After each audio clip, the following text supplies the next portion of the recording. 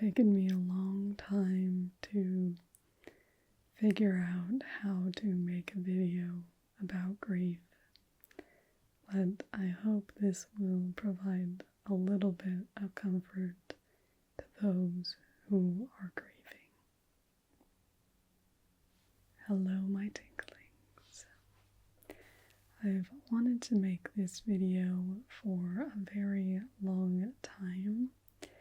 One of our tinglings, Lynn, very dear tingling, lost her son at the end of last year, and she asked me to make a video about grief, and so I have been thinking on that for a long time, figuring out, I guess, what sort of video to make and how to do that subject justice, which I can't say that this necessarily will, but I am hoping that being able to share and know that we're thinking about each other can help comfort those who are going through a grieving process. So I first do just want to speak directly to Lynn and tell you that I am deeply sorry for your loss.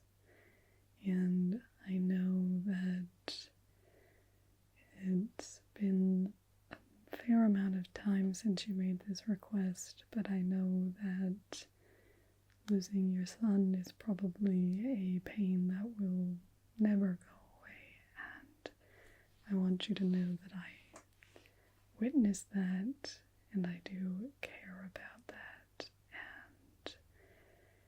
and that there is a space here for you to share about your son, and that there is care and warmth to wrap you in as you're going through this time and as this becomes the new normal. I also wanted to offer to you, Lynn, I have been mulling over in my head, as I said, for a long time, and I was wondering if you might enjoy me making a video specifically about your son.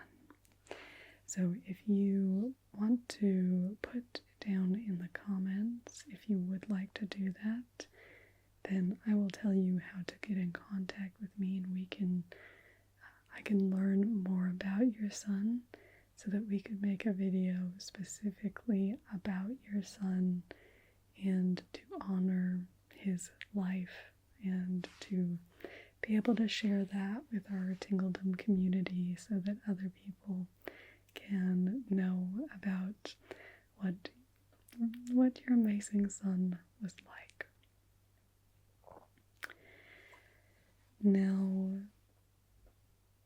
the impetus for broadening it back out to all of our tinglings now, the impetus for me making this video right now, and why I think I've felt ready to, is that I was reading and I've finished this book called Finding Meaning, The Sixth Stage of Grief by David Kessler. So this is what's had my mind on the topic of grief and felt like I've been able to really delve into that a bit more, to really bring to the fore what I might want to talk about in this video. And so the video will probably be a little bit meandery, but the topics I will talk about are this book, and then I want to talk about my experiences with grief and I guess watching my mom as well. So I actually brought a couple things, and this relates back to this book, but I'm going to tell you a little bit of background about this book. So as I said, this is written by David Kessler, who is a grief counselor, and he is a prominent person involved in research on grief. He worked with Elizabeth Kubler-Ross, who is the one who published on the idea of the 5 stages of grief, and they actually published a book together as well. But so the 5 stages being anger, bargaining, denial, acceptance. I always forget the 5th one. But with acceptance, what he found was a lot of people would get to that conceptual acceptance place and not really know where you go from there. Or some people naturally did, and he found that they were naturally flowing into this 6th stage, which he considers creating meaning. And so I guess in inviting you, Lynn, to share with me the stories and perhaps to share the story of your son, I'm hoping that that may help create some meaning, that we can continue the knowledge about your son and expand it to others to hopefully add some meaning. That's what I would like to be able to contribute to you. And this has really rung true to me when looking at my own experiences with grief and death. Now, I'll give that I have had experiences with death. I've had my grandparents die, and I've had a few different pets who have passed on. That being said, I haven't experienced grief in terms of an experience where I think it would be a very overwhelming experience for me. If I lost my love, that would be devastating. If I lost Jill Brookie, that would be devastating as well. Or Mark, my son, these sort of losses are not ones that I have experienced, and so it's not really to that level of grief that I've experienced. When I lost my grandparents, my relationship with my grandparents has always been from a distance because of living on the other side of the country before they died. And so I would generally see them about 1 time a year.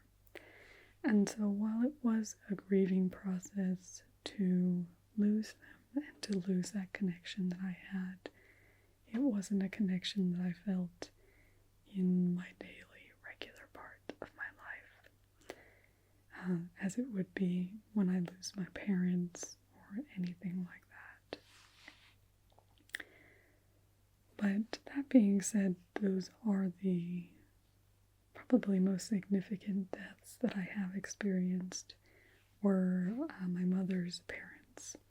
Both of my dad's parents are still alive. My grandpa, who is in his 90s, actually ran a sprint, I think, last year. So they've always been very health conscious and do a lot to look after their health. And it is obviously paying off with their longevity. So I'm very lucky to still have them on that side of my family. But this morning I was actually, because I was thinking about this video, I've been thinking a lot about my grandmother in the past couple days. And her name is Karma, which my sister actually named her 4th child, her 3rd daughter, Karma, after my grandmother, which is my grandmother's name. So that's one way that her legacy continues on, I guess, is with her name. But anyway, I've been thinking about her, and this morning I actually was crying in my dream because I had a dream that I was with my grandmother and we were hugging each other. I was going to be leaving, I think, to fly back to Australia was the idea, that I was in the US and I was going to be flying back to Australia, even though I never lived in Australia while she was alive. And so in the dream I was hugging her, and she was just saying that, she wanted to be closer to me, and she, missed that she didn't get to see me more often. And as I was hugging to her, I was just like, oh, well, maybe I'll try and call you more often. Because I never really did have a phone relationship with my grandmother. It would more so be, when I saw her every year. Anyway, so I was crying at 6 a.m. just thinking about that. So it is, even for me, in that death, it wasn't really a huge significant death to me. It is one, that still can hit me almost 20 years later. I think she died in 2001, maybe 2000. But I wanted to show you, I have a couple things that are part of her legacy. So the first is these. This is I was doing this masterclass, and he said in the masterclass that you should have lint-free towels. So I told my love that I wanted lint-free towels, and maybe he could suggest to my mom some of the things I wanted. And lint-free towels was one that sparked her interest, because she had saved these when cleaning out my grandma and grandpa's house.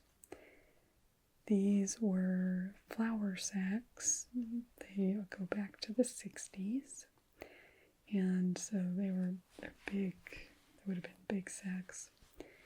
And my grandma would save fabric of everything. She had tiny little squares that were about this size. And so my sister took those squares and made a blanket out of them. But there are so many fabric scraps that my mom has taken from my grandma, because she knew that my grandma was a very frugal person and somebody who very firmly believed in using what you had. And so she would be absolutely thrilled to think that 60 years later, after saving those flour sacks, that they're being used by me as towels. Most of them are mainly plain white, but I really do like, there's this one and another one where you can actually still see some of the branding on them. Find it. You can see almost a little special there. I don't know if that's quite going to come through. But, so I have a set, I think, of 9 of these now. And so they will hang up in my kitchen.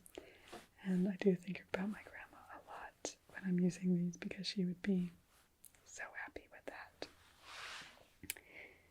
The other thing I have from my grandma, this is made by my mom. This is a lovely quilt. My mom is a lovely quilter. She's got this lovely orange edging on it. But these fabrics, so particularly, we look at this fabric. She had this fabric up in the bedrooms in her house, and all of these are just reminiscent to me, this quilt just reminds me of being at my grandma's house. So this is a quilt we have out on our lounge, and something that I see every day. So it's a wonderful gift from my mom to give it to me. When life gives you scraps, make quilts. My mom definitely does that. And so those are just a couple things. The quilt, I thought, is also representative. My mom, he talks about in the book, is people have different ways of dealing with their grief. And he said that some people really delve into the practical. And my mom, when my grandma died, and then when my grandpa died, she bought fabric and she made a specific quilt, her mourning quilts, and she used the play on words to have M-O-R-N-I-N-G and M-O-U-R-N-I-N-G. They were very bright and happy quilts. They were beautiful, beautiful and simple quilts to put together. But for her, I think the process of working through the fabric helped her feel a connection with her mom, who she had been watching quilt all her life, and being able to just be active while she was grieving, I think, was a big thing for my mom, because she did it when both of her parents died, my grandparents died. And so those are the major events that I've had, I guess, to do with death. And with my grandmother and grandpa, I was Mormon when they died, and so the context of it was very different. The other experience I've had with death was much less personal, but almost hit harder. And that was when Phil Hughes died, who was a cricketer. And it was interesting to me, I had not even really put the connection together, but when he died, and it made me confront my own mortality after I, stopped believing in God. It took on a new meaning, I guess, for my own mortality, not just his death, but what does life mean, or anything like that. And I ended up starting work on a quilt. I never finished it, and I'm not sure I ever will. I've really stopped following cricket, and it's not something that I'm highly interested in. So I may actually just close off the panels that I have and finish them off. I was thinking about this today. But what I have is an image of him and then his property that he wanted to retire to and spend his time raising cattle. And for me, I guess, the biggest thing was just, meaning is huge. And I think it makes us confront those questions about what does it all mean and what meaning is there in life. And my perspective as an atheist, somebody who doesn't believe in God and doesn't believe in an afterlife, necessarily, to me, the greatest meaning is the meaning that we create. And so I think there's a lot of power in understanding that we have the ability to create our own meaning for ourselves, but also to honor others and to carry them on. So as I wash my dishes and dry them with my grandmother's towel, I continue her legacy. I give meaning to her life. And it adds meaning to my own life as well, that I get to carry her with me. So, just want to end this by opening it up for everyone who has lost anyone. Please share with us about your loved one. Continue their legacy and tell their story down below. We would all love to just hear about that lovely person who you loved and have lost. And again, I highly recommend this book, Finding Meaning by David Kessler. It really is very good, and he knows a lot. There are lots of really touching stories in there as well. So it can help you feel, I think, less isolated, perhaps, in what you may be going through. And know that this Tingledom community is here for you, that you are loved and you are cared for. Imagine if people considered ASMR a sin. Oh, well, I love the sinner, but I hate the sin. Feels wonderful, doesn't it? Hello, my tinglings.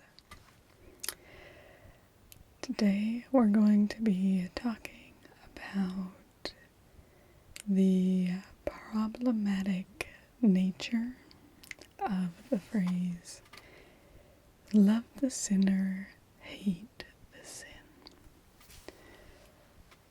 So this came up because I mentioned it, I think it was in my 15 Signs of a Destructive Cult, and where I was assessing Mormonism. Actually, if you guys are interested, I could redo that video because I'm actually aware of a different model where you can actually assess things in a more stepwise fashion. So, I kept talking in that video about how there's a continuum. So that one actually allows you to place things on a continuum. And it's called the bite model. So if you guys are interested in that, let me know down below, and maybe I'll do a little series on assessing Mormonism against the bite model, and we can get into some nitty-gritties on that, because I find that very fascinating. I follow somebody on that video as well, told me about Telltale Atheist, and well, he's just Telltale now, but he started as Telltale Atheist. And he does a lot of assessments of lots of different religions or groups on the bite model. So he's the one who kind of made me aware of that. So anyway, he and Mr. Atheist are actually going through Mormonism right now. But I thought, I'm an ex-Mormon as well. I could share my opinion in a different way. But anyway, that's not the point of this. So someone was asking about what's actually problematic about that phrase, and I wanted to reply to that, but it's hard to address everything that's problematic with that phrase in just a YouTube comment. So I thought, well, maybe I should do a video on that. And thus, here we are today. So,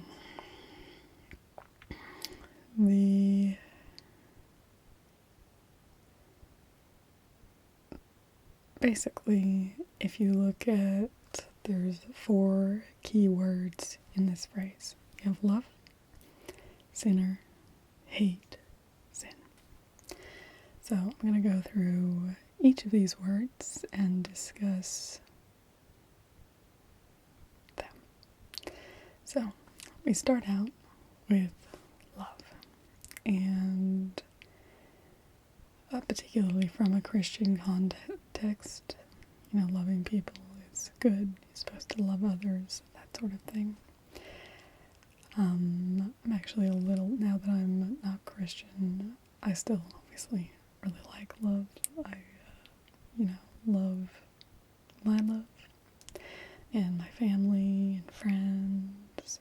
So there's lots of love to go around. But there's also a little bit less naivety, I guess, in understanding that there are people that I do not and do not have to love. Such as my ex, or people who have abused people I love. I don't have to love them. Anyway, but pretty innocuous anyway, beginning. Love, I think we can all, it is a nice concept anyway. But then we get love the sinner. So first problem is there. So part of the problem with the concept of love the sinner, hate the sin is it creates a very us versus them mentality. So if you are labeling someone else as a sinner, you generally aren't considering yourself in that. So particularly with this phrase, love the sinner, hate the sin, the idea is, okay, yeah, I mean, we're in this group of non-sinners, but there's implications underpinning this phrase which suggest that the sinner is over there. If you think of the phrase, even to me, I think it would be an even better, a little bit better. There's still problems, but even if you just change that word, it would make it better. And we'll test this out as we go along. So, love the person, hate the sin. Do you see how that feels different? Love the sinner, hate the sin. Imagine I'm talking to you, something you like to do. Let's say that ASMR was considered a sin. And I'm saying, well, I'm gonna love the sinner, but I hate the sin. So I hate ASMR, but I don't hate you for loving ASMR. But if I say hate the sinner, love the sin, does that make you feel differently to hate the person? Love the person, hate the sin. To me, it has a little bit different feeling. I feel like you're at least recognizing my humanity and personhood just with that. Whereas the sinner implies an ability to judge, first of all, and what is a sin, and whether something that somebody is doing is a sin, and also the gravity of that. So, first, the word sinner. The other thing, and this isn't that relevant to me because I'm not Christian, but from a Christian context, I'm pretty sure that God says judgment's supposed to be reserved by Him. So even if there are sins, it should be Him judging, not you. You don't know what's going on between God and all that. So, if there's something going on that doesn't hurt you or another person at all in the world, then it doesn't really make a lot of sense to me to be judging. Obviously, it's important for us to judge each other as other human beings, to, when we are hurt, like to basically figure out where is that line where we are hurting other people. And, that's a very gray area in a lot of places. But we won't get into that. I could probably talk forever in this video, but we'll try and stay on track.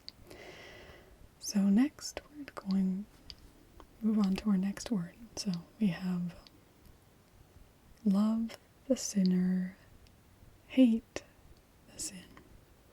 So the word hate. And if it's a very strong word, nobody wants to be hated. Nobody wants something that they do to be hated. If somebody's abusing children, if you want to say you hate the sin, hey, I'm right there with you. I hate that. I think it's a horrendous thing to do. I don't think it's acceptable at all. And I think hate is an appropriate word. But let's think in context. Well, so from my, Mormon context, you might hate somebody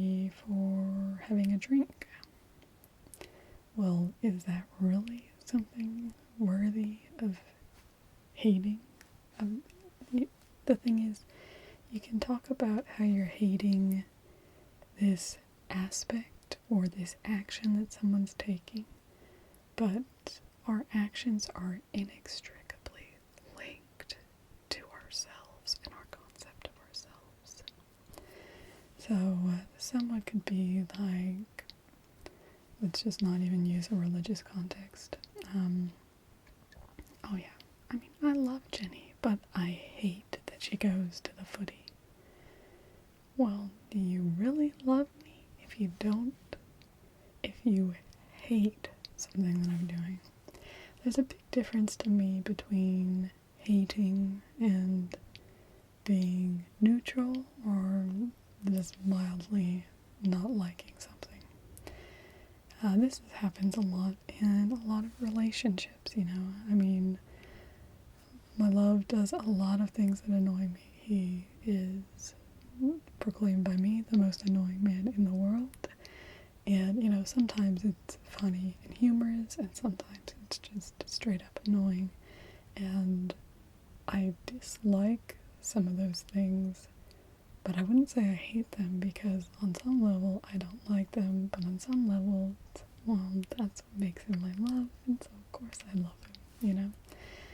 So, if I was like, yeah, I hate this about you, I think that would be really hard to have a good relationship, to actually be, like, how can you actually love a person when you hate something about them? And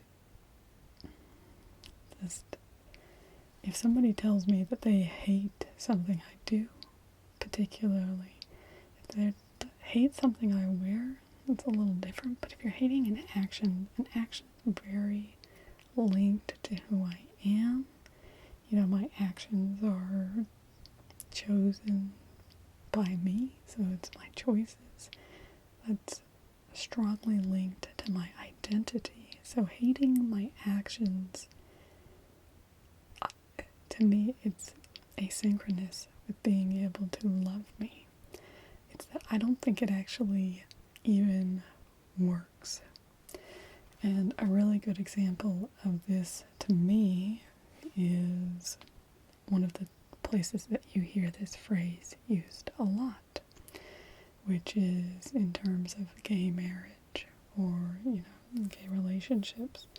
A lot of people say, well, you know, I love the sinner, hate the sin. So I love Becky and Julie, and that they are in a loving relationship.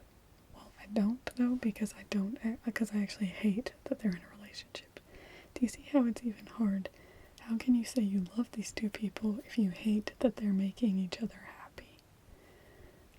That's hugely, hugely problematic. It doesn't work. It doesn't work. Saying you hate something about someone, to me, is completely incongruous with loving them. So, I think about this, you know, the person who I'm thinking of right now is my mom, you know, and if she told me, oh, well, I hate that you do this, I would be very hurt if she said that, you know, even though I understand her background. If, you know, I told her, oh yeah, I've had a drink of Bailey's chocolate Lux with some chocolate milk, and she's like, oh, I hate that you do that, but I love you. That doesn't feel like love to me. The other thing is, in the psychology of the human brain, positive experiences have very minimal impact, whereas negative experiences have very strong impact. This makes sense from an evolutionary standpoint, because when we have a negative experience, that can impact our survival. Whereas a positive experience, it's more, okay, this may help us survive a little bit more, but it's not as strong. And I think it's like that it takes I've heard different things, so this one is not as scientifically based, the actual number, but it would take 5 to 10 positive instances to overcome one negative instance. And it can be a lot more depending on the severity, but I think even just using that word hate, well, unless you've said, I love this, and I love this, and I love this, and I love this, and I love this, and I love this, and I love this, and I love this, and I love this, and I love this, but I hate the sin, well, then you've maybe negated the strength of that word hate a little bit more, because you've shown an outpouring of love and demonstrated that through, all the things that you're saying you love. And then you can use the word hate. But for me, it works better to dislike. I don't even not agree with. But I don't dislike that much either, but I think it's about the right level if you want to convey that same message. So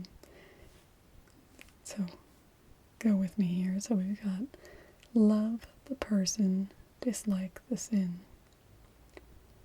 So again, we'll go back to our ASMR example. We'll say ASMR is a sin.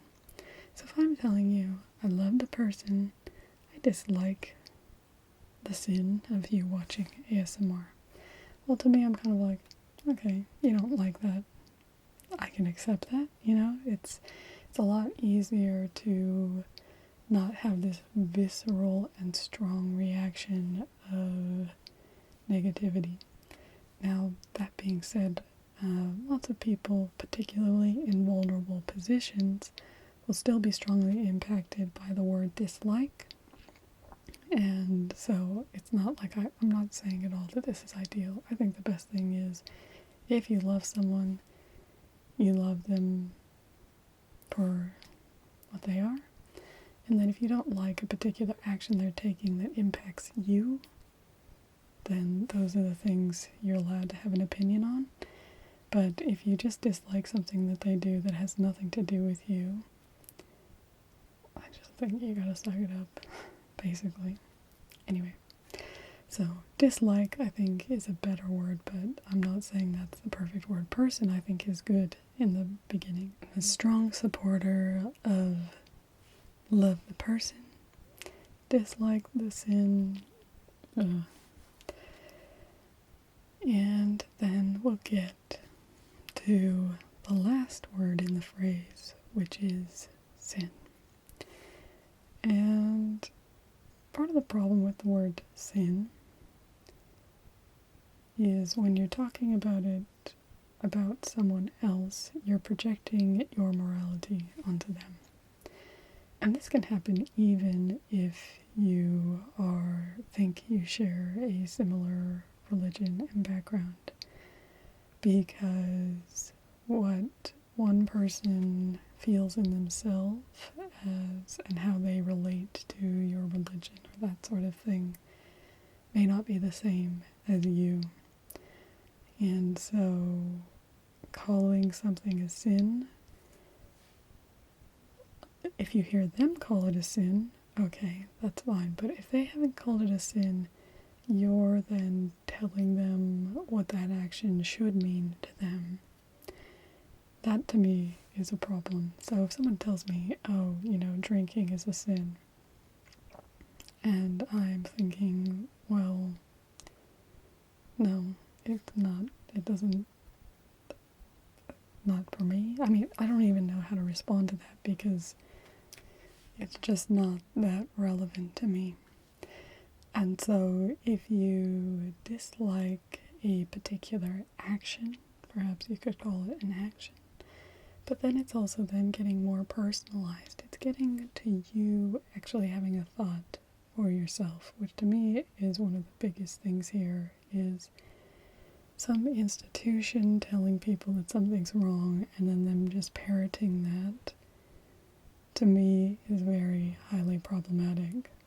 So if you have your own thoughts about things and that is your conclusion, then you probably aren't going to call it a sin. You probably call it an action, or I don't know, an action, we'll say. So, love the person, dislike the action.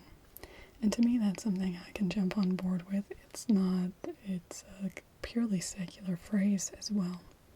So, can all agree with that? Yeah, I mean, I love people and dislike some of their actions. You know, if somebody's perpetually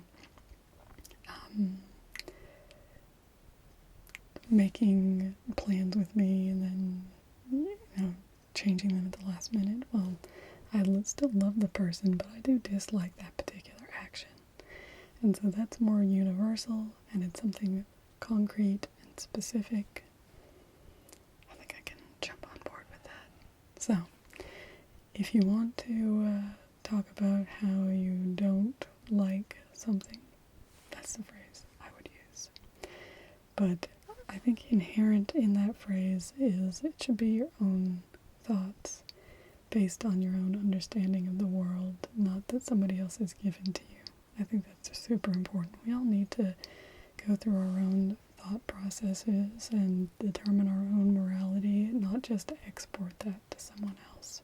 We have to grapple with the hard decision, the hard questions of ourselves, and figure out what our personal answer is to them. I think that makes society better.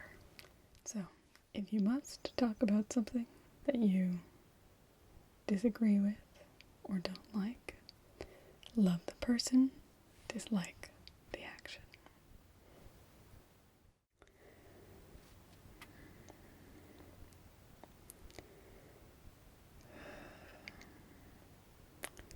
My mind is just blown.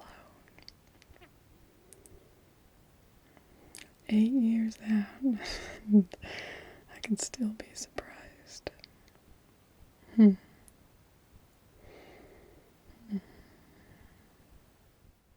Hello, my tinglings. Oh, I don't even know where to begin. I literally finished reading the CES letter 15 minutes ago. And I'll get into in a second for those of you who don't know what that is. But, okay. So, I've done some videos here and there about my past, that I grew up as a Mormon, a member of the Church of Jesus Christ of Latter-day Saints. And I stopped attending church and stopped believing in the church in 2011 and requested my records get removed, I think in 2016. I don't think that request has actually been actioned, but I haven't tried to take it any further. But anyway, so my official end would have been 2016, but I stopped attending church or anything like that in 2011. And I'm now an atheist. That's my feelings. Anyway, so when I left the church in 2011, it's actually really, really interesting to kind of analyze myself back then. And the way I left the church was very much the way that you get entrenched in the church, which is following a feeling. You know, it was just, the way I describe it was that I woke up one morning Mormon with my garments on, which were a big, kind of symbol. That was a symbol of a commitment I'd made as a Mormon. And, well, I mean, I went to bed that night having had sex outside of marriage, which is a sin. And, yeah. So, that was an interesting day. But anyway, this isn't about that. So, but the process was basically me going through and trying to, for me leaving, it was the decision that I made, well, the feeling that I had about the church being true, basically, well, was that the same thing that made me think that my ex was the person to be with, and that same thing that made me think I was going to marry him before we had actually gotten married, which was a horrendous thing. I should have never married him, but anyway, that being not what this is about. But so my process was very emotional, and there's a reason for that, which I think I'll get into later. I have so much to unpack here, and I don't know how I'm going to do that, because my mind is just going to right now. I may split this up into a couple different videos, and maybe do some other things too. I've been watching a lot of ex-Mormon and kind of cult assessing content lately, and it's very interesting to me, so I might do a little bit more down this path, because I've been wanting to do an assessment of the church with the bite model, which is a different way of assessing a cult, and I just wanted to kind of do my own, because Telltale and Mr. Atheist, Telltale is a former Jehovah's Witness, and Mr. Atheist is an ex-Mormon, like me. So they kind of went through together, but I disagreed with some of the things, so I was, curious to go through myself. So I thought that might be an interesting thing to do for a video. I'm all over the place here, I know. So let's just get into, my decision to leave the church was very emotion-based. It was based on my own personal experience, but also just saying, like, hey, you doing the same thing here? And, yeah, you are. And so I had some interest in the actual doctrine and, kind of how that all worked and how I got kind of taken in, or that sort of thing. But it also wasn't super relevant to me because it wasn't the reason I left. I didn't leave because there were horses in the Book of Mormon, although I'd always thought that was weird. Or, but it was like those sort of things I could always come up with something. And my own ignorance was enough to let it be a gray area for me. So, I didn't actually do a lot of searching about Mormonism specifically and what had happened there. Although,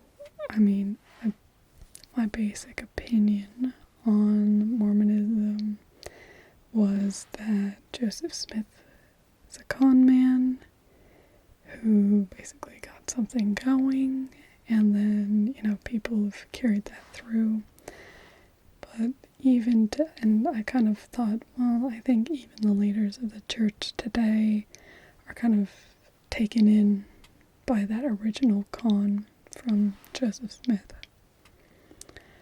That's kind of been my viewpoint, my perspective over the past 8 years or so. And I have a bit of a different perspective now. And as I said, I just finished this just before I started recording here, so I'm sure my mind is going to go through lots of different iterations. I'm sure I'm going to end up researching more stuff to do with this, but I thought it would be interesting for me to just share with you my rough, unfiltered, what's going on in my brain. I don't even know where to start with this. So the CES letter, why don't we just start with what it actually is? So the CES letter is a letter written by someone who is a formerly, faithful adherent to the Mormon faith, who went on a mission for 2 years, was preaching the gospel, and then basically came across a quote of somebody talking about people leaving the church in droves being a new apostasy because of more information about the historical record. So he looked into that, and he said, basically, I've come together with all this information. So it sounds like his grandfather got in contact with the head of the church education system, which is what CES stands for, Mormon Church. And the CES leader said, yeah, you can have your grandson send me a letter. I'd be happy, to read it. Anyway, he's never replied to it. Of course, it's a man. It is the church. Very patriarchal. Anyway.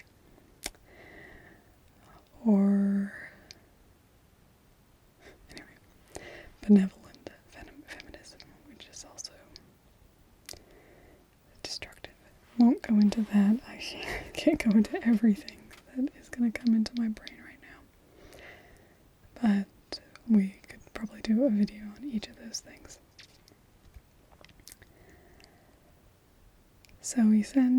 So basically this is all of his issues with the church as it stands because of the doctrines. So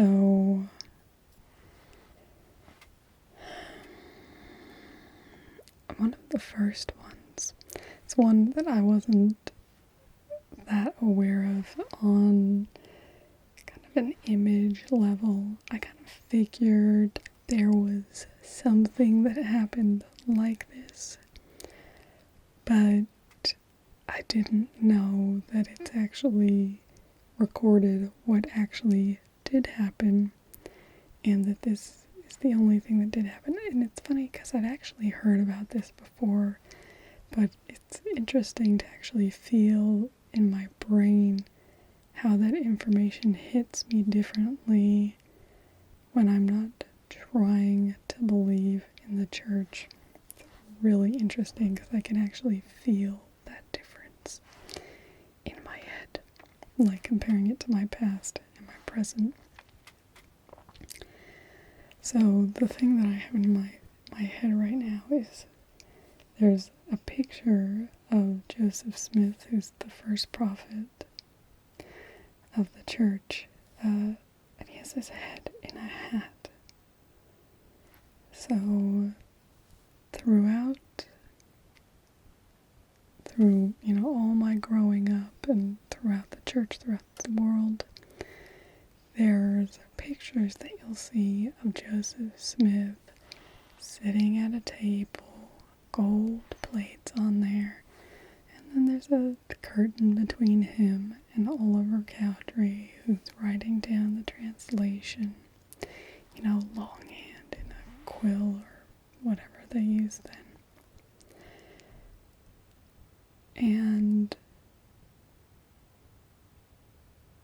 But Joseph Smith is looking at the plates, But so apparently it's been confirmed by an essay from the church that's on lds.org that that is not the way that it happened, that he would look into a seer stone. So this is actually like official information from the church that they've confirmed now. This is what I mean. They're actually confirming this now because basically the cat's out of the bag so much that they have to confirm it. I know that that's why, but anyway, that, Joseph Smith goes through this whole rigmarole from the Angel of Moroni going year after year after year, supposedly, to get these plates. But then he has these plates, but to translate, he's not even looking at these plates. He's looking at a stone in a hat. And there was a painting on there of it, of Joseph Smith putting his face into a hat. And I thought, there's a reason that that's not what they've been showing. And it's because that looks so dodgy. It just looks so dodgy. Like I look at it and just, that looks so ridiculous. And it was astounding. Anyway, I'm not going to go through everything. As I said, I may make a series of videos to do with this, but this is the image that I just have playing again and again in my mind, is that it's not some amorphous, something probably happened. It's this, guy with his head in a hat looking at a stone that he also used to go and look for treasures. And that's how he translated, the Book of Mormon. Absolutely ludicrous.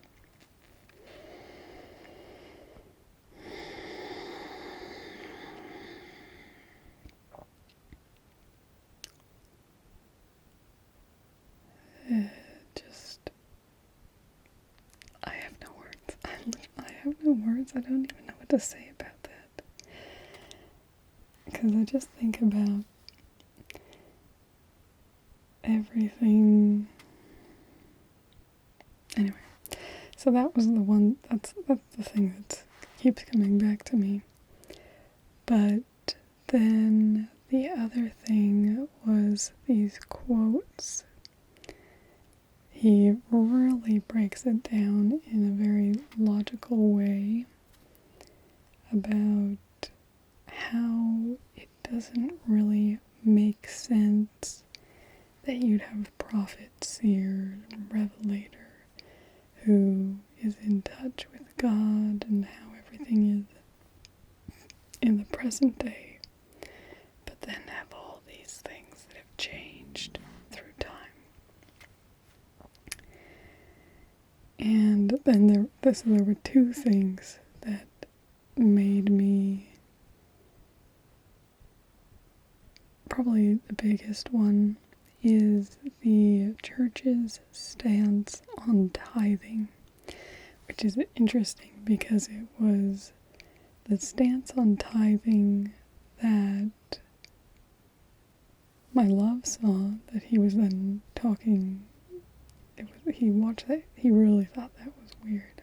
It was church's stance on tithing, which is basically you pay 10% of everything that you get, you pay back to the church. Because you're giving it back to God.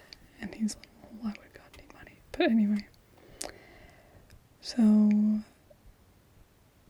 with the tithing, there's a quote from Lorenzo Snow, who's a former prophet, and he's talking about the concept of tithing. and a part that's been removed, just covered over with the 3 little dots and ellipse in there, is who has the means. So Lorenzo's now is asking, okay, give us 1/10 of if you're able to. So if you can't put food on the table, if you can't pay your rent, then probably you don't have the means, so it wouldn't be expected of you. But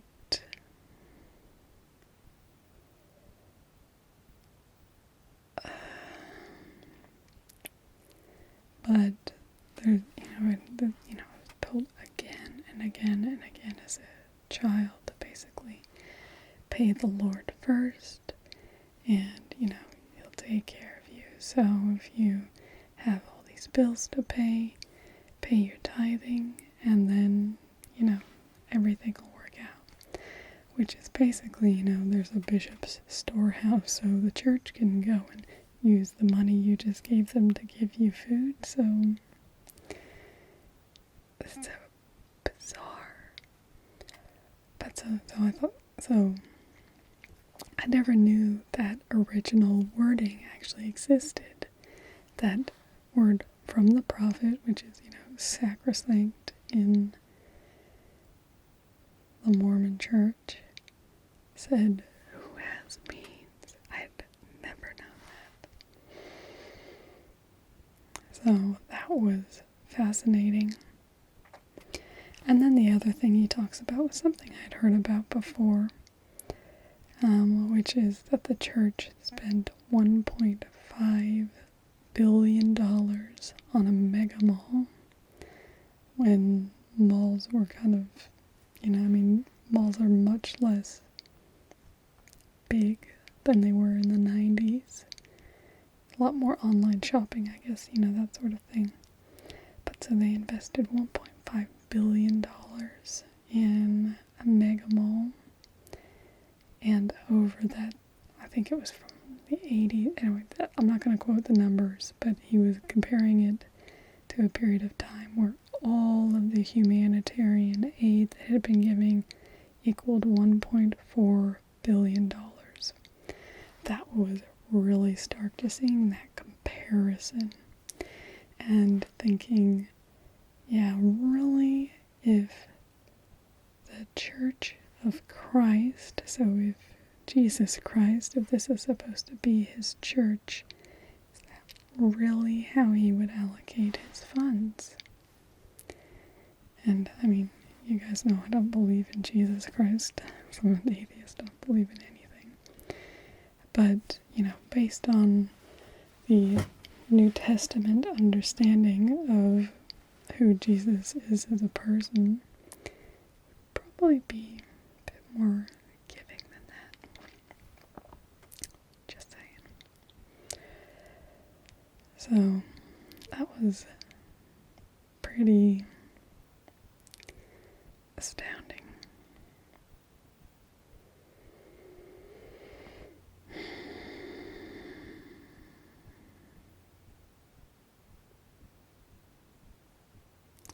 So I could go on about more things, but I think it's usually better if I don't go on too long, because I think this type of video can get too long and then it loses interest. So I'm going to break this up and we'll do 2 videos. But I'll probably cover a little bit different things because I've had some other things on my mind. So part 2 will be a bit different, but still fresh from my reading of the CES letter. So thank you so much for joining me, and I look forward to seeing you for part 2.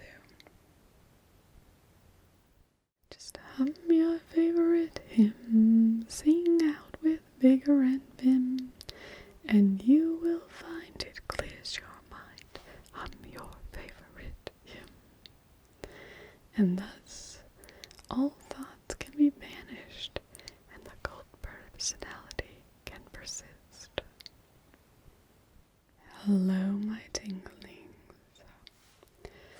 welcome to part 3 of our assessment of Mormonism as a cult according to the BITE model, which looks at behavior control, information control, thought control, and emotion control.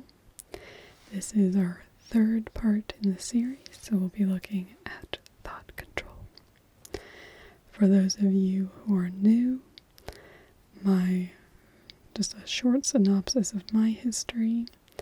I was born into the Mormon church, although my dad had left the church before I was born, but both of my parents come from Mormon families. And I lived in the church until I was 25, and I've been out of the church for about 8 years. The BITE model was made by Stephen Hassan, and it's a way of ranking criteria to figure out if a particular organization engages in basically brainwashing or mind control to suppress the authentic identity of a person and replace it with a cult identity. Although that can exist in other areas, not just in religion, such as terrorism or other groups like that. Doesn't have to be only religiously motivated. So today we're going to be looking at Mormonism and what ways it may engage in thought control. So this has 11 criteria, and I'm just going to go through. Number 1 is require members to internalize the group's doctrine as truth. And that one's definitely yes, even though there's sub ones on this one, but this is definitely a yes. So it's repeated over and over that the church is the one true church. There's every first Sunday of the month, people get up and share their testimony that this is the one true church. The Book of Mormon is true. Whoever is a prophet and blah, blah, blah. And that is definitely a requirement in order to reap the benefits of the group and really be considered a member of the group. So, A, adopting the group's map of reality as reality, and that's a yes. So you can't really question those realities. I don't know. I don't have much more to say about that, but yes. B, instill black and white thinking. This is definitely the case. So it's considered, I remember when I was a kid, so one of the things that one of the prophets had talked about was not watching R-rated movies. And I had a friend, and I went over to her house, and she was watching The Matrix. And so I kind of was there, but wouldn't really watch it. Like, I was sitting there in the room with her, but I was trying to think about other things. I was trying to keep myself busy so that I wouldn't actually watch the movie. Because I didn't want to tell her that I didn't watch them, but I didn't want to, break the thing, and I felt really bad about it that I had done that. So that's a very black and white thought. Okay, well, if it's PG-13, whatever the case is, I can watch it, that's fine.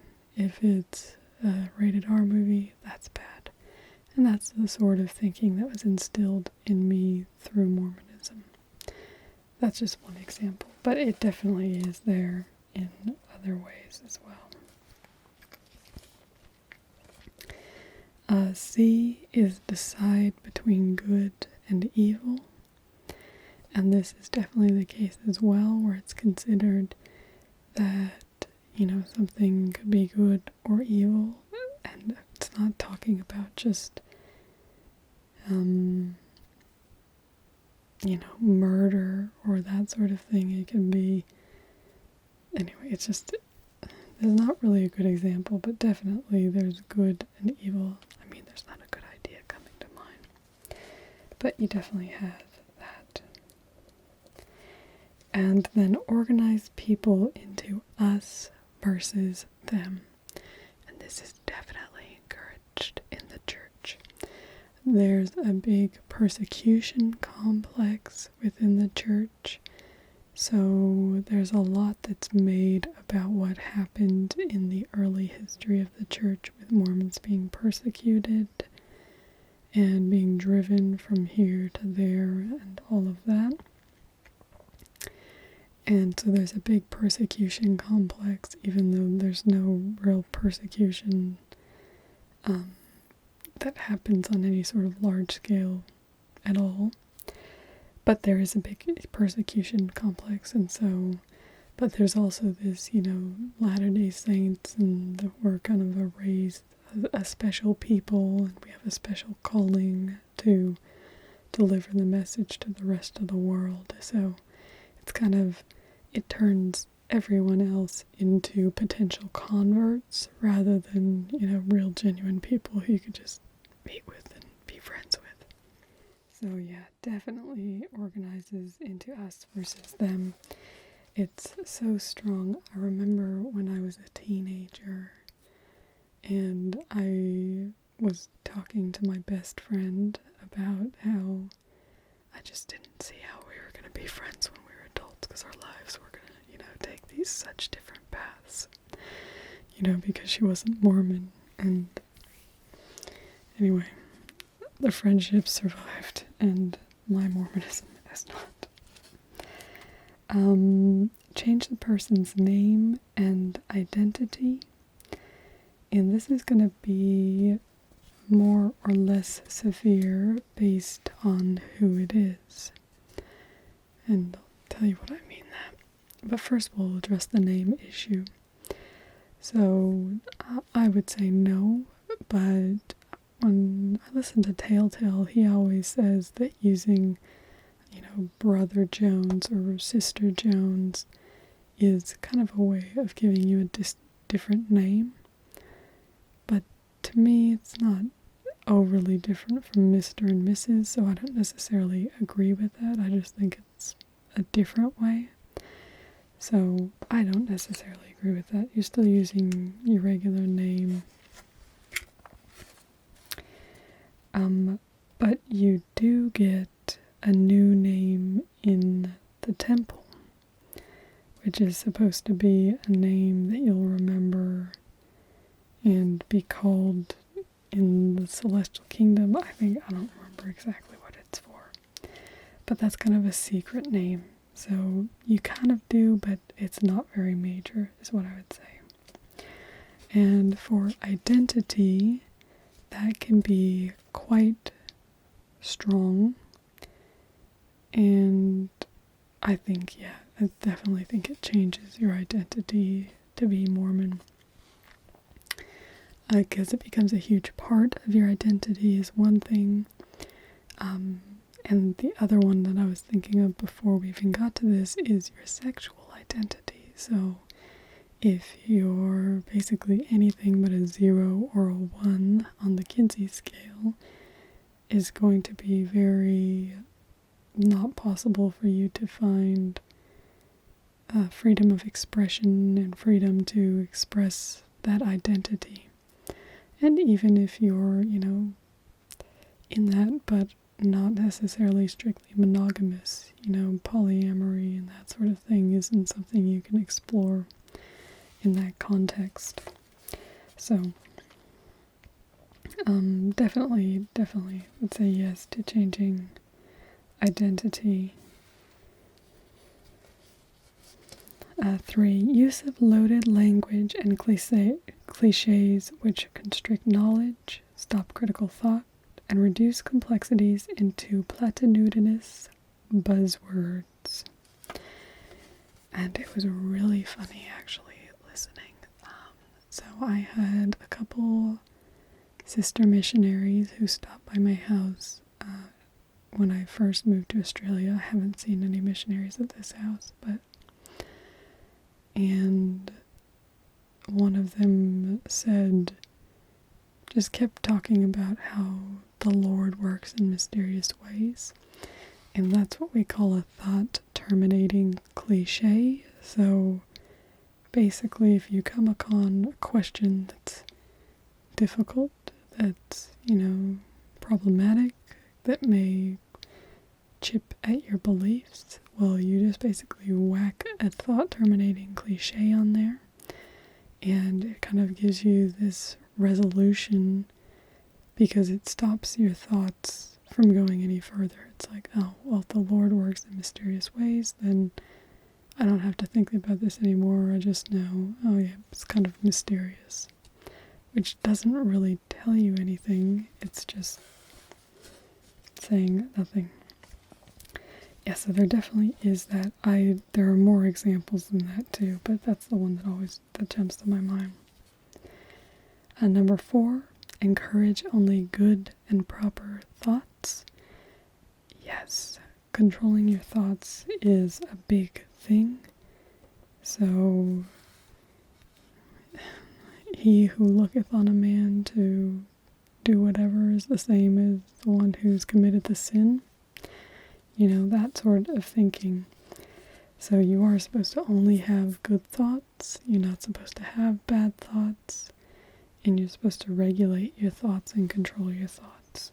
So, definitely.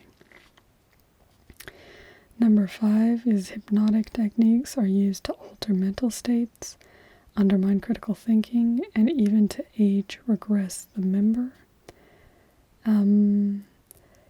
There are slight things, I would say, in the temple, which are hypnotic, and excessive singing is actually can be a type of way to alter your mental state. And there is a lot of singing, which is actually something I kind of miss. But, so we'll say yes, but I would say nothing, not too severe. Number 6, memories are manipulated and false memories are created. This is actually a really interesting one because I'm going to say yes. My first thought is to say no because there's nothing really about this life, as we call it, which would fall under that category. But Mormon people believe in a premortal life, so that before we were born, we knew each other and this sort of thing.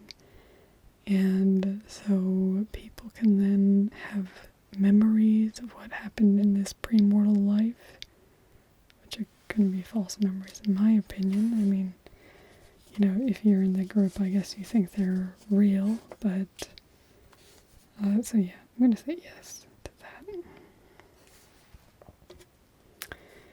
And number 7 is teaching thought-stopping techniques, which shut down reality testing by stopping negative thoughts and allowing only positive thoughts,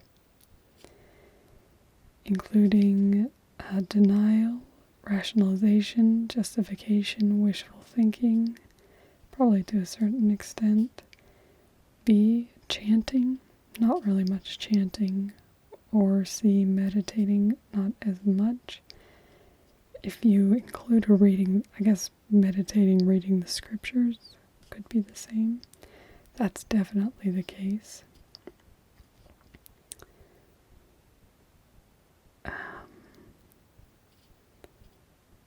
Praying, yes. Speaking in tongues is not really like that. Not very modern thing.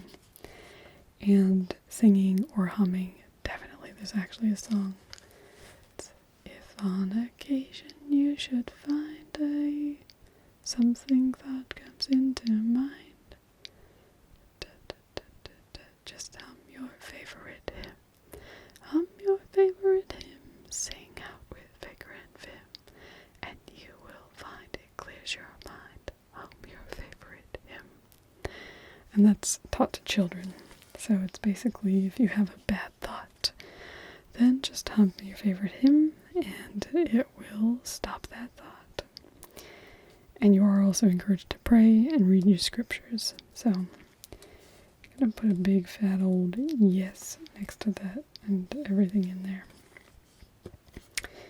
Number 8 is rejection of rational analysis, critical thinking, constructive criticism. I would agree with that because there's not. So for looking at the truth of the Book of Mormon, you're just supposed to read it and then pray about it. So your emotion is supposed to be the evidence that it's true rather than, critically analyzing it. And that's, a huge basis for everything you do in the church. So it's pretty big. Number 9 is forbid critical questions about the leader, doctrine, or policy allowed. And that's definitely the case. So there's kind of this, it's really annoying because they talk about, it's okay to ask questions, it's okay to have doubts.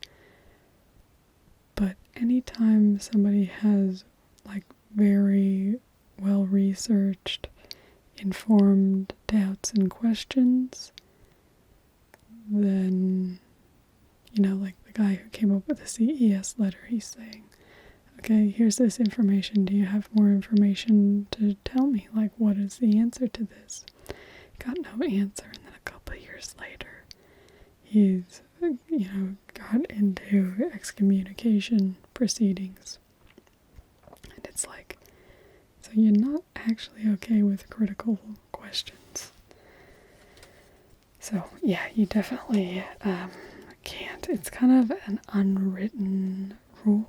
Because it's we say oh yeah, it's fine to ask questions, just, pray on it and whatever, but you're not actually allowed to ask.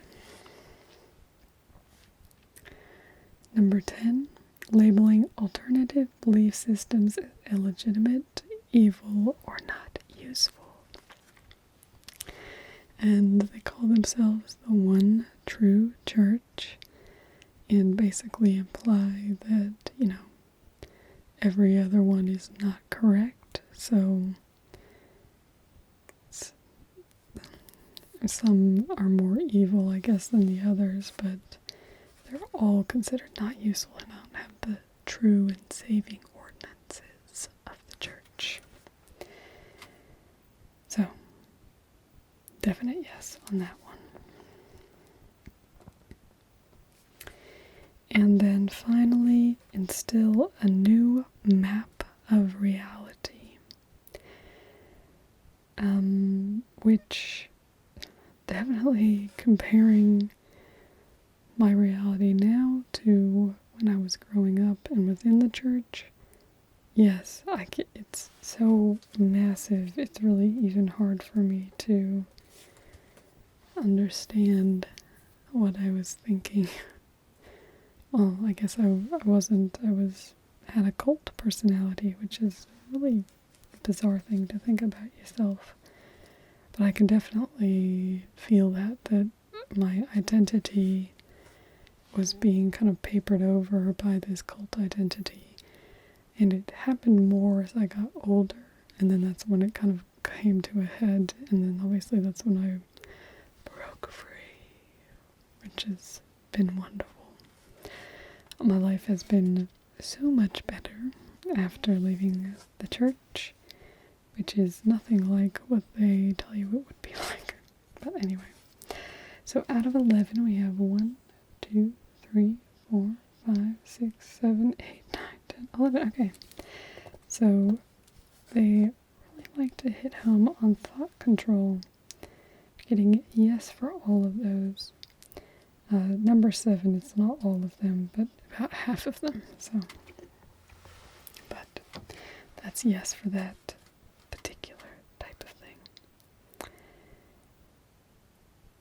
So, thought control. Lots of thought control. So we've gotten through behavior control, information control, and thought control. Next time we'll finish up and look at emotion control. So I look forward to seeing you then, and hopefully in the meantime for some nice tingles in the intervening days. See you tomorrow. See, I've got a couple blemishes here. I've got this two-shirt thing going on. I'm just gonna sit here, proud as a peacock, and chat away anyway. And you can do that too. Hello, my tinklings.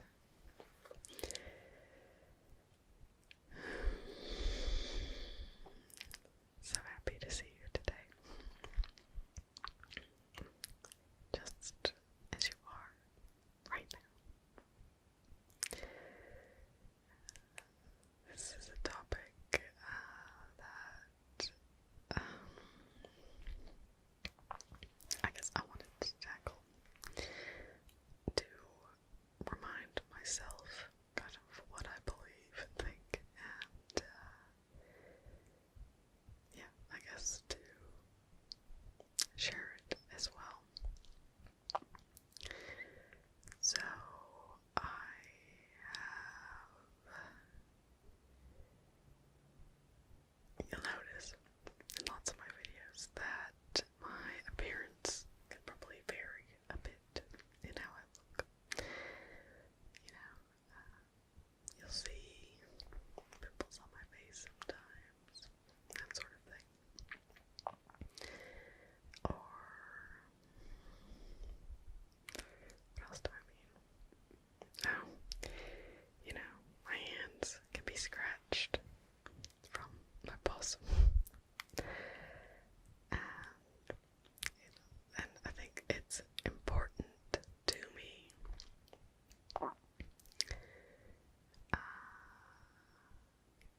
to do that.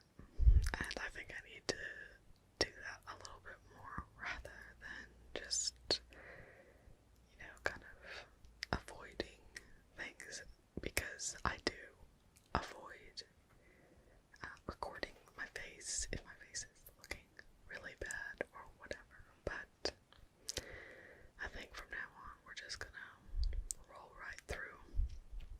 And part of that is because I've been thinking a bit about the importance of what sort of example I'm setting, I guess, for the younger generations, and what I want people to think you have to do.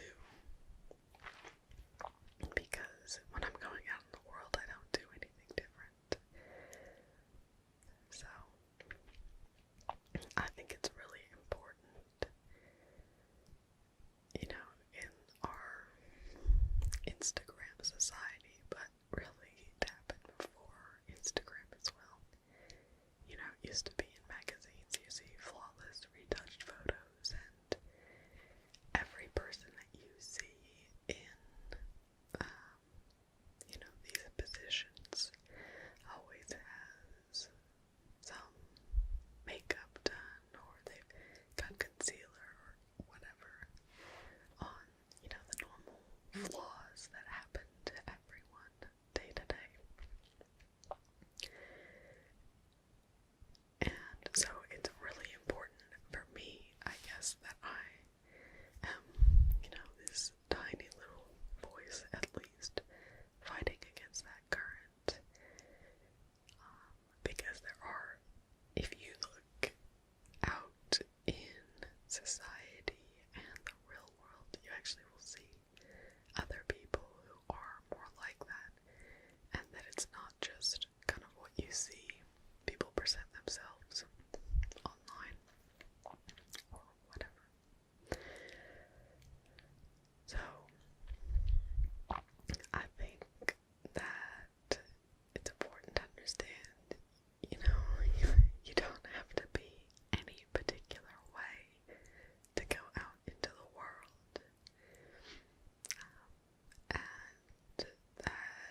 if somebody's judging you harshly for that, I mean, everybody, we can't help our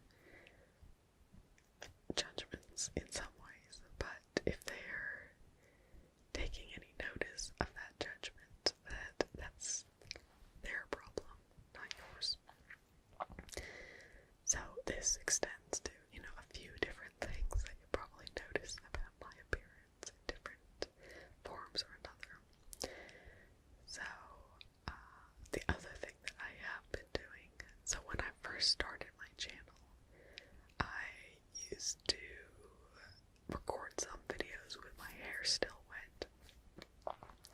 And I actually was thinking about doing this video when my hair was wet or when I had like a major breakout on my face, but I had one a couple weeks ago, but I don't actually get them very frequently as, this stage in my life. And so I was like, well, I don't really know that I can rely upon that. And then, yesterday when I had wet hair, I was too busy watching Netflix. So I was not quite in the mood. So I did it today. But I think a part of this is just, it's important to be who you are, and just, you can walk outside with confidence, and you can be respected and appreciated by others, even if you have a big old pimple right in the middle of your nose. It's noticeable to people, but it doesn't matter, it's, you don't have to cover it up or apologize for being imperfect. We all are imperfect, and pretending to be perfect isn't really that helpful or beneficial to us or the other people that we're talking to. And so, that's part of what I've been thinking. Anyway, so the parts. So I was talking about a little bit about acne because I've had that on the mind because I wasn't quite happy with, how I hid myself because of it. I'm like, no, I shouldn't do that. Don't need to do that. So it'll also, I also noticed it as well because when I was seeing my life coach videos, and you'll see in those ones that I do have,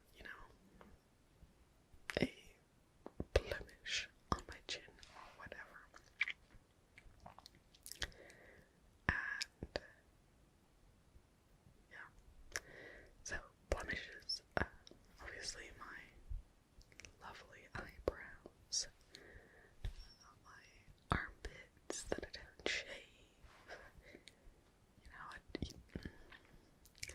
there's really no reason. My legs I don't shave too, but I have been thinking about shaving my legs just because I want to. And I don't really know, if I start shaving them again, if I would just let them grow right after that, or what I would do. I definitely wouldn't shave them with the frequency I did before. I know that, but it's not like, so when I was married to my last husband, my ex, who I didn't like, but anyway, he said he liked it, for me to not wear a bra. So okay, which, red flag for an indication that somebody could potentially be abusing you is when they say something and then they later pretend to not remember saying something really significant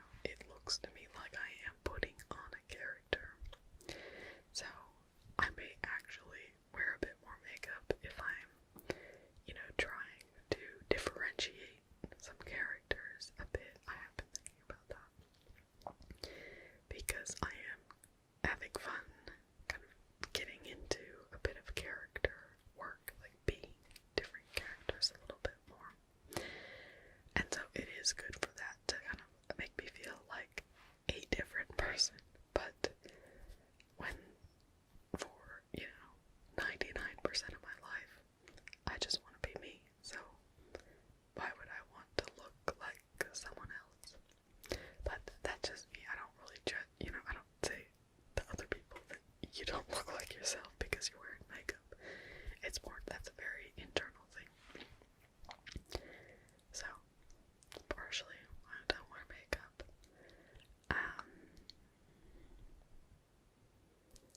But it's also, I just have a very, come as you are. I don't like to spend a lot of time on that sort of thing. There's lots of things that I want to do in my life and spend time on, and putting on makeup for the most part is not one of them, as I said, except for, maybe a few rare times to get into a character, something like that.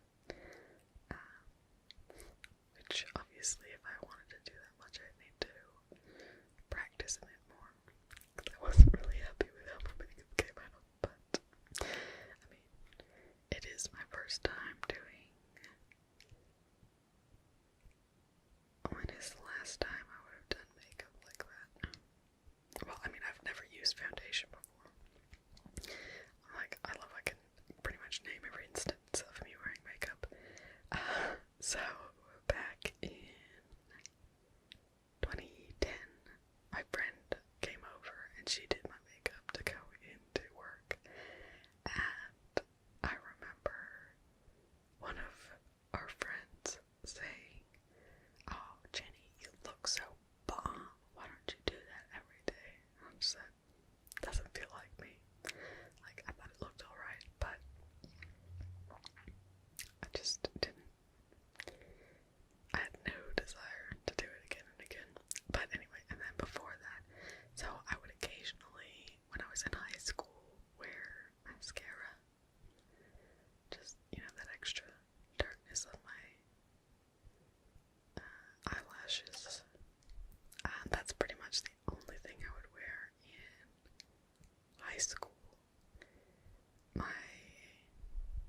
And when I was in 3rd grade, I think is when I got an eyeshadow. It was a green eyeshadow. And I used to put that on and play with that. And then, I think when I was younger than that, I would sometimes play with lipsticks or whatever. But pretty much other than that, I never really worn makeup. I think I didn't really like the way I did my makeup when I was in 3rd grade. And kind of had that phase and then moved on from it. Not me. So,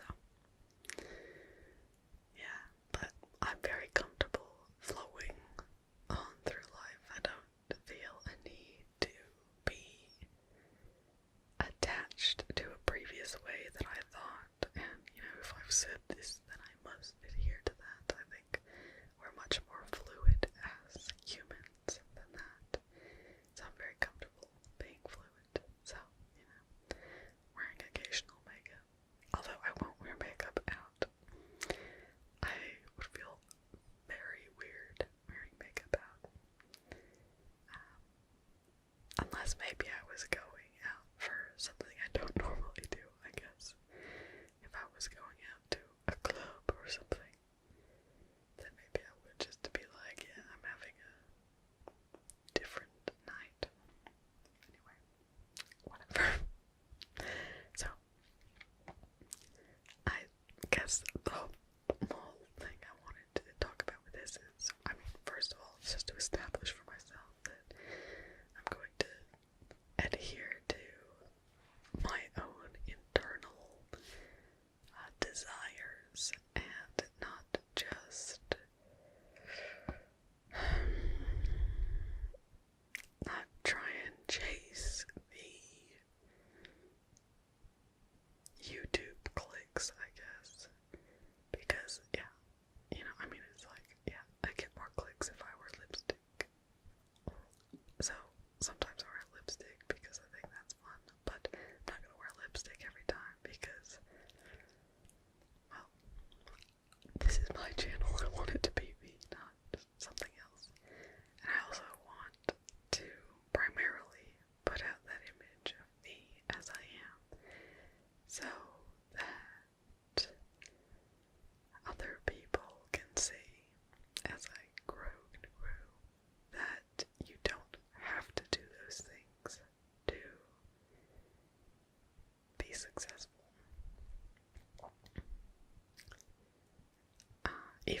space. So, because there are lots of things. There are things I could do that would make me more successful.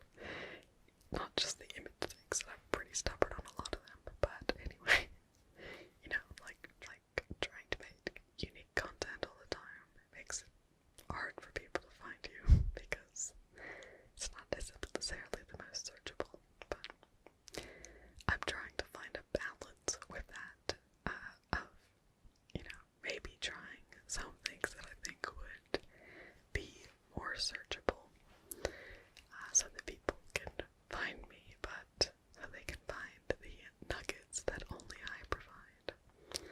Or, there's things that I do that are kind of what other people do as well. Interior design, which I love. There's just, I want to do the things that I love. So, anyway. I guess I just want all of you to know, speak directly to you rather than off in La La Land. And I want you to know that you are perfect just the way you are with all your imperfections, and you don't need to hide them. You don't need to be anything other than exactly what you are. And you deserve to take up space. You deserve to be out in the world. And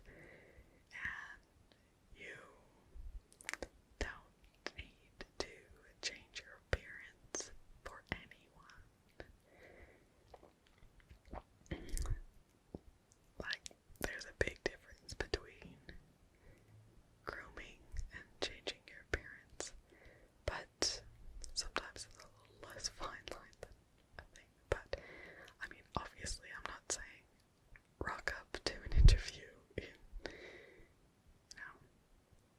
just sweatshirt and sweatpants. You want to look your best that you can, but you don't have to try and look not like yourself, and you can embrace whatever you look like today and just go out there with confidence, because that's the biggest thing. Is if you're letting something in your physical appearance like hold yourself back, that's gonna be what people respond to. And so that's why I want to help you feel like you can just be however you are, and that you don't need to try and change to fit some other mold, because beauty standards are very fluid as well, and they change through time. So, and this comes not just, to face, but also below the face, with what your body shape is and everything like that. There are, particular ideas about what body shape might be good, but the most important thing about a body is helping you get around in the world, and all of our bodies are good for that, even if they need a little assistance. And so there's lots to be grateful for your body, and just, the only thing I would alter for you is just bring those shoulders back, sit up tall, and feel proud to be you. So, that's what I'm going to leave you with today. Goodbye. Hello, my tinglings. Today I'm going to be answering the question, why not just get a dog? So we were at a barbecue this week with some of my love's friends, and one of his friends is this, it's probably his best mate. He was like, when I came over, well, before I had come over, he went with him to the ring maker to help him pick something out. He actually stole something from the ring maker, which is featured in a couple of my videos, which is my little gem chart. Anyway,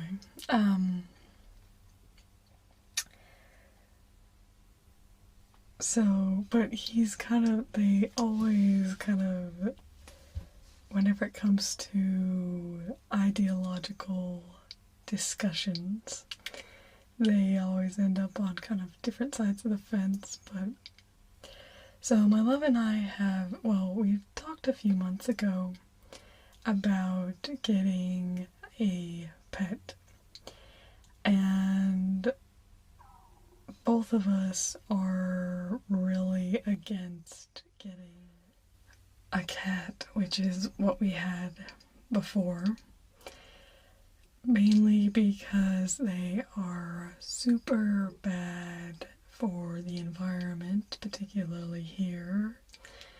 They hunt relentlessly native wildlife, and they're not the sole reason, but they have been a contributing factor to the extinction of many small mammals, particularly little cute marsupials here in South Australia, and around Australia. And so getting an animal that, even if we kept it inside and everything like that, still it seems like tacit approval of keeping cats as pets, which is something I don't really approve of in this country unless they are kept inside. I'm fine if they're inside, but I just don't think that we should be keeping these animals as pets. Anyway, so a few months ago we were, talking about this and what sort of animal we could maybe get for a pet. As many of you know, my love has a mental illness, and so having a companion animal, we thought, might be a good thing, and gives him something to take care of, and, he always has enjoyed having pets. He's always had pets in his life. So we're trying to figure out what sort of animal we might want to get. And he came across this article written by a very passionate man who had been given a Western quoll as he was working at a university, and they were doing a breeding program, or they had some sort of study with the quolls, and they had a little runt in the litter that they couldn't use, and so it was a little extra quoll, and it ended up in his home, and he absolutely loved it. It captured his heart and his imagination. He said it was fastidiously clean, like a cat. It would use the litter tray really well, cleaned itself all the time, so not stinky or anything like that. But it's had kind of the curiosity and affection of a dog. So kind of these two aspects of cats and dogs that are, the ones you kind of look why you might consider one pet or the other. And he said he kept it just in a 2-bedroom flat in Sydney, so it was just inside all the time. It adapted its sleeping schedule to his, and yeah, he said it was really good. So we were reading about this, and I was just like, this quoll sounds amazing. We should get a quoll. Then there was a potential for maybe when I graduate I could go a particular direction with a job or something like that. And so we were thinking maybe we would put that on hold for a little while. And then this week I started this animal ID course, which has to do with animals, but we're gonna go on a field trip up in the outback, where they are doing a recovery project, and they have all these marsupials that are being reintroduced, and all the dingoes and foxes and cats are being excluded by a fence, so that all these animals can go about their lives without disturbance from these other creatures that are quite damaging to them. Anyway, and as I was thinking about, contemplating going back into that environment, kind of got me thinking again about what I actually want to do when I graduate, and that I'm probably actually would prefer to really work, with wildlife, just go directly into that as opposed to kind of this roundabout route. So we're still reconsidering whether we'll get a pet right now. But anyway, that had happened after this barbecue. But so we've kind of like zeroed in on the quoll. There's a few other marsupials that we've thought about getting, we may consider, but the quoll, it sounds just like an amazing pet, so why wouldn't we want that? So my love was telling his friend, Anthony, about this, and when Anthony just kept saying, he's like, why can't you just, I knew as soon as you said, I am thinking about getting a pet, that you weren't going to say, oh, I'm getting a dog, oh, I'm getting a cat. I knew you were going to say something weird, and then you said the quoll, and that was it. Anyway, and I was just like, I think you're taking this a bit far. So, I kind of said something to him like, why does it really matter, because if that's what he wants, then that's what he wants. Anyway, he kind of toned it down, and at the end he was like, yeah, if you get a quoll, then I'd love to see it, but anyway, so I wanted to just kind of talk about, I guess, give a little teaser. I don't know for sure if we'll end up getting a quoll anytime soon. I think we will end up getting one probably in the next 5 to 10 years, for sure. But we are looking a bit more seriously at actually procuring a quoll. They are doing breeding somewhere around here. So basically we would probably be looking to see if we could get a runt of a litter or something like that, where because usually these are being bred to then be released into the wild. So we're not trying to take anything that is going to be released into the wild, because obviously wild populations are of paramount importance.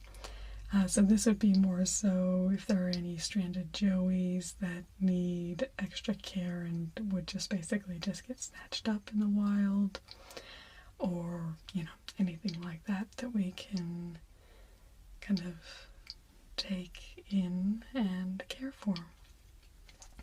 But for me, the biggest thing is it's kind of backwards how things are. That's how I see it anyway. I live on the continent of Australia, where there is, what's the percentage? The percentage of mammals here, I think, is between 50 to 63% are marsupials. And anyway, 8% are introduced species, which is pretty high actually. And among those 8% are, of course, cats, dogs, horses, and then there are other ones, camels.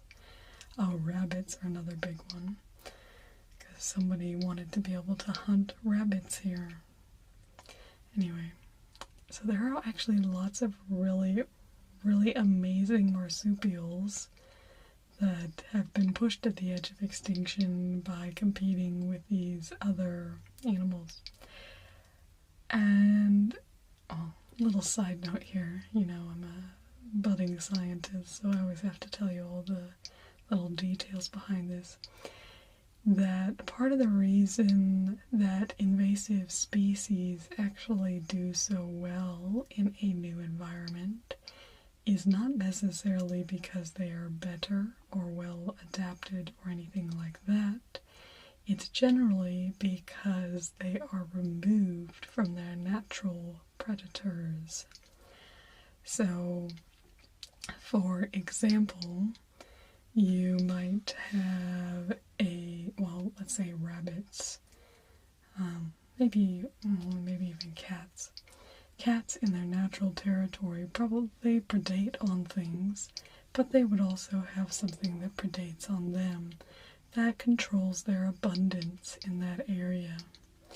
I mean, domestic cats are a bit different anyway. But most animals like that have something that's controlling their abundance.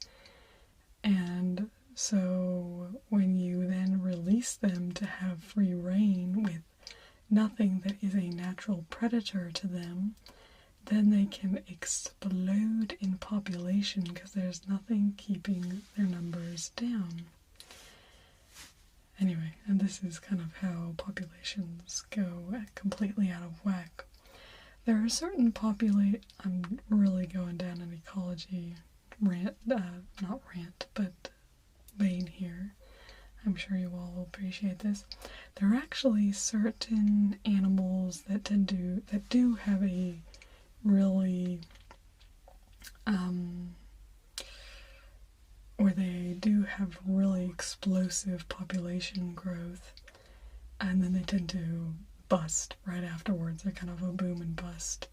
You have that with plants, but you also have that with animals. So, lots of places in the desert do this, where whenever there's really good water and everything like that, they'll boom, boom, boom, and then once the conditions are bad, then most of them die, and it's just the few individuals that survive to then breed like crazy the next time conditions are favorable that pass it on.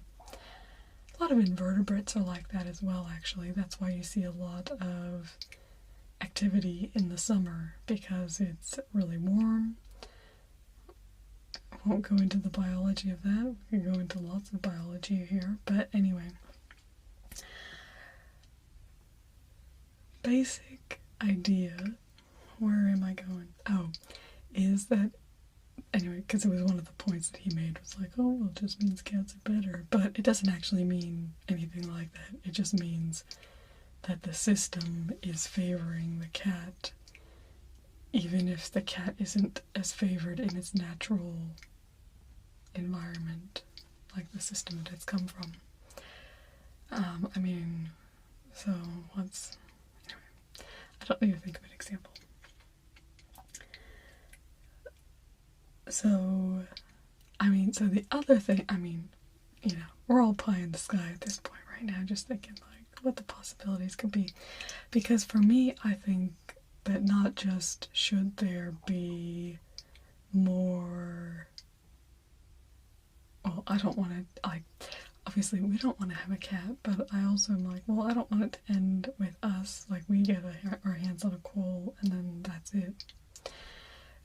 So we do have to get a permit and everything like that to have a quoll, which is interesting. Anyway, in every state it kind of varies. We're actually lucky to live in a state where you actually can get a quoll, but we do have to kind of prove that we know what we're doing. I'm hoping that the course I'm taking right now will maybe help us out with that, but anyway, if not, we'll do whatever we need to do to tick the boxes so that people are happy for us to have this beautiful animal. Not that we haven't sourced where we can get one yet, but we've got it in our sights and it will happen. But so what I would like to see is two things. Eventually I'd like to see lobbying basically to see the regulations for quolls, basically have quolls included in the low bracket. Just from what I understand, I think they are quite easy, but I think if we could actually document that and how they work in a domestic situation, then I think we could put a lot of evidence forward to help with that. And then secondly, I would like to see more people be able to have quolls as pets. They are severely endangered. They are completely extinct within South Australia. They used to have a big range. Always looking for my atlas.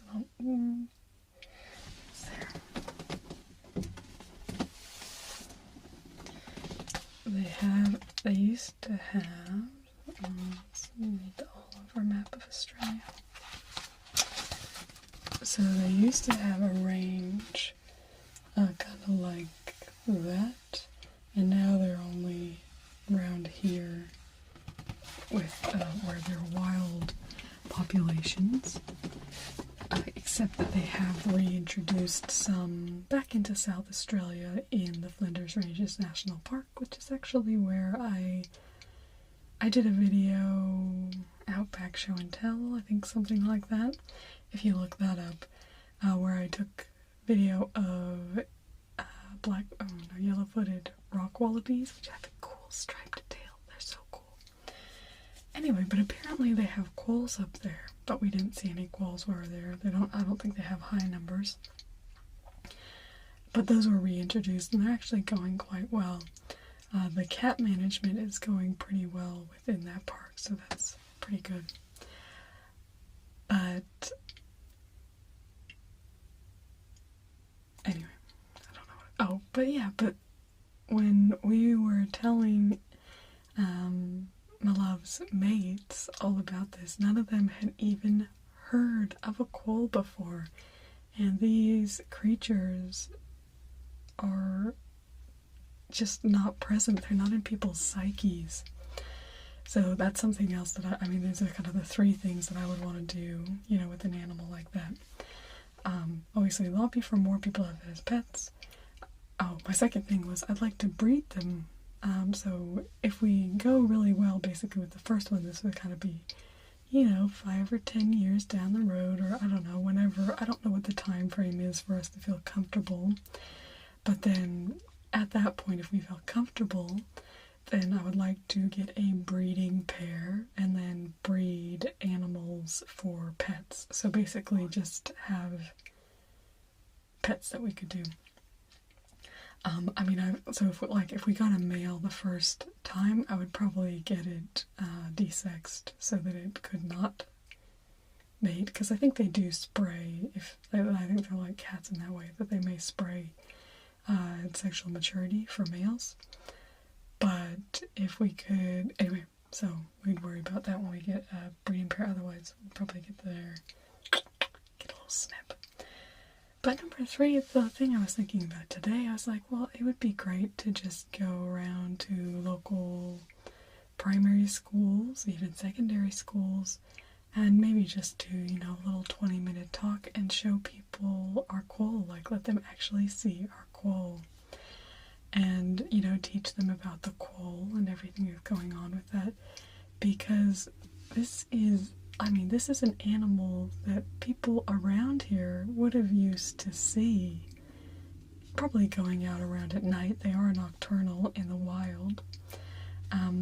But that's something, people would have seen back in way back in the day.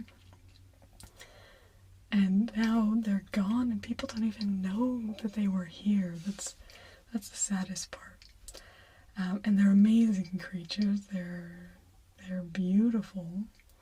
So we'll definitely have some ASMR videos with the quoll if I do, and whenever we end up getting the quoll, or whatever animal we end up getting. But anyway, so to me it's the most exciting thing ever, because I don't know, it's also like it actually means something to me, because it connects me not just to an animal, but to the place that I'm living, in a way that a cat or a dog just can't, because it's not from here. It didn't evolve up through here, and it doesn't really belong here. It's like by having quoll, with me, it kind of makes me belong. I don't know. There's something special about it, and yeah, something very special about that. So, yeah, I'm excited. Obviously, yeah, you guys will get bombarded with more information about them and pictures and videos and everything like that whenever we do get everything done to get through that process. I'll probably be telling you about the process as well if we are going ahead sooner or later or anything like that. So. But yeah, when he said, "Why don't you just get a dog?" I just thought, why not just, if you want to marry someone, why not just marry some random stranger? Well, I don't know, because I don't want to. If I wanted a dog, I would just get a dog. But to me, it should be easier to get an animal that belongs here, that if it escapes, it belongs here. Rather than, dogs and cats that if they escape are going around killing things, like threatening, and just don't belong.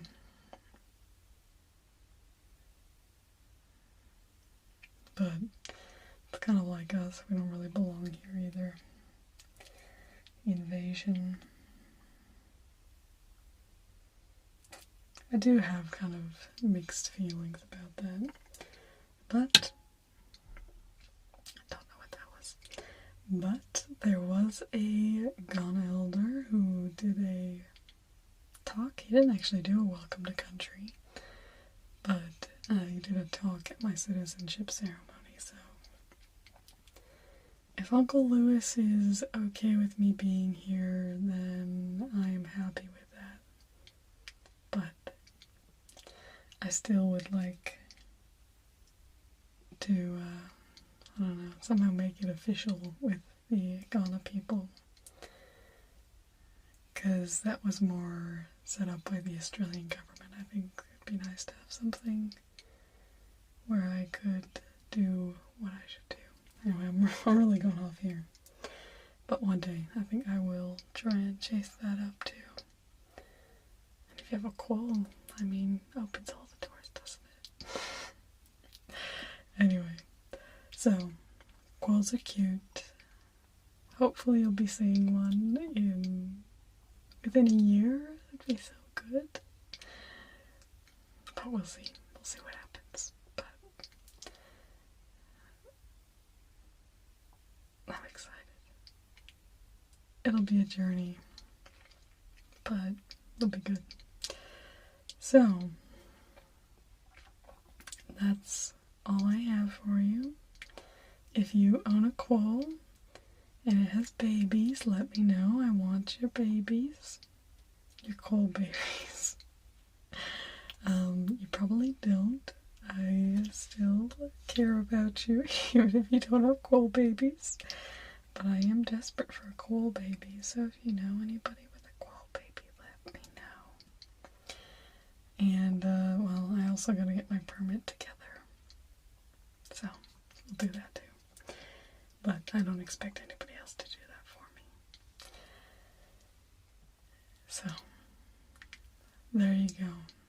I'm not saying I don't like dogs. I like dogs. There are lots of places that dogs are great. Whatever. It's just not what I want. I want a quoll. My loved one's a quoll. We want a quoll. We're gonna quoll. And Idnya? That's how the Anya Mathana people call it, which is the Flinders Ranges Aboriginal people.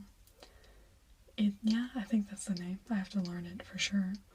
That's like the Andu, that's the rock wallaby, Andu, and Idnya, I think. Oh, they sound like they're little friends. Does one eat the other? I don't know if they're actually friends or not. Now there's a dreaming story apparently though about, because quolls have little white spots on their back, and it was the wallaby and the quoll fighting over the affection of an emu, and so then the spots are like holes in the back. I don't know, it's a cool story. I'll have to learn more about. You'll be hearing all about quolls. We should have a video just all about quolls.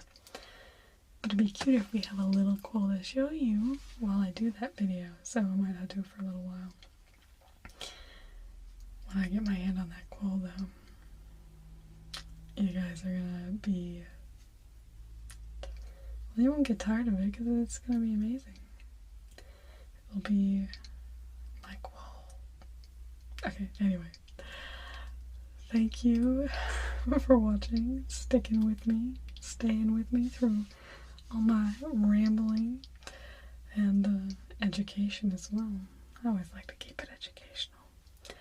So I will chat with you later, hopefully with a quoll on my shoulder. They're so cute. No, they climb all over. So who knows where they'd be? Shoulder, chest, I don't know. But yeah, it'll be good. Okay. Goodbye, my tinglings. May your dreams be filled with quolls. Goodbye. Hello, my tinglings. Little pouch here. Beautiful little pilta, which is a brush-tailed possum. He's just sleeping right now, but I did get some footage of him earlier, kind of running amok and doing some eating. So we'll first have a little bit of him eating, kind of going around like that, and then running all around, climbing up and down. So it's a little bit here and there and everywhere, but he's so cute and I love him so much. Let's see if we can give a little peek. And then at the end I have a book called Mammals of Australia. Don't know what's that. Chocolate there, is that blood? I can't tell. Anyway.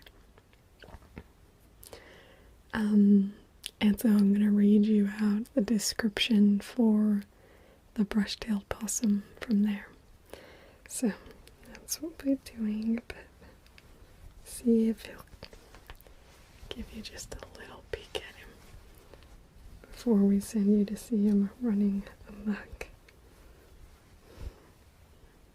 He's just all cozied in. He's the cutest little thing. It's absolutely adorable. He's got the cutest tail, just... Oh, there he is. Is he not so cute? He's the cutest. Okay. Let him go back to sleep. I'll try not to bother him too much. So, now I'll let you go on and see him running amok, going crazy. Hello, my tinglings. I am very excited to introduce you today to this beautiful little animal that's our new pet. So I'll bring him out. He's gonna probably go a little crazy. He loves, particularly this is bottle brush. So he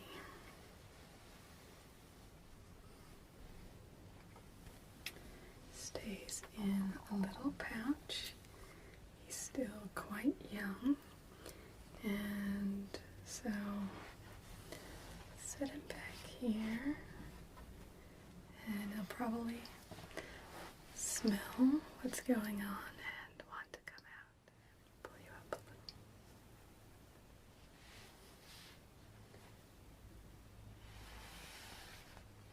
There we go.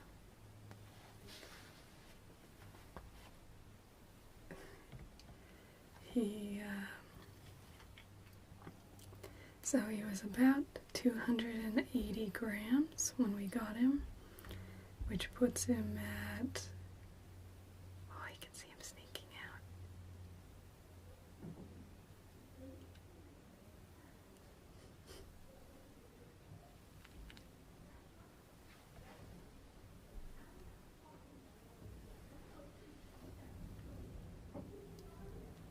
He is so adorable. I think you can smell these flowers.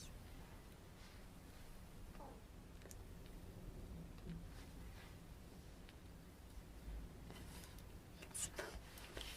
Here, come over here, baby.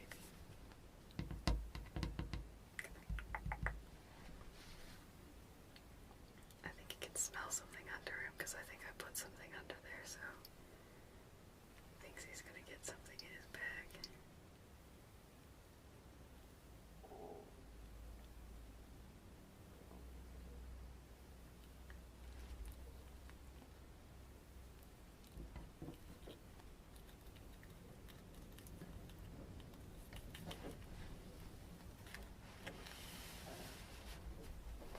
It's okay, baby. It's okay. Alright, so trying to sneak off.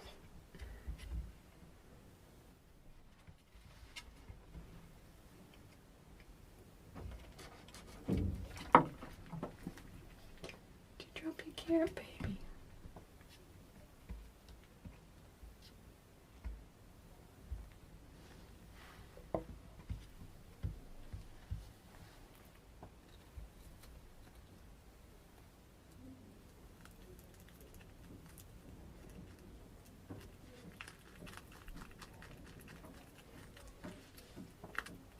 Sorry about the neighbors and Mark also.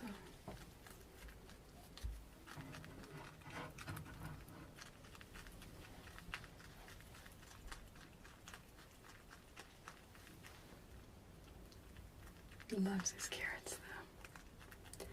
So we've named him Chilbrookie, which will stay his name. I do want to try and check.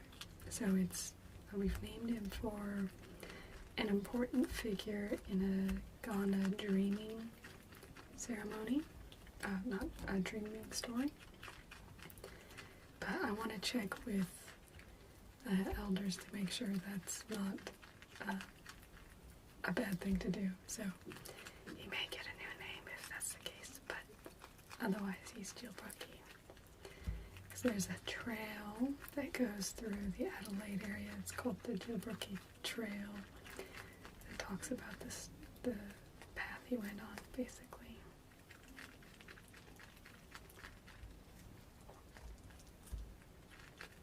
Loves his carrots, though. And we have some apples around here, too, that he'll like.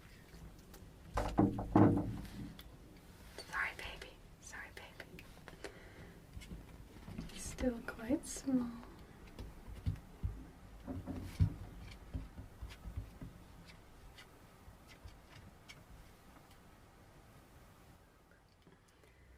We'll see if he took a little tumble. Okay, though, baby. You can smell some yums, can't you?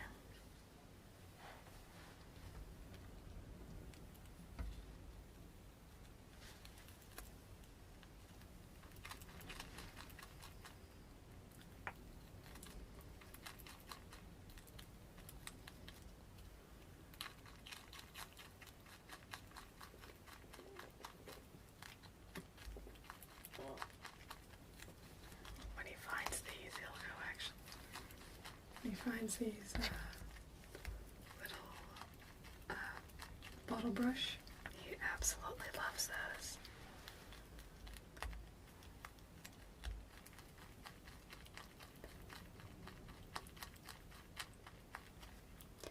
So he'd normally be spending a lot of time in his mother's pouch right now.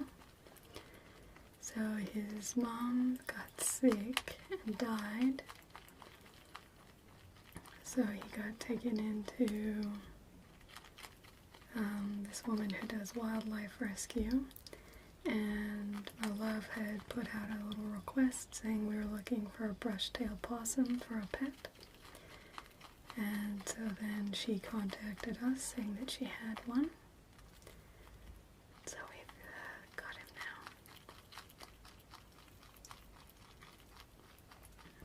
So they are quite common around here, actually, in the trees and that even in the city. But we'll keep him mainly inside, take him out for some walks probably to climb around. But he loves lots of different types of vegetation, so that's why we have lots of different varieties for him. Let's see if we can coax him to come have some of these flowers. But he's really just absolutely stolen my heart. I am in love with him. See, he loves those. You can see his cute little hands.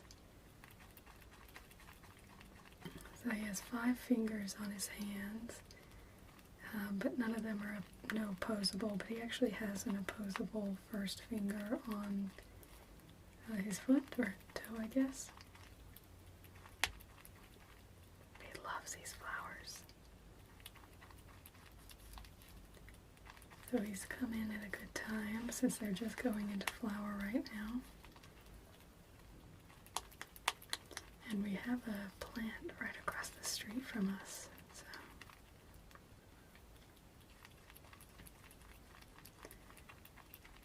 So I like to put his little pouch just against my chest. When he's sleeping, he spends a lot of time in the pouch. Mainly only comes out to eat and explore. Not very much during the day, just a little bit, so that's why I thought I'd try and catch him. Usually when there's some fun food around, he'll come out of the pouch. Otherwise, he's pretty happy to stay in the pouch and just stay snug as a bug.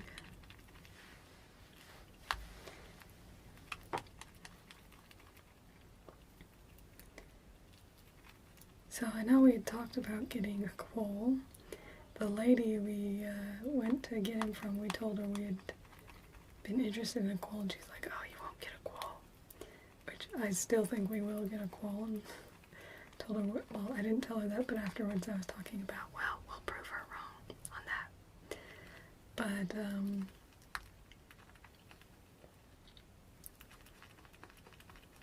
it is going to be hard to get a quoll. Lots of things to meet, whereas this one doesn't even require a permit. So we thought, let's get our feet wet and get started on this journey rather than just waiting for it. And so we're talking about it on Sunday, and then my love put out the request on Monday, and then we went and picked him up on Tuesday. So he was a little stressed for the first couple days, just spent most of his time in the pouch. But every day since, he's kind of gotten a little more adventurous, showing more of his personality. He's absolutely adorable though, just love him. So we have 3 pouches for him.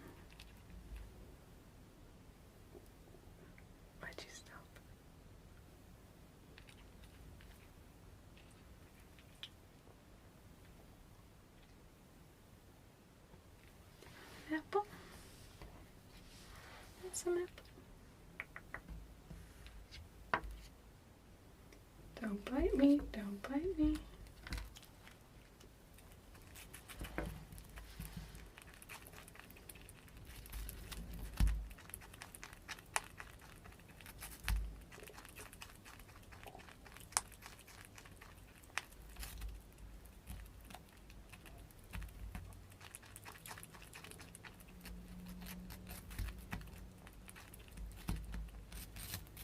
I just love how he holds the food in his hand.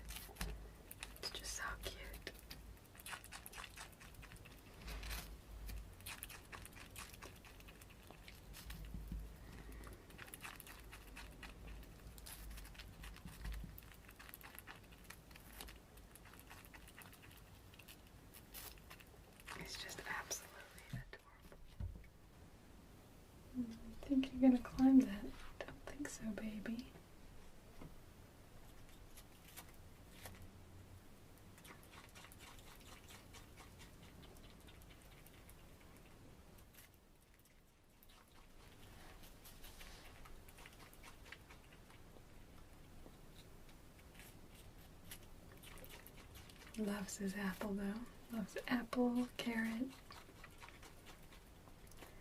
We haven't fed him much besides that.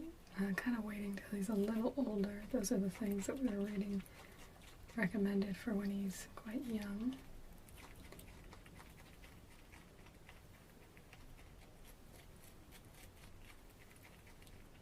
Yeah, he's a little younger than I kind of thought he would be when we get him, so we still have to feed him milk.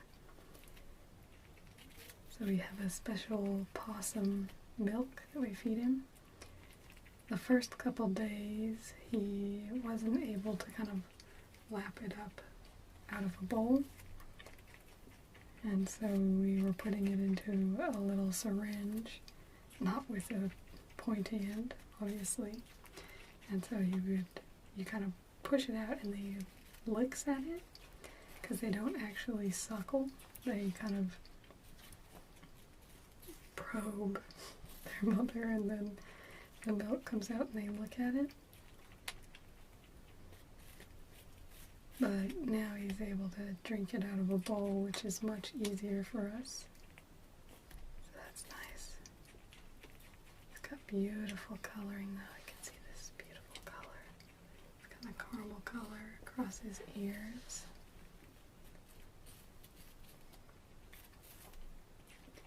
But he's really just his own animal. He loves climbing around them, as we saw when he disappeared down below the table. He actually almost got himself back up on top of the table, but I didn't really get that on camera.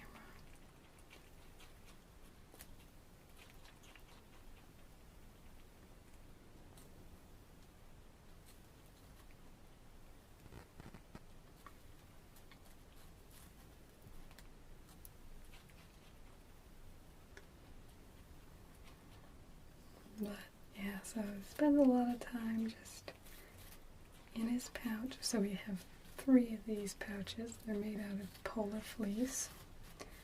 And the woman who gave him to us, she gave us the pouches as well.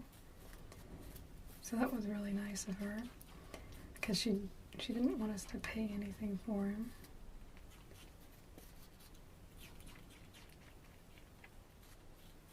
She had so many animals.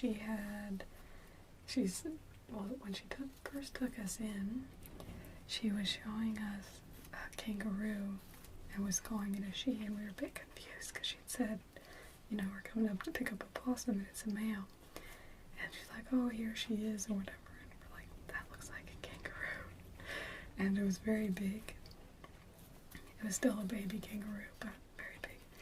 Anyway, she was just showing it to us because she has all sorts of animals, so she raises hand-rears animals that go to this local wildlife park.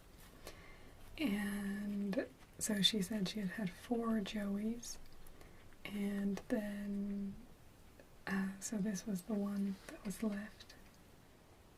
The smallest one, she got rid of. The 3 biggest one went over to the park. I've been curious if he's going to try and climb this fabric here, because I think if he dug his claws in, he might be able to.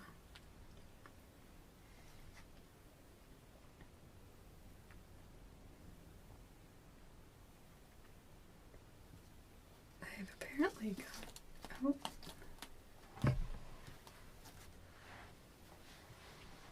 got quite a strong sense of smell.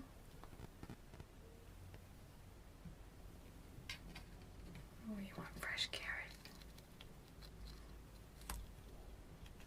So cute.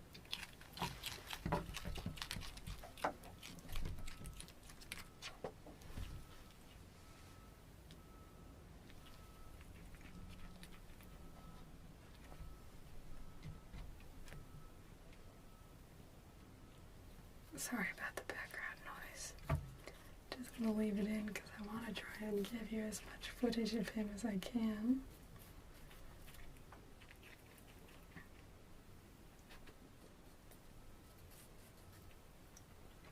He's just so cute. I'm in love with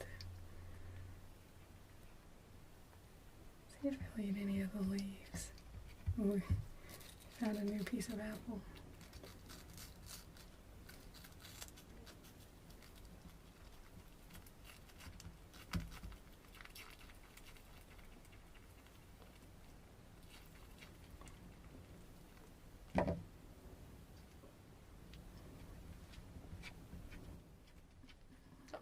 Now he's trying to climb up here. How far are you gonna make it, baby?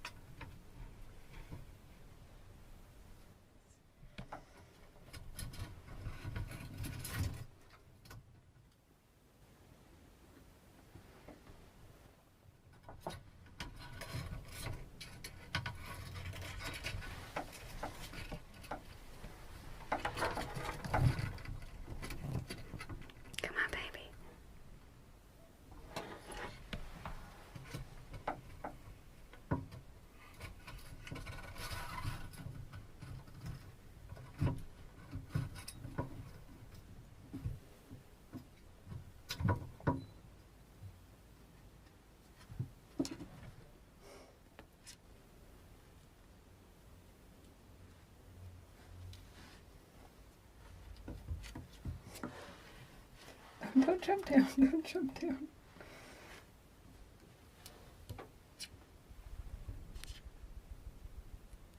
Say they're coming to say hello.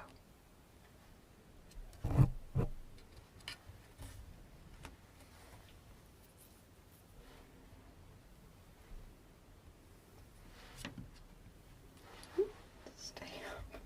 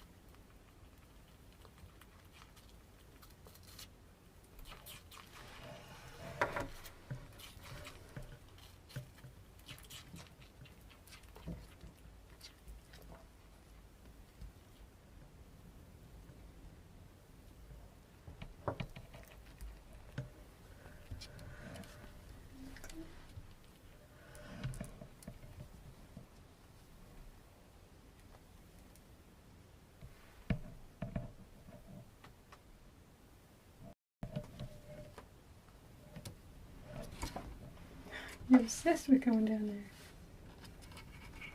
See his little tail hanging on with his tail.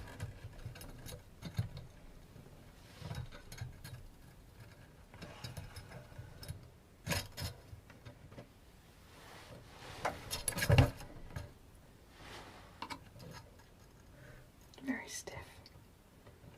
So holding on a lot just with that little tip. A very strong tail. I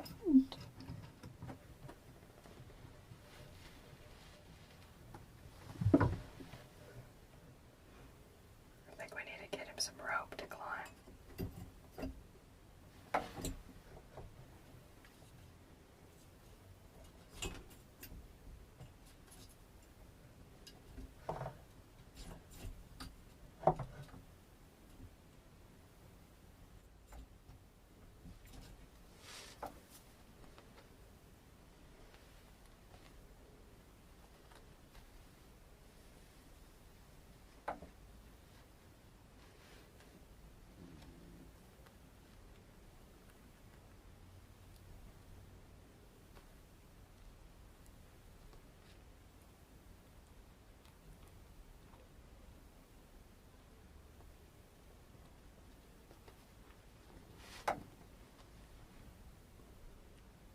Look at that cute little face.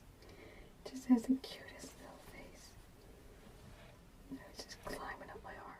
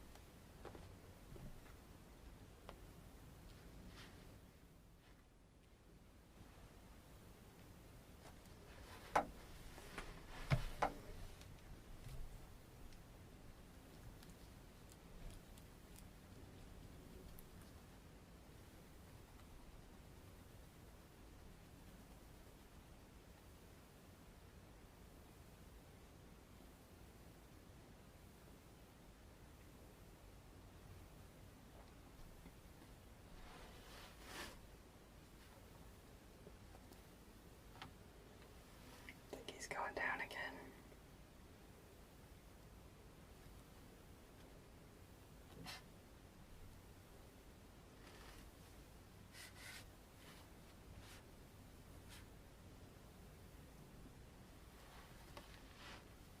Jeez, tail.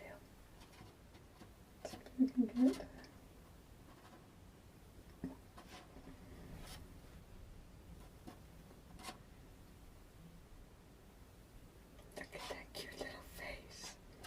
Just the cutest little face.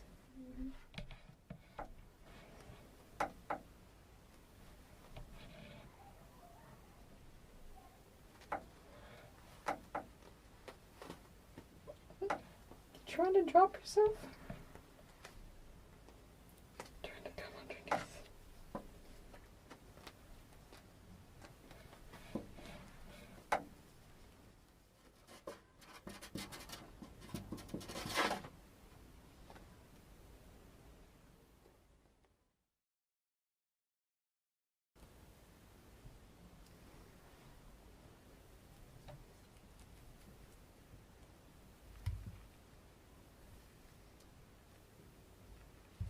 Okay, well, he's kind of back in his pouch. So, probably Say goodbye to him for now. But he's the cutest little thing, and I love him so much. Look at the bottom of his tail there. You can see the bottom doesn't have hair on it, so you can really get a good grip. You're falling down, baby.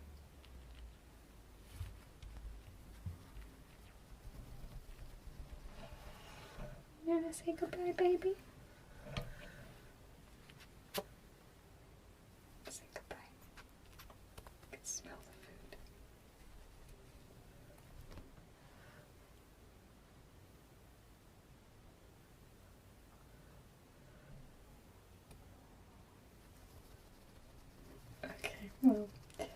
Thanks for joining me for this. I'm sure we'll have more adventures with Jill Brookie as time goes on. Goodbye.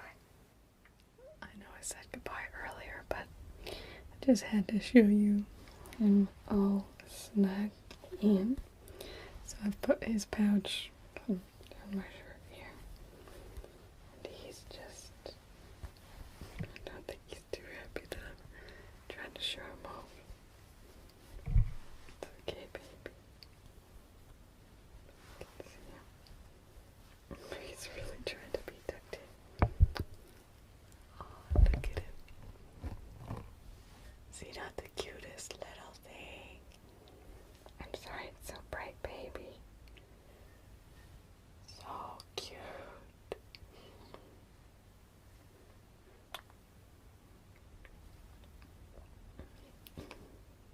He's got the cutest little whiskers.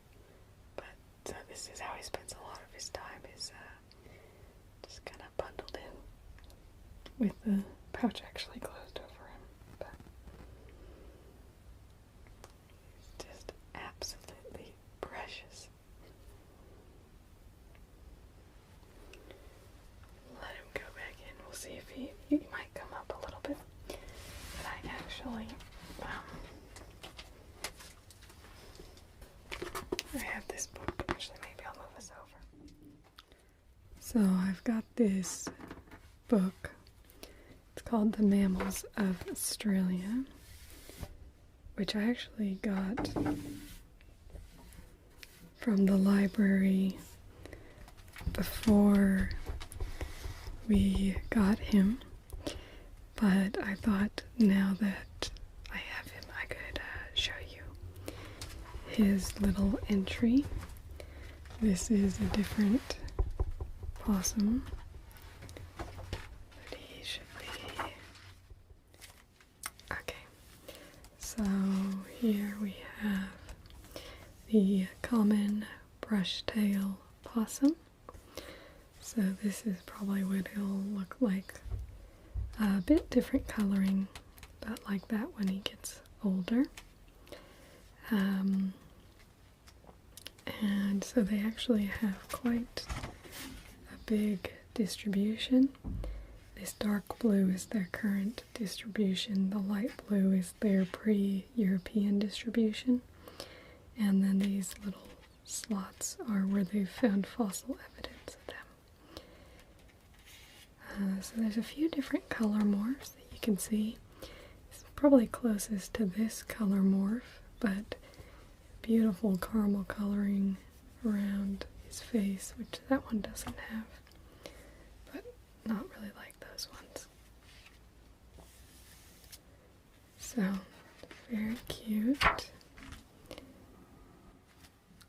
This is the most familiar of the Australian possums, frequently cohabiting with humans.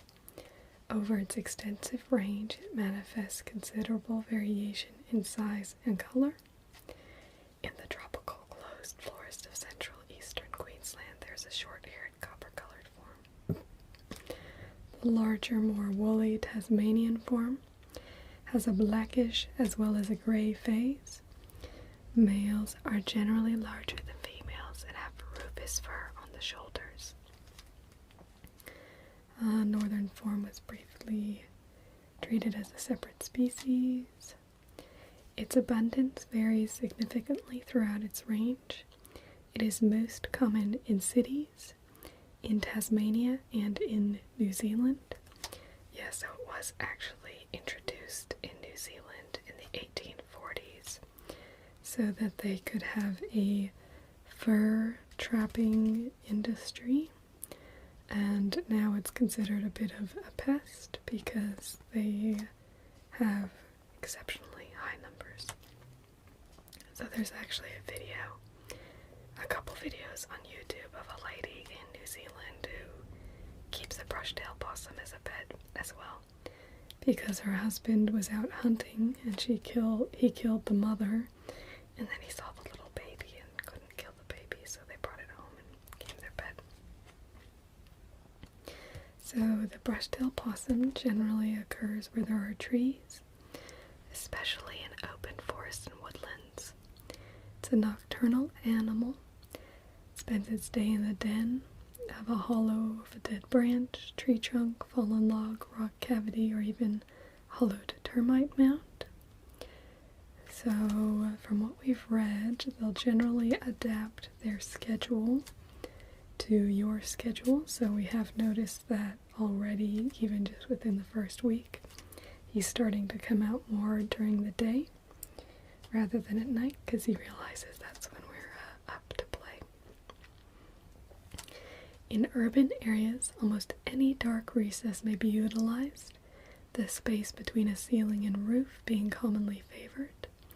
Although it travels extensively on the ground, it is an arboreal animal, climbing by means of sharp claws.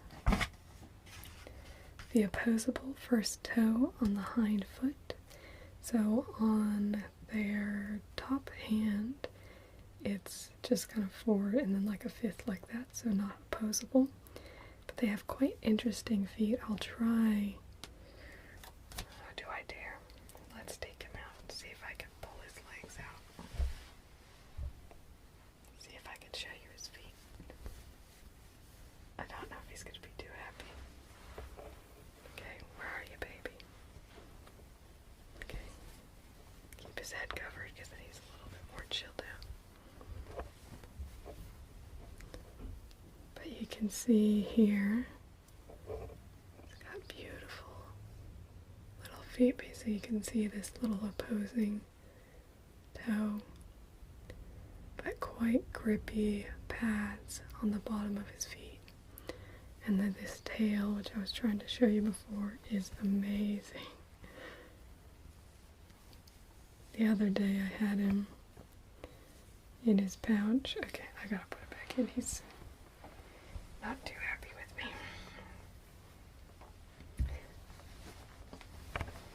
Okay, he's back where he wants to be. But I had him and his little tail was just wrapped around my finger. And it really helped me understand the phrase, just got you wrapped around his finger. It's just, he was holding on to me and I was like, I'll do anything for you. I love him so much. Because the common brush-tailed possum occupies a vast range of habitats throughout Australia, its preferred foods are also varied. Leaves comprise the bulk of its diet, and some of the favored species are very toxic. These include cooked-down ironwood in the tropics, gastrolobium species in Western Australia, as well as eucalypts.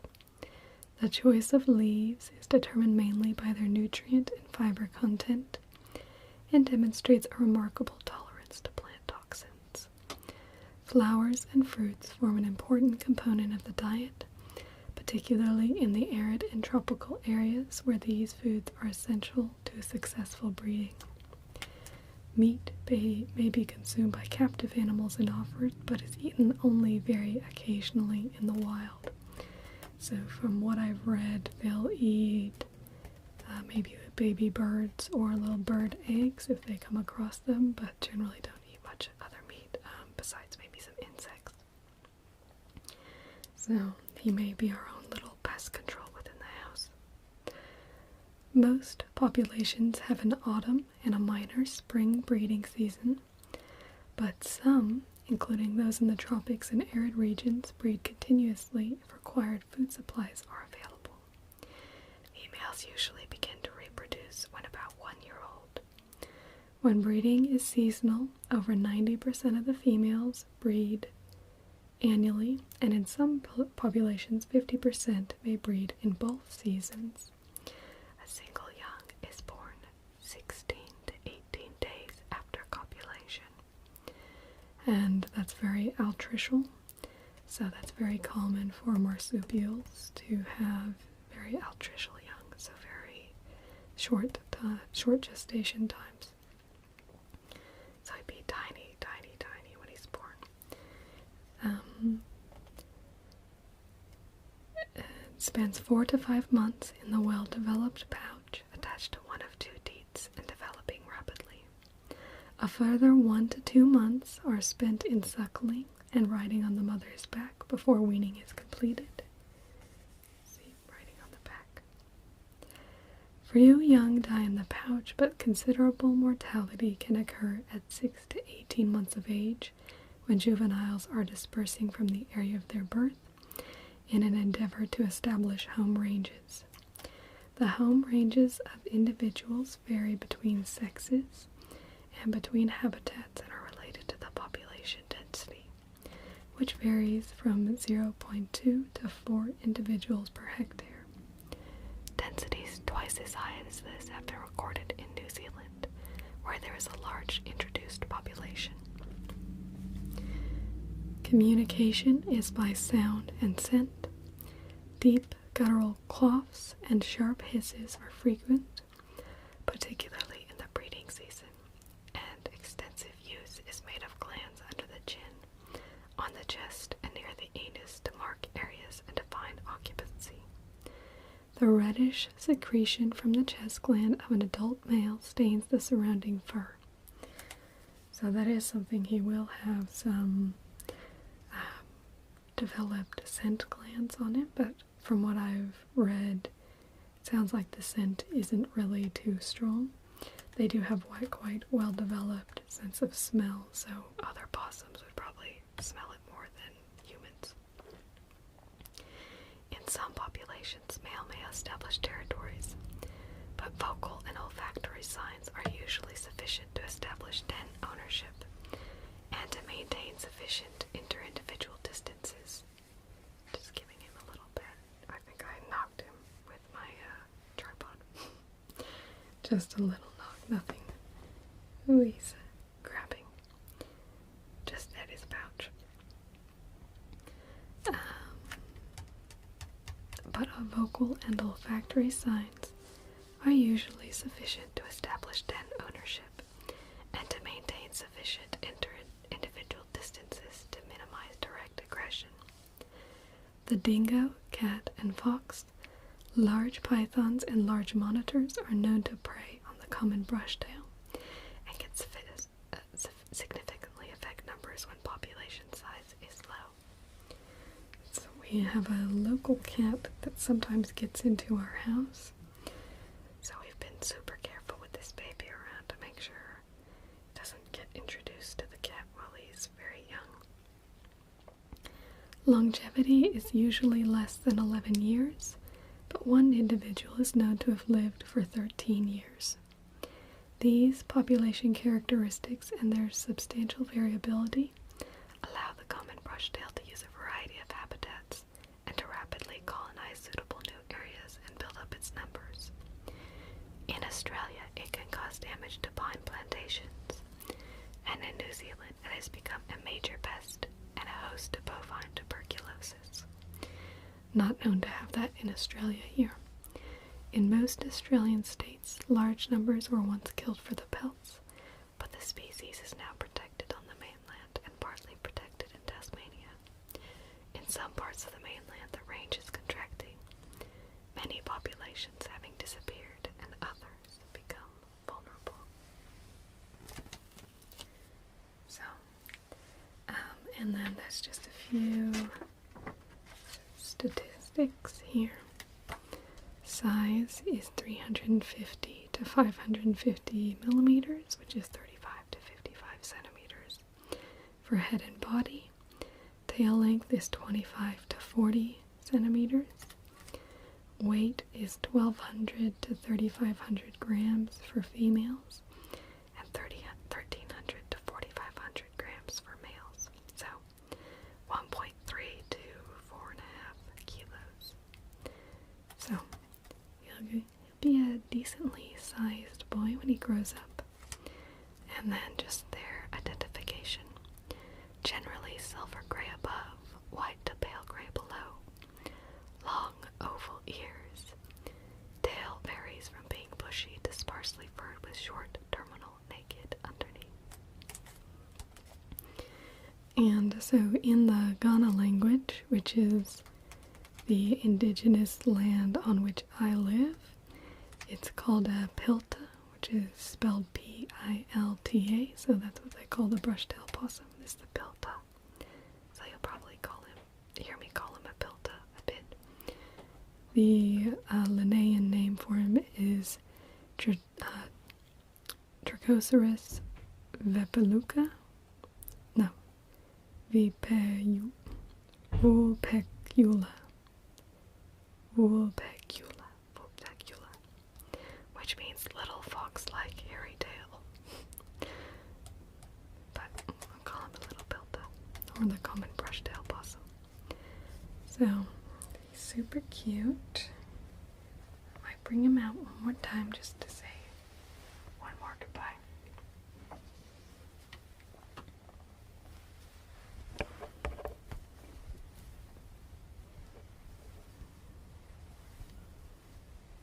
Oh, he's just trying to sleep. But look at him. Isn't he so cute? So cute. He's got the softest fur. It's adorable. So,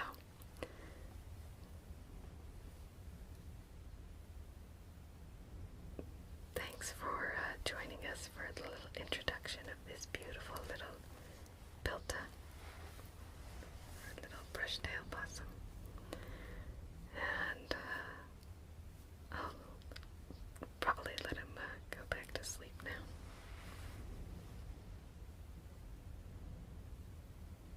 Goodbye. Hello, my tinglings. I just wanted to do a little ramble video about the other video that I just recorded and that I'm releasing at the same time, which is the affirmations video. So when I was with my ex, well, after I broke up with my ex, I had very poor self-image in personality and in my body image as well. And so affirmations were something that was actually very powerful for me. So what I actually did at that point was I had in my just bathroom mirror, I took a dry erase marker and wrote down about 6 qualities of myself that I guess that I kind of at least partially believed about myself, but that weren't really front of mind. Like, I've always thought I'm a creative person, but that wasn't something I'd been focusing on my thoughts on, was that I'm creative. And then also put down that I was beautiful. It wasn't something that I used to feel about myself. And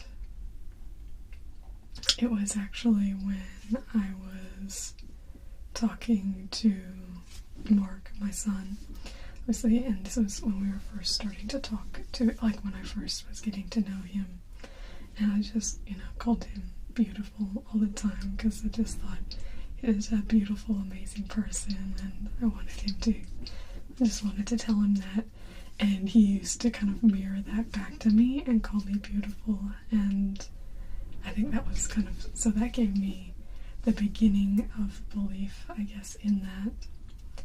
And so I had all these things written up on my mirror, just so that every time I went into the bathroom, I would see these affirmations. So, and it was really, really pivotal for me, changing my mindset and starting to embrace myself again, to really embrace those things that have historically made me, or those things that I want in myself. So I did that. That was probably about the year after we had split up. And then about a year ago, I started, it was either TED Talks or Quora, I don't know. Both of those have been very big changers in my life. I love going on Quora, just reading people's answers to questions about everything, but there's lots of things that people say, oh, what's one thing you can do that would change your life, or, something like that. And there's always just really interesting answers that people have, and some that really resonate, or some that I think, oh, that'd be interesting to try. So, I think it was on Quora that somebody was talking about establishing a morning routine. And so, yeah, it was about a year ago that I tried to start establishing a bit more of a morning routine. And I won't go into all the details on that in this video. But if you want me to, put down in the link, comments, put down in the comments down below that you'd like to hear more about that, and I can go through what my morning routine was, how it's kind of changed, and how I feel about that. But one of the aspects, I kind of combined two things into that, and that was doing a power pose, which there's a really interesting TED Talk talking about power poses and how it decreases your stress levels and increases your testosterone just by holding a powerful pose for 2 minutes. So I started to do that every morning. And then I have my little victory pose as well, which is raising your hands. Once like that. But it looks kind of arrogant on film, so. But yeah, so that would be so I do the power pose, which is like just hands on the hips, and I'm trying to keep my shoulders back. I do that one for 2 minutes, and then my victory pose for about 45 minutes. It's always my 45 seconds. It's always my neck that ends up getting sore there because I'm looking up to the sky. But anyway, so I would do a power pose, and while I was doing the power pose, then I started introducing affirmations back into my routine. And so I threw in some other ones that were completely not things that I've defined myself on, and it's actually really interesting. Anyway, so I've had like, I'm beautiful, I'm creative, I'm a good listener, I'm loving. Those are all things that I'm a second child, and both of my dad especially and my older sister talk a lot, and they can talk for a long time, and I've always been good at listening, and so that's something that I've really identified myself with, is being a good listener. But so I put in some other ones because I was like, oh, I wanted to see how it would go, putting in things that I didn't necessarily feel like I had a basis for, but to see if it made me feel more strongly like I was able to do those things. And so the two I did were that I am a good speaker and I am a good negotiator. So I know I'm on YouTube and talking all the time, but I've not really thought of myself as a person who speaks very well. I tend to get interrupted a lot when I'm actually talking in conversation, and I lose my train of thought a lot. I can kind of mumble a bit as well, and so I wanted to see, not really doing anything else, but just by thinking, like, putting this positive message into my mind, would that make any difference? And I'm not really sure, because I feel like if I actually watched my videos from a while ago and then compare them to now, I definitely think my speaking's improved a lot. And I think I've improved speaking in person as well.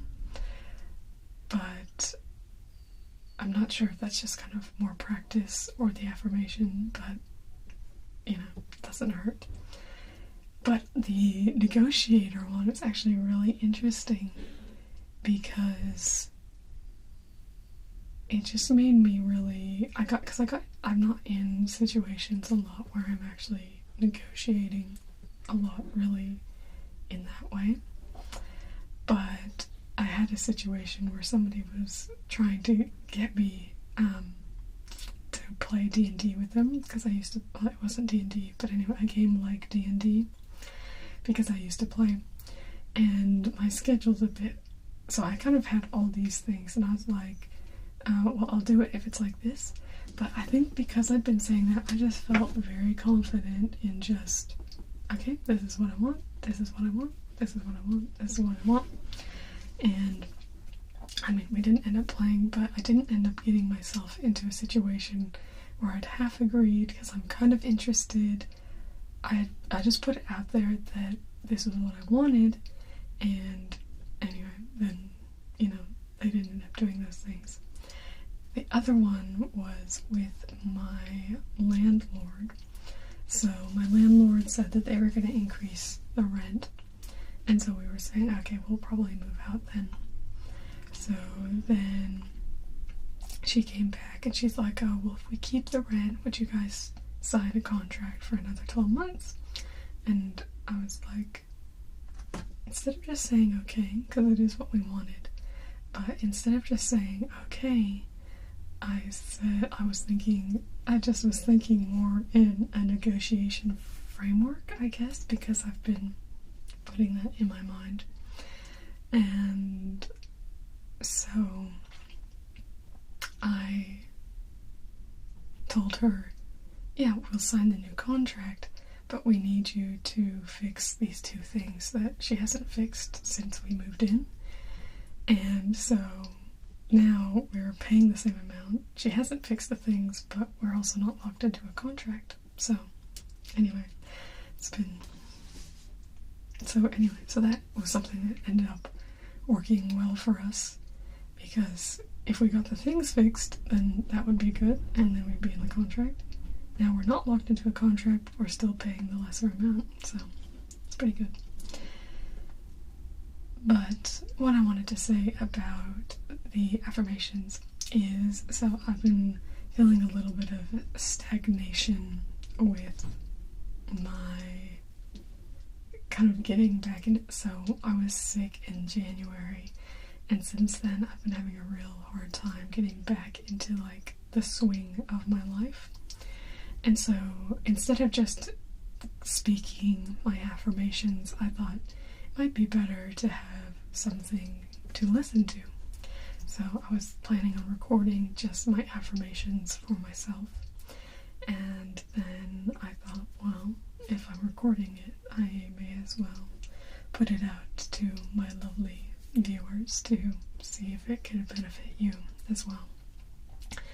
So I'll probably actually do a shorter version, because I wanted, when I was doing the affirmations that I just recorded, I wanted to have one, I wanted it to be longer, because I didn't want you to just be sitting there and only have like a 4 or 5 minute video. I wanted it to be a bit longer. So I think it's about 12 minutes long, which is about what we're at for this video. I can really ramble for a while, can't I? Anyway, so I might do I'll probably record a shorter one, and I'll put that one up too, so I'll just put all 3 of them up on the same day, which will probably be up right now, so I'm just deciding, you can see my mental process here and how this is all happening and how these came to be, and that it wasn't planned. I just kind of, oh yeah, let's do that. Anyway, so yeah, so I'll do a shorter one, because that's the one I'll use for myself, and those will be the one that I'll probably be using daily. I might end up re-recording different ones after a little while, but I just want something where I can listen to the affirmations as opposed to saying them to myself, because I feel like then I can start, when I'm still laying in bed, start listening to them, and then they can motivate me to get up and start doing the things that I want to do with the day. So that's the context as well for, I guess, how I would use them, is that they're meant for the beginning of the day rather than, I guess, most ASMR videos are designed for going to sleep. But I would just use them in the morning. You can obviously use them whenever you want, but just mean with the ending, kind of now go do something awesome. That's probably, you know, unless you're gonna dream something awesome, probably an evening thing. So that's just a little companion video to let you know what's going on with these affirmations. And if you want more affirmations, anything in particular to you, I can definitely record another affirmations video. So if I get enough requests in the comments I'd want it to be, anyway, probably need at least 10. So if you give me 10, then I will do it just for you. If everybody gives me 10, then it'll be a really long affirmation video. But I'll do, yeah, if you guys want some affirmations, put them down in the comments and I will record another video to put out more personalized affirmations for you. So, yeah. Now, go do something awesome.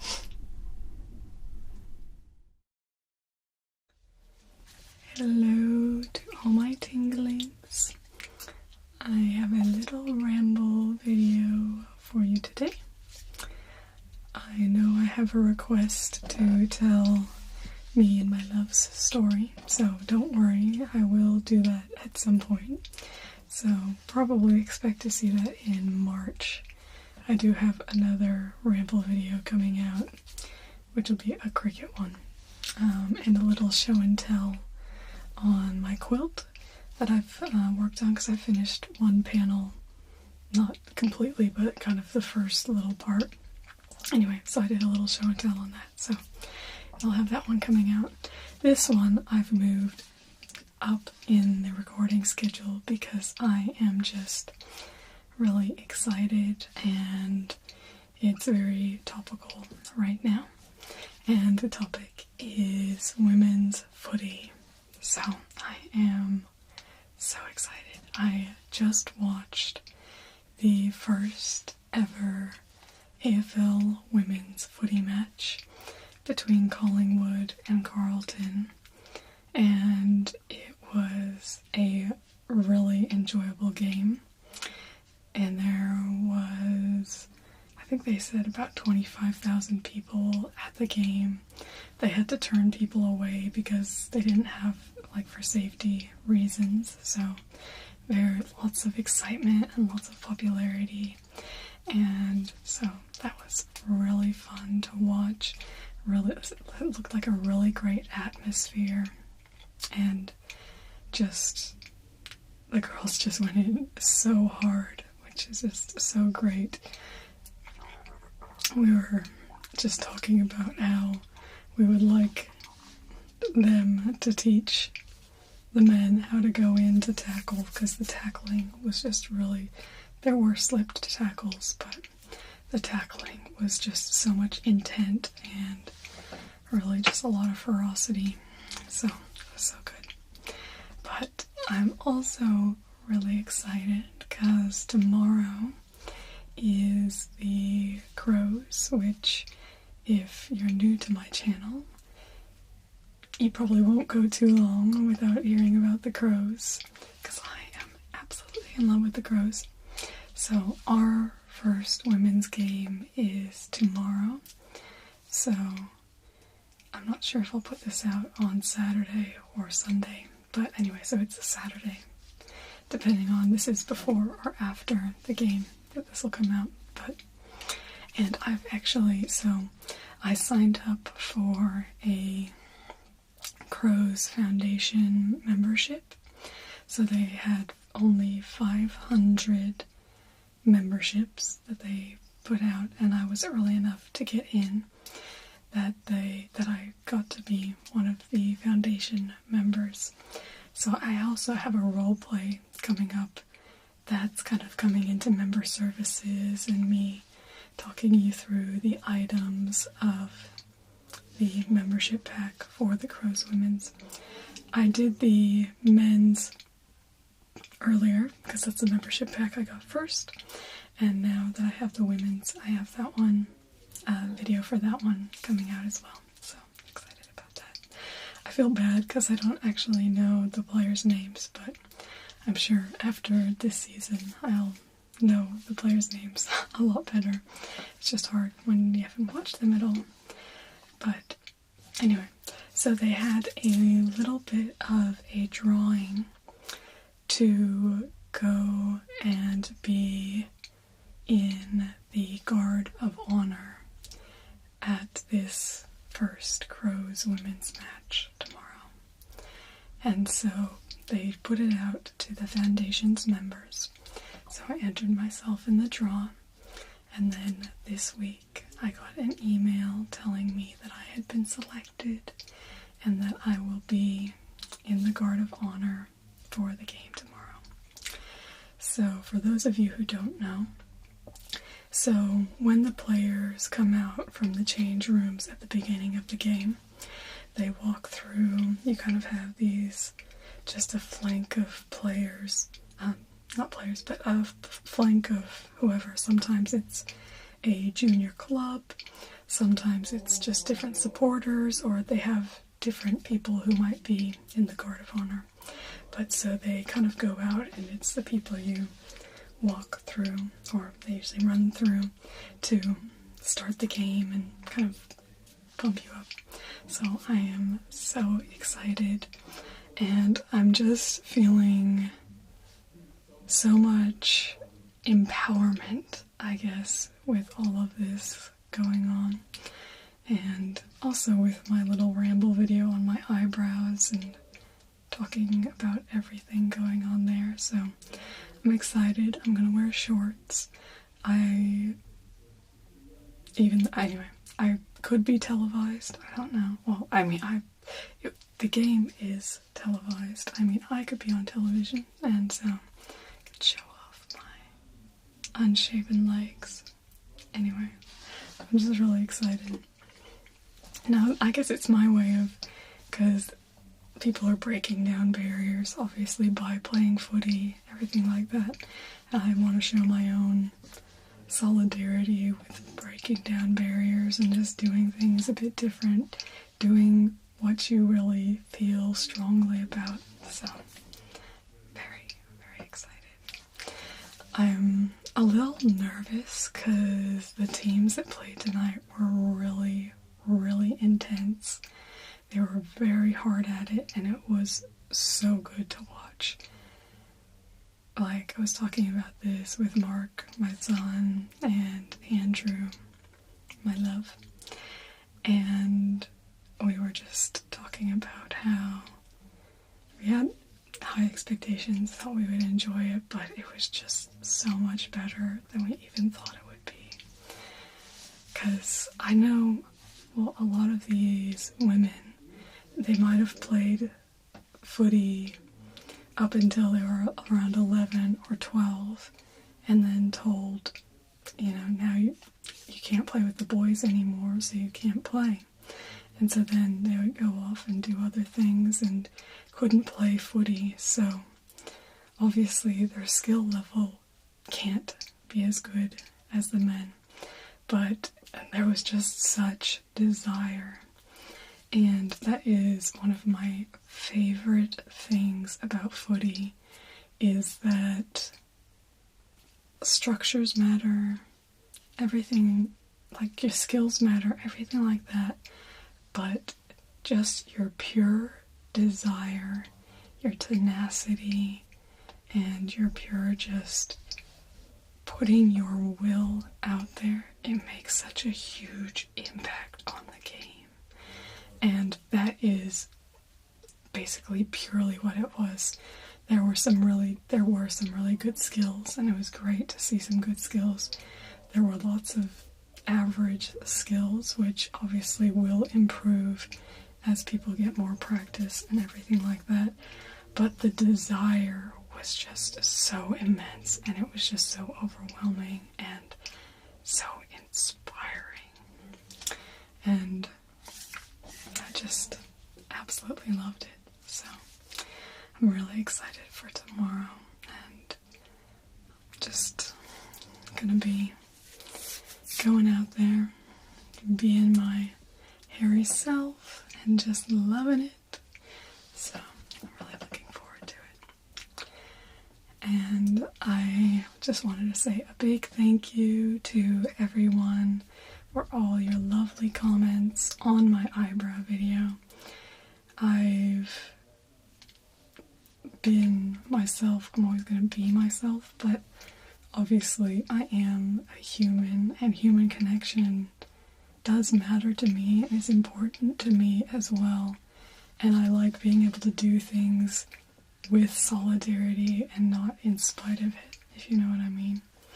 Like, I'm always going to be me, but I would rather people accept me for me than reject me for being me. So I'm really just glad for all the lovely people I have on my channel who comment, and I know there are lots of you out there who watch and don't comment, and I appreciate you too.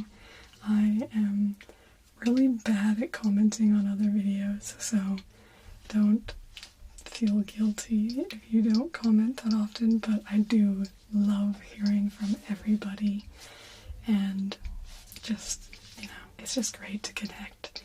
We're all humans, and we're all just trying to get a little bit of relaxation in the world, and so, just being able to reach out can be really good. So, yeah. Let's see, was there anything else I wanted to talk about? Since it's going to come out soon, I've actually recorded a couple things. I have my little green fabric over here, so I have some green screen videos that will be coming up. So that's a big thank you to all of my patrons who have made that possible for me. So I'm just so excited. And if you want to help contribute to the channel to help me do more cool things and really grow what we can do on this channel, feel free to go and check out my Patreon. If you don't know what it is, it's basically just being able to pledge monthly support to someone. So it starts as low as $1 a month, which is obviously, very little. It's only $12 a year, but it's such a big help to me in being able to produce a bit better content and hopefully even more exciting things. One of the things my first goal was to get my green screen software, which we've hit that goal, so I'm really happy with that.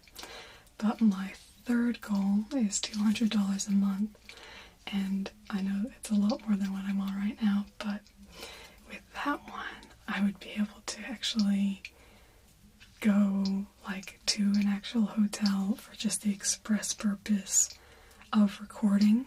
So I would probably try to get 2 or 3 role plays out of there, a little room tour, and just whatever I could work around, menu reading, but in the actual hotel.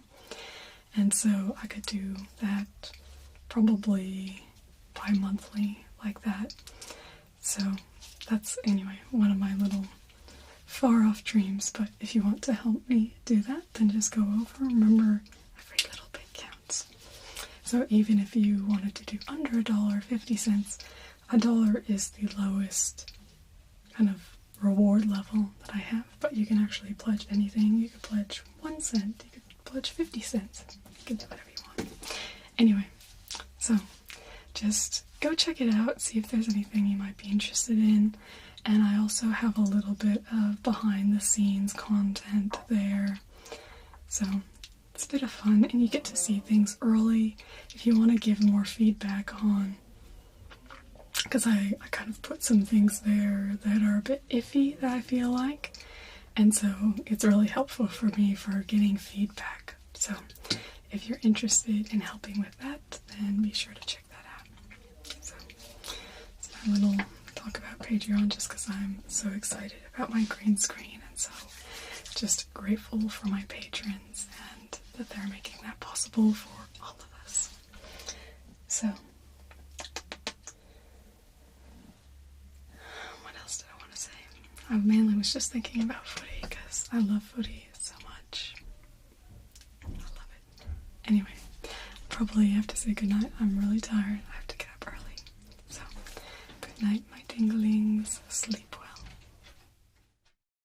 Why are you whispering? Why are you whispering?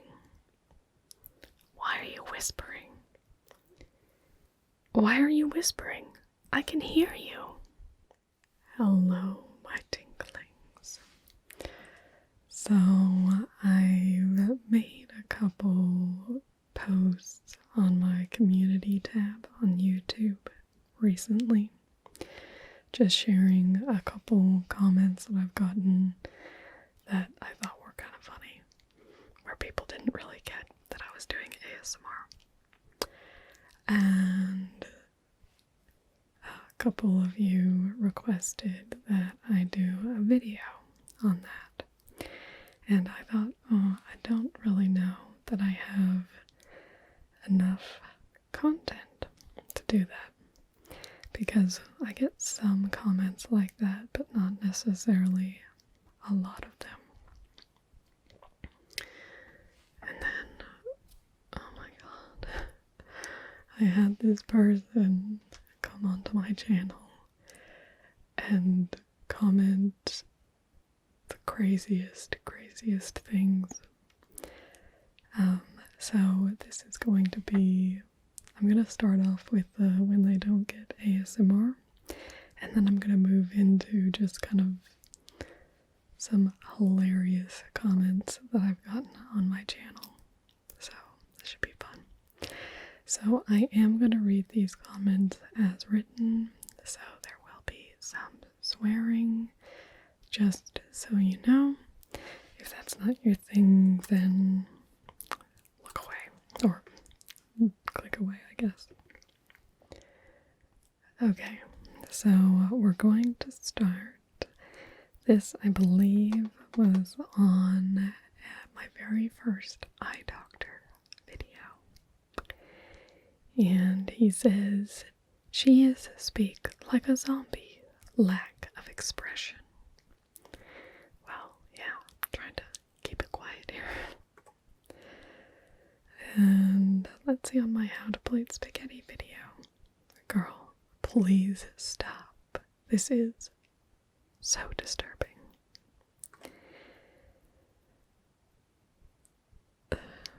This was on my unboxing my Bernina 570. I could not even watch this video. Most annoying voice person in the world. I do not care about all your personal crap. Just unbox it already.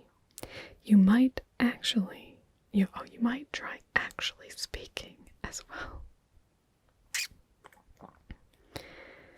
Speak up, please. We can't hear you. I can't hear you. Speak louder. Wait, does this supposed to be a secret? I got you. Nobody would hear you next to me. That was on my Atlas video, one of my Atlas videos. And get this one a lot. Why the whispering? Why the whispering? Why the whispering? I could probably have about 10 examples of that. Speak up. A lot of those too. And then,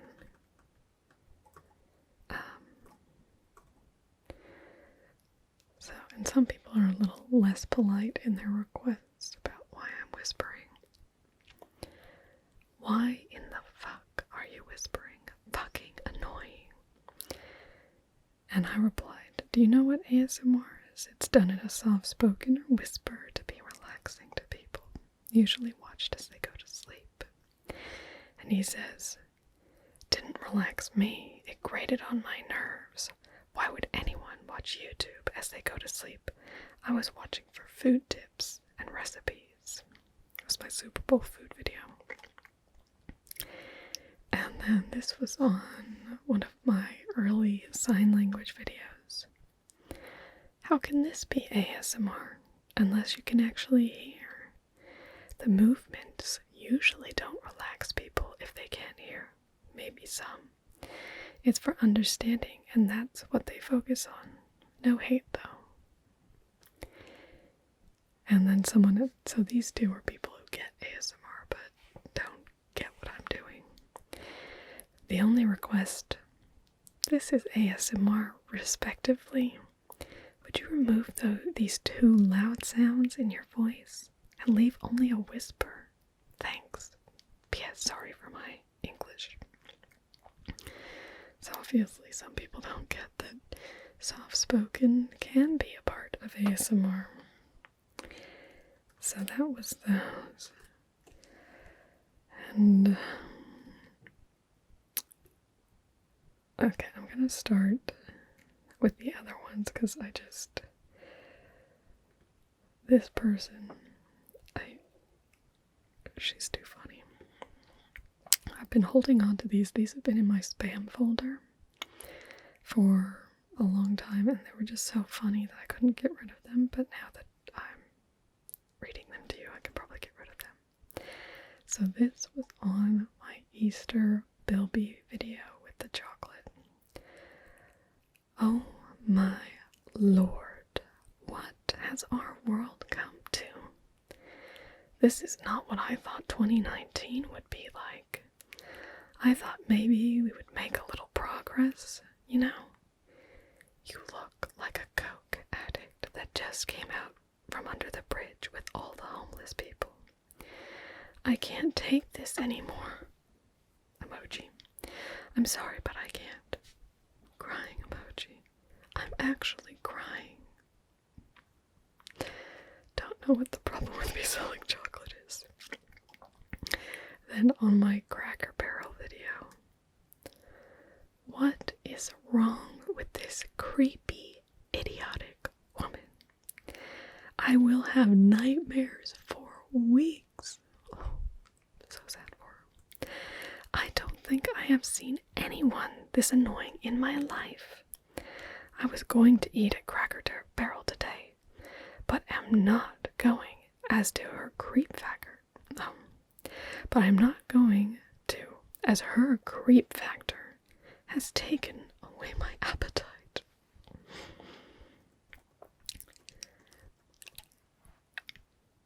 You guys ready? So this is the last person. And she is a doozy. Just wait for this. So the first comments that I saw from her were on my possum video, my possum update when Jailbrookie had bitten me. So she says, I have reported you to the Opossum Society of America and a wildlife sanctuary over there. I cannot believe you have a Patreon channel and are begging viewers to actually pay to listen to this shit. You are revolting. Get help and stop infecting the rest of society with your self-indulgent bollocks. And step away from YouTube. It's not a good look. Believe me, sweetheart. Get help. And same video. Another comment. FFS, or for fuck's sake. Lay off the opioids, you pathetic individual. No wonder you got savaged. You aren't fit to look after your own body, let alone another living creature. I'll tell you exactly what triggers the poor creature. It's you being sorry. Very serious. It's you being a self-indulgent waste of space. Your tingles are the rest of society's scourge. Take the animal to a fucking animal shelter. Then take yourself to rehab. Seriously, get help.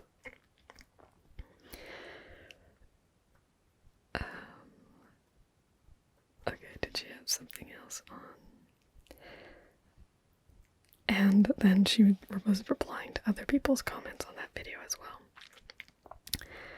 Why is nobody mentioning this childlike individual is clearly off her fucking head on opiates and should be marched straight to rehab, but not before rescuing that poor creature? She is not fit to look after herself, let alone another living creature. The rambling and pinned eyes, constant rush-like swallowing.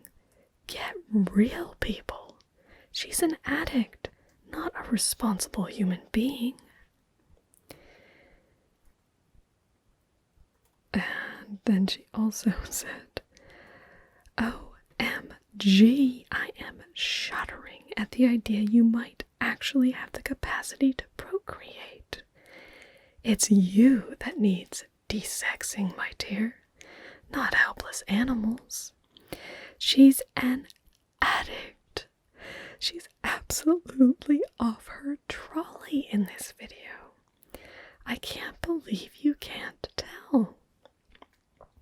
The animal needs to be rescued. End of story. This self-indulgent individual needs to get off YouTube and get into rehab and not go near another living creature, let alone be responsible for one until she sorts herself out. I'm horrified that she posts this kind of utter crap and expects people to actually feel sorry for her. The only thing that made me chuckle was the fact that this poor animal clearly is making its disgust known loud and clearly. I can't wait for it to go for the monobrow. Def something to chow down on there, right?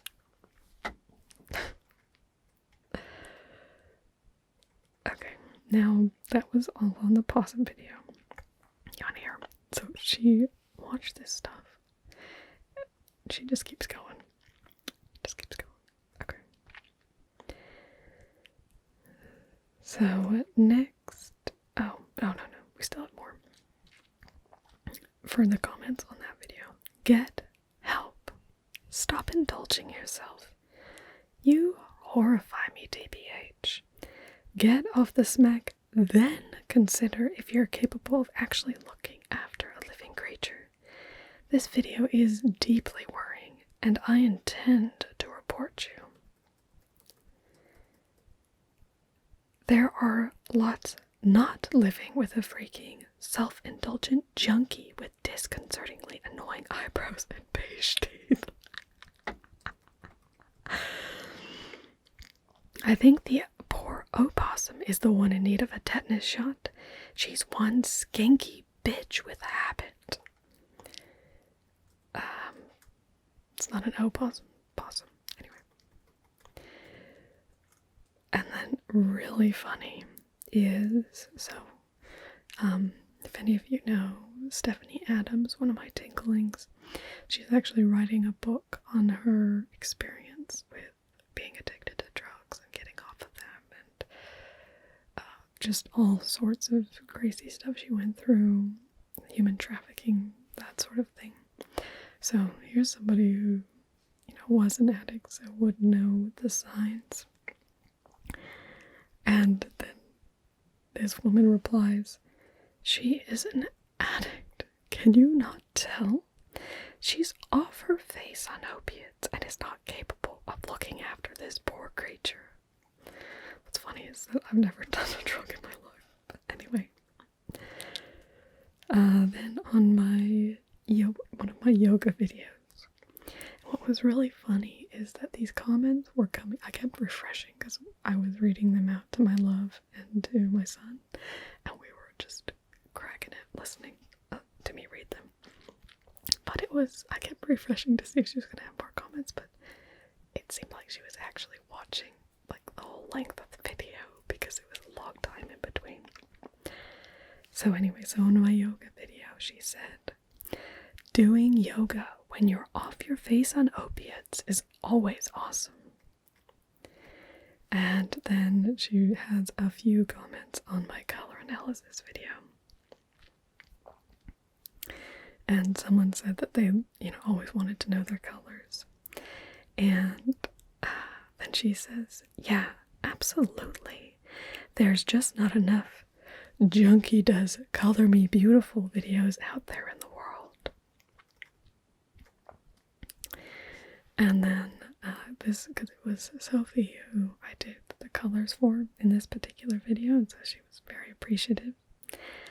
And so then this woman responds that she says, thank you, and it's my favorite. And then this woman says, me too, but for so many other reasons than you and poor old Sophie probably think. Deb Bradshaw would be in awe of this woman. I don't know who Deb Bradshaw is. This is actually quite astonishing, in that it seems like junkies can legitimately profit from their habit, recording utter drivel under the ASMR banner.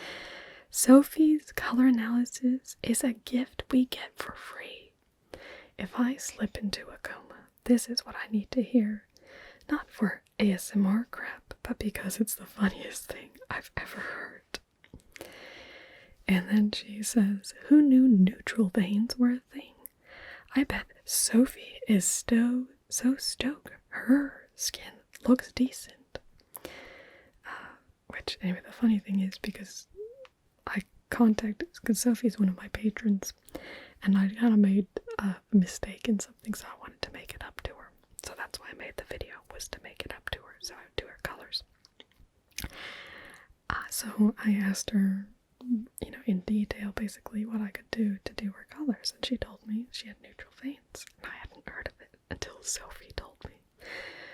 So me telling her that she had neutral veins was me just telling her what she had already told me, so that was funny. Anyway, and I bet Sophie is so stoked her skin looks decent.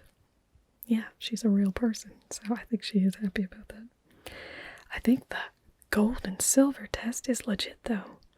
Totally can see how a camera looks awesome draped in gold. Lame. Do you actually watch any of these videos once you've come down off the smack? Do you ever even come down off the smack? And then this was a response to thawing chickens that he really liked that video, same video. Cook the chicken before you eat it. Raw poultry isn't good for your brain. You start thinking junkies sound amazing. She's obsessed with me being a junkie. Okay, and then this is her actual comment on that video, as opposed to her reply. I'm crying. This is absolutely hilarious and borderline legendary. Where to start? All of YouTube will undoubtedly be beating a path for this kind of analysis. Junkie Gives Color Makeover is what every guy or gal needs, right? The only thing that could make this even funnier was if the live mannequin in the background was fashioned to walk like an Egyptian. You should totally do that for your next consultation. That was her only comment I replied to, and I said, it's a good idea. I will do that. That'd be cool. Little walk like an Egyptian. Do I have? Don't know where that is right now. Otherwise I'd put it up right now. Next is my habits video, talking about the habit cycle, and it's a life coach. I'm crying. I can't believe you actually posted a video with the word habits in the title. Never has a word been more appropriate here. And we all know your habit involves more than farting in public, etc. And your reward comes from puppies. Your videos just get more and more awesome. Your talents and delusions know no bounds. Unsure what direction you need to take in life? Tingles the life coach junkie has your back. Feel confused about your self-image? You're wearing all the wrong colors, my friend, but you're in luck. Tingle's the color consultant is your go-to gal there, too. Do you clean your teeth? Tingle has an entire theory behind that little habit. Shame she doesn't appear to bother much with it. I brush my teeth every day. That's what the film in is Tinklewinkles. It's called Dirt. It's not actually, but anyway. And then she found my dark objects video where I had done my makeup, which I obviously never do. So, you know, the criticism I was more than open for on that because I thought it looked a little interesting, but I thought it was fun. I honestly thought it couldn't get any better, but then you went and posted this video. Color consultant, life therapist by day, Robert Smith by night. What a gal. I didn't know who Robert Smith was, but I looked it up and I thought, oh, well, I think his makeup looks better than mine. And, oh, sorry, I was wrong. I replied to one other comment she had. Another comment on the yoga video. I think you should do this video again with a Harry Potter theme. You know, like where you're dressed as Robert Smith, and definitely red is absolutely your color. It matches your veins. And I do actually, I've been thinking about trying to kind of adapt some poses to like Harry Potter magical poses so that you could do like Harry Potter yoga. So that's my dream. One day I'll do that. And then in designing a dress for you video, she says, yep, while you're giving me a color makeover, therapy, yoga session, Robert Smith impression, I'll take a custom dress too. Kind of something a drag queen from 1984 would wear. Even the life mannequin is gesturing towards the door in mute desperation of being trapped in your opioid-induced delusions. She's the gift that keeps on giving. Okay, did I miss? Okay, no, I did that one. Oh, and then she had one more comment on the color analysis. And then she replied to someone saying, please tell me you're kidding, to that person. This is the stuff of my comedy dreams, you know, because they liked my video. So, that was very, very funny. I had a huge chuckle in response to that, so I hope you enjoyed hearing some of my mean comments along with my when people don't get ASMR. Thanks for joining me. I hope you had a good laugh, and I will see you tomorrow. Goodbye, my ticklings. So what do I know about you? I have an inkling of whether or not you're subscribed to me, where you're from, your gender, your age, and how you got here. Hello to all my tinglings, or you random ASMR watchers out there, because I know that both of you are watching this video right now. That's right. Today we're going to be talking about what I, Flyby, know about you. So this all comes from my analytics from within YouTube.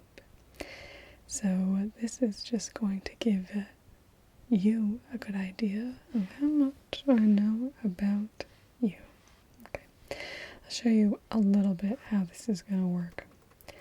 We got a little teaser there at the beginning, so I know that probably about 56% of you right now watching this are not subscribed to me. And let me say, this is something that can be immediately rectified by going down and hitting subscribe. But of course, that means that 43.9% of you are already subscribed and getting access to every daily video that I do. And I'm sure, well, I hope you're enjoying it, although the average number of views that we get per person on the channel is 2.4. So, maybe you all don't enjoy me that much. Just kidding. I'm sure there's a lot of people who click on. I'm sure a lot of that's from the not subscribed clicking on. Maybe my voice doesn't jive for them. Style, whatever. Don't worry, I don't feel bad. So, you are more likely a woman. 58.3% chance that you're a woman. And 41.7% chance that you're a man.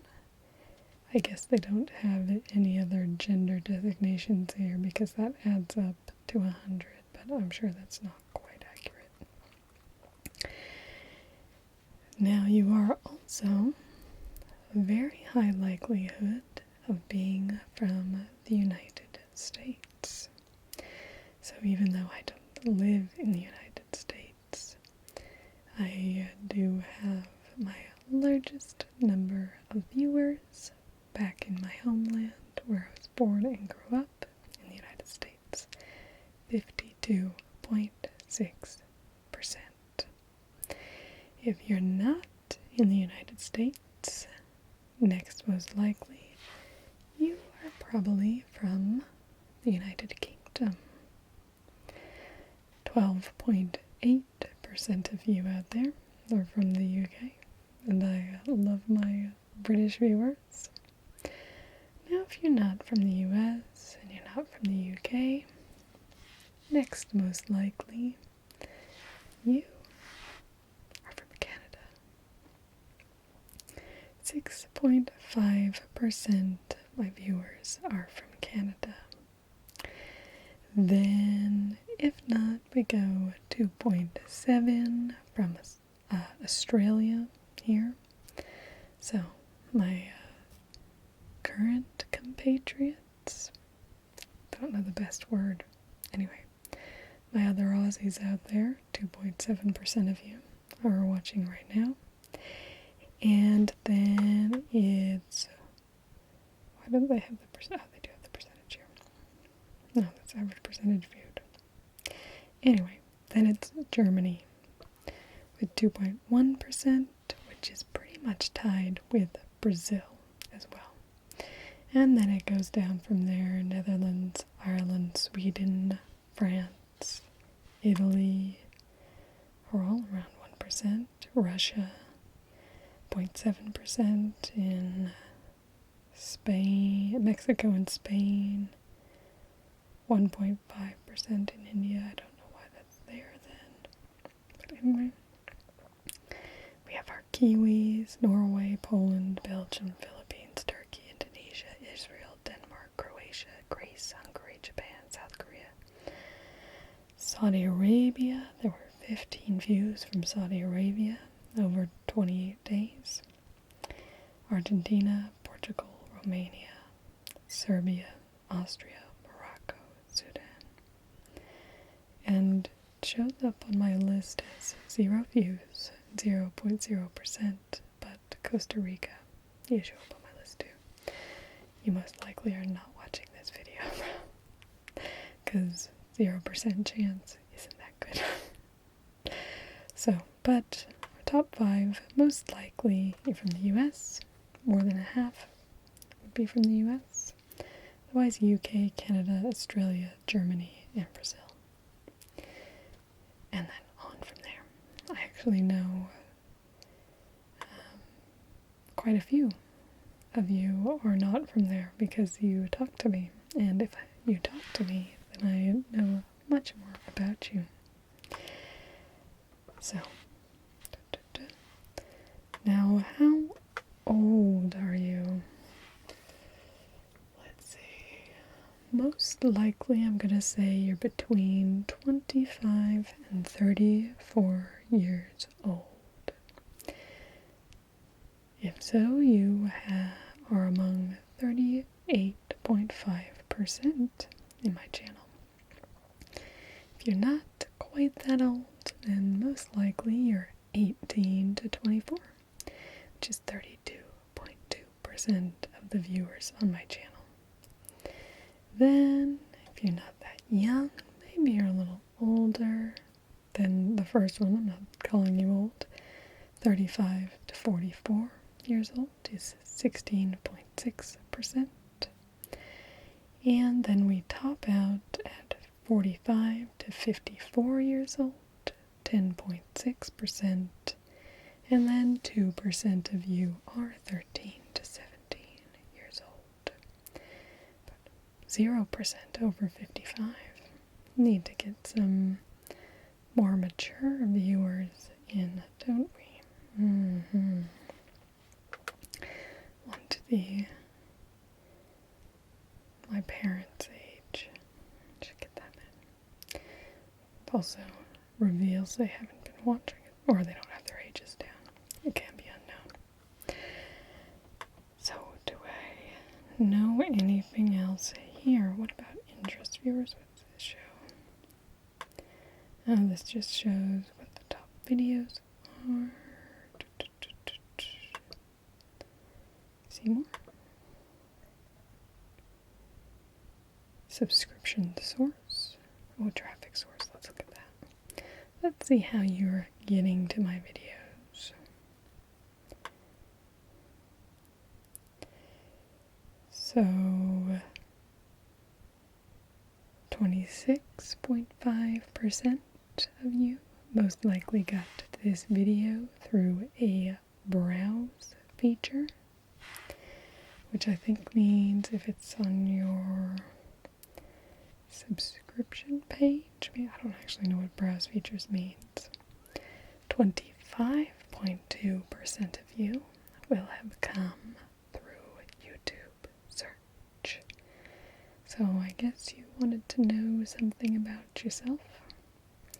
Well, I knew you would come here by search, or one of these other ones, but 25% of you came that way. For 15.2% of you, this was most likely a suggested video. And my videos are most often suggested on my own videos. So you probably found one of my videos, or you're subscribed to me. 40% chance of that. And then you saw it in a suggested video, thinking, oh, what does she know about me? Well, not that much, obviously. I know a little bit. We also have 13.3% who probably plucked this off of my channel page. Or 6.9% who have come here through a playlist. And 2.3% will have come here from an external source. Let's see what sort of external sources we can expect here. Well, if you came from an external source, which is only about 2% of you, but to find out about those external source people, let's dig in a little more. 30% coming from Google search. 2% from Facebook, 1.6% from Reddit. Are these actually going to add up? DuckDuckGo.com, Facebook Messenger. Somebody's sending messages with my videos. Very honored. YouTube, Gmail, the Safari app, Bing, Yahoo search, Ecosia. Is that the candle place?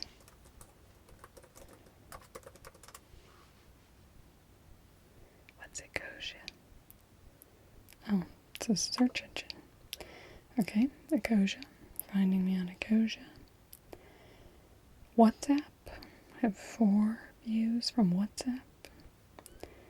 3 from Twitter. Twitter's there. And 1 from Instagram. I am very, very up on my social media, aren't I? But anyway, so that's where we're coming from externally. So if you were the quintessential Tingles with Flyby viewer, you are not subscribed to me. You're female from the US, between 25 and 34 years old.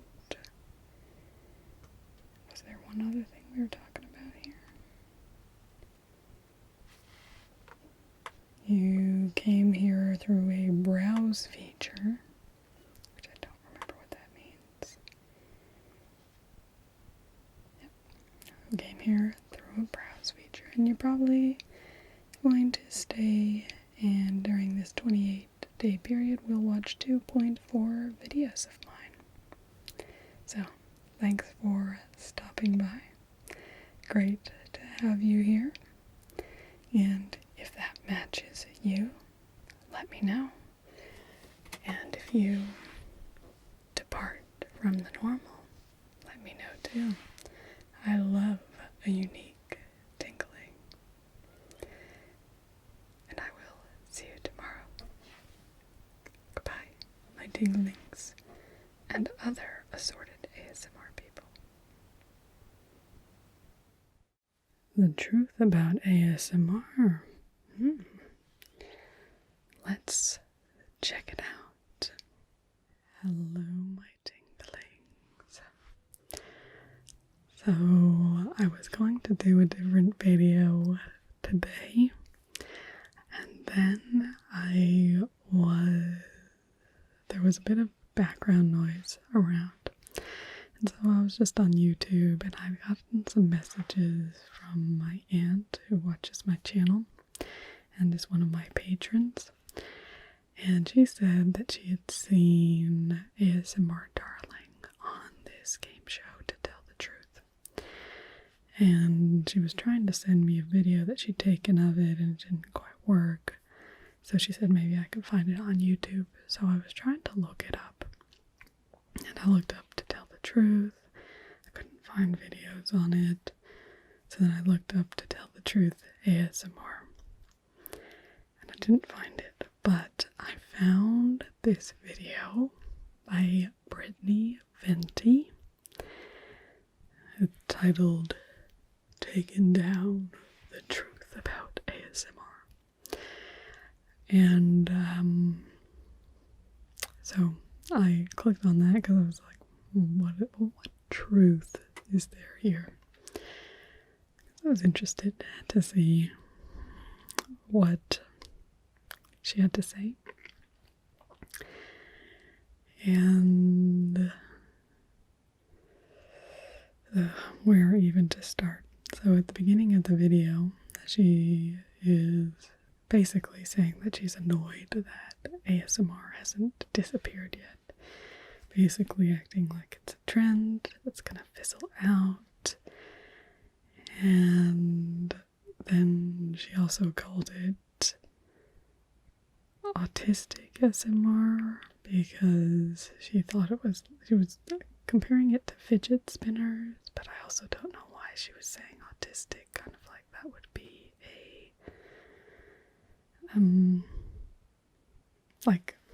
be a bad thing.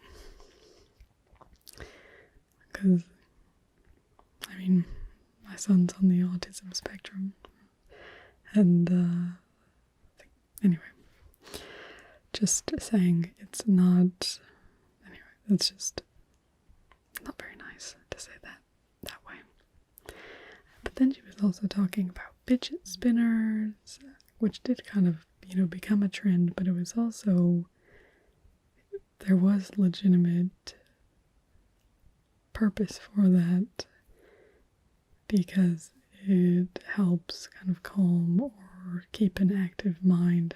Anyway, I'm not here to talk about fidget spinners, but I just thought kind of a bit off base there. So her main thing, okay, then the next thing she said was that, if you watch an ASMR video, you're not going to be entertained, you're not going to learn anything, and you're just going to be comforted. And I take issue with pretty much every single part of that sentence. So if she thinks she's not going to be entertained, she's obviously never watched Southern ASMR sounds talking about Lynette, well, being Lynette. That's very entertaining. If she thinks she's not going to learn anything, she's never watched Let's Find Out ASMR, The French Whisperer, or may I even say myself. It's not my own, I'm a Jill of all trades. I do everything. But, there are people who focus specifically on educational ASMR. So, it being a subgenre doesn't mean that you can't learn anything. But the most problematic part of that statement that I found is that somehow it's supposed to be considered wrong that you might just seek something out for comfort. And it's, somehow better if it's educational or entertaining, but if it's just for comfort, then you're kind of wasting your time. And I think that's completely wrong and a really poor attitude to have towards life.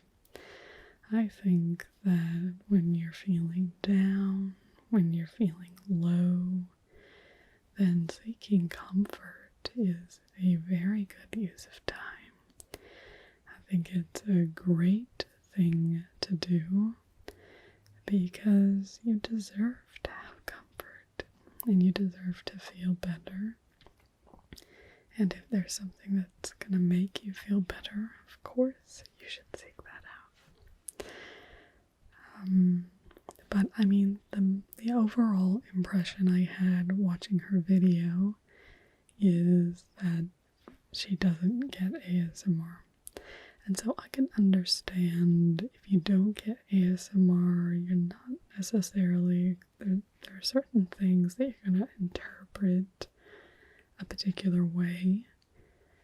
If you don't look into it a bit more, you see lots of female ASMR artists are very prominent and not very many male artists.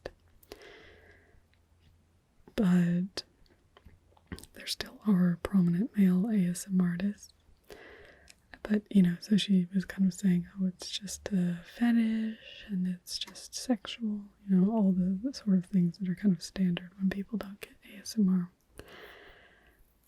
But to me, I think there are reasons, if you dig deeper into that, why that's likely the case, why you do tend to see more female ASMR artists. The first thing I think for that is I would anticipate that a lot of early experiences with ASMR are with our mothers. It makes me think of being held as a baby, being cooed over,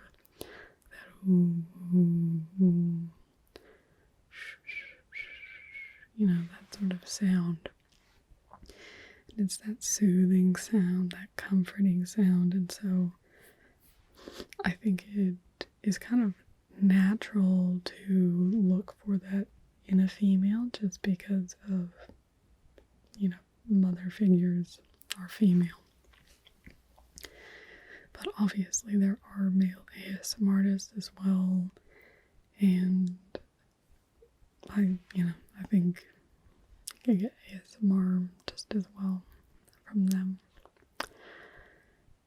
And it's because it's more about the sounds, and it's more about finding an avenue of comfort and, how that works. But the other thing that really annoyed me that she said was that it's just all basement boys watching all the ASMR girls. And that annoyed me because, well, if I look at my viewer base, it's 50-50. Like, there's no gender divide. Even on my more feminine directed videos, men seem to show up and watch as well, which I think is great. But so you have, 50, like I have a 50-50 divide. I don't have 90% men. And she then was accusing people of pretending to get tingles to be accepted into the movement, or to, be able to get into the movement, or that sort of thing. And I just thought that was, as somebody who does experience tingles, it sounded ludicrous to me and just crazy. So then the other thing she said is that ASMR takes no skill. And anybody who's new to my channel, you may know I don't do sounds videos, really. It's not my thing. I always need a voice guiding me through my ASMR experience. But I don't look at sounds videos and think, oh, that takes no skill. I could just sit down and make a sounds video that would just blow up like that. Because when I watch those videos, I think, oh, they've got a level of production value there. They've got an aesthetic that's there, the camera angle, everything like that, and then how you've positioned. And whenever I try and make sound videos, it's also overwhelming how easy it is to make sounds that are too loud. So I definitely don't think that it's not a skill, and it was evidenced by her pretend ASMR that a lot of the things, there were a couple moments where she was, quieting down to a whisper, and I thought, oh, that could almost go somewhere, but then interrupted by an incredibly loud sound, and I think you don't get it. It's also for myself, the cadence and tone. I always feel like I'm trying to improve my craft, always trying to figure out new scenarios that we can use, something that's kind of different than what we've done before, but that can still be just as comforting, kind of that balance of novelty and comfort to make it interesting enough to engage the brain, but calming and soothing enough to hopefully give you some tingles. And so I don't think I've ever looked at another artist and thought that they don't have any skill. Even, I don't mean even, but, really large ASMR artists who've blown up. I'm like, okay, that style's not necessarily my style, but I can see a skill in what they're doing. So I wouldn't ever say that they're not skilled. Because she just took a thing and she was just hammering with a mallet. It was very, like, it was way too loud, it was way too fast, and it was just, anyway, it wasn't right. I could tell that. I'm not a big sounds person. I know what type of sounds would induce ASMR. Well, for the most part, sometimes people might have a random thing, but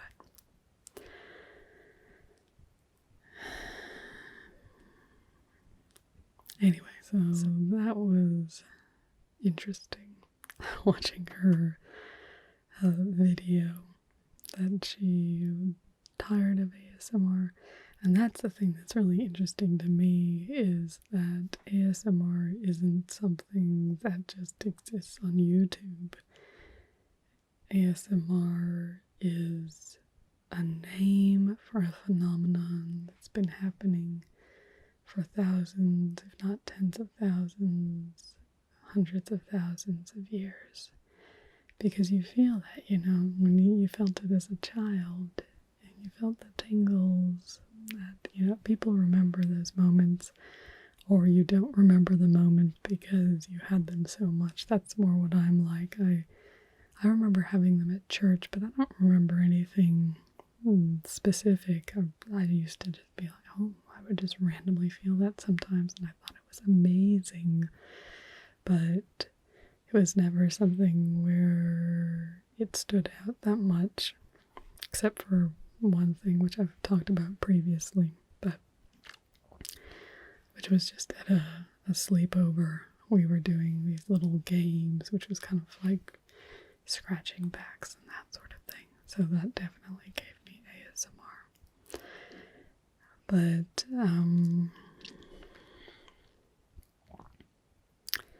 yeah, it's definitely real. But when she said that people were pretending, I was like, no, it's definitely real. But anyway, so that is the truth about ASMR. It is real. It takes skill, and you can be educated, and you deserve comfort. You deserve a daily dose of relaxation. Goodbye.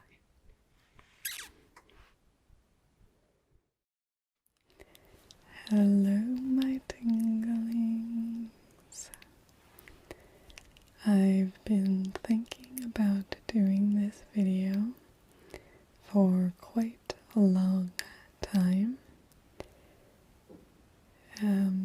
but I guess I haven't really gotten around to it, but now seemed as good a time as any.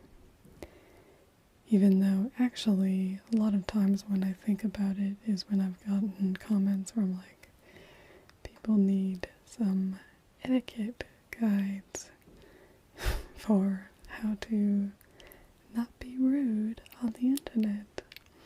But I haven't actually had many rude comments lately, which is probably why I'm actually more in a place to make this, because it's not a kind of rant, more just, because I think there are some things that can be helpful to people, not just people who are probably trying to be rude in the first place. So some of this advice will be a bit generic, so that I think would apply for a lot of ASMR artists or YouTubers that you interact with. And some will be specific to me. This is my channel, so I'm going to tell you what I think and how to get the best out of me, I guess, from your comments.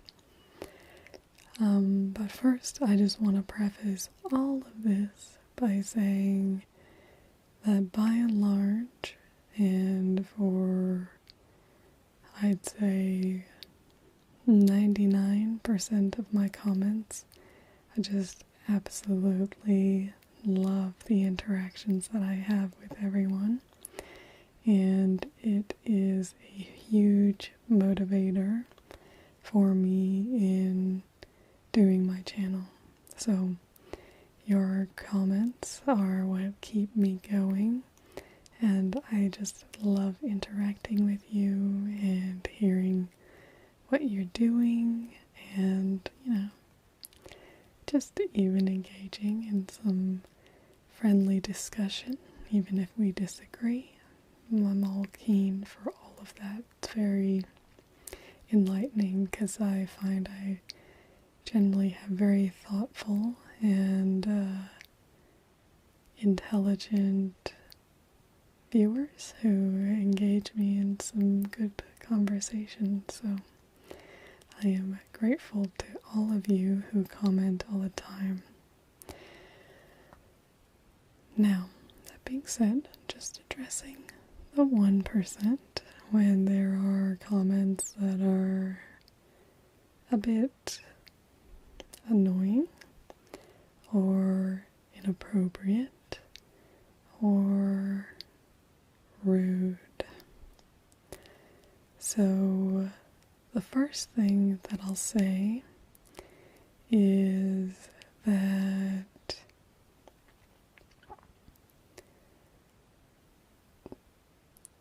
our society, what do I want to say? Basically, if you don't have something nice to say, don't say it at all. And I mean this particularly when it comes to appearance. And I've seen this across all different channels. ASMR artists, not ASMR artists, people trying to give advice to somebody on how they could look better.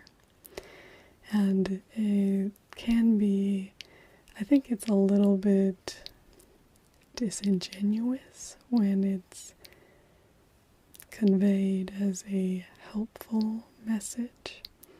And I think many of you know that an ongoing saga for me is people commenting on my eyebrows and, wanting me to do something with my eyebrows. So, yeah, just, you may think you're being nice, but you're not.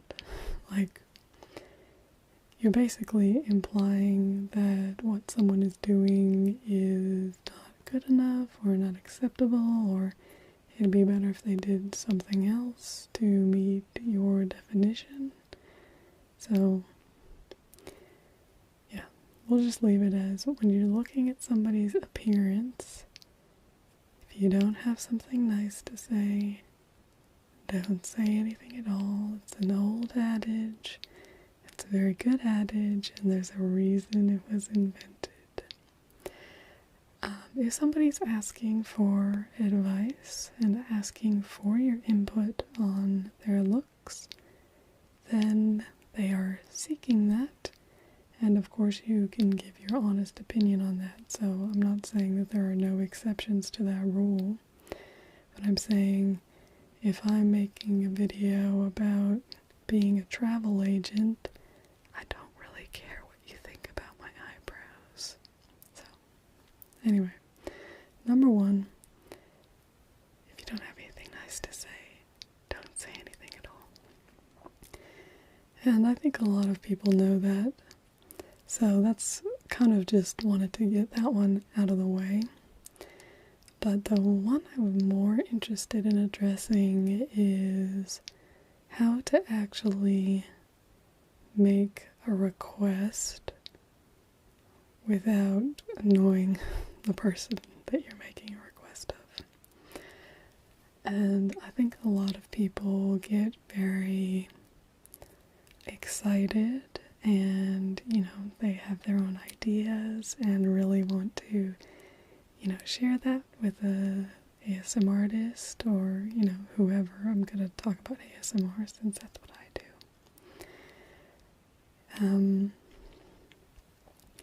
And I think because it's on the internet and it's on YouTube, people can forget their manners a little bit. And so you can come off as rude. And so with this, I don't think most people intend to, like, when people are giving, you know, suggestions or input on my channel or videos that they'd love to see, I don't think that anybody's setting out to piss me off, you know. And so when that happens, I think it's just more so that people are getting caught up and not realizing that you kind of do still need to have manners on the internet. And I'll give you a better idea of what I mean. So a good example is a while back I did videos that were some fact videos for some sport teams. And it was my first time doing them, and I was kind of like, oh, we'll see how people like these, and if they like them, maybe I'll do some more. So I said, hey, if you have another team, let me know who you'd like me to do, everything like that. So I got a lot of really nice comments like, oh, I love the Dallas Cowboys, I'd love it if you did them, or, you know, something like that. That kind of comment is great. It's acknowledging me as a person and that we are engaging in dialogue. But I had a lot of people who just put do X team, like, so do the 49ers or do USC or something like that. And it's really just, even if you say, oh, you know, 49ers please, well, that's a completely different context, because then you're treating me like a real human being. Like, this is not an ASMR machine and you just put your, you know, quarter in with whatever and then I just shoot the video out that you want.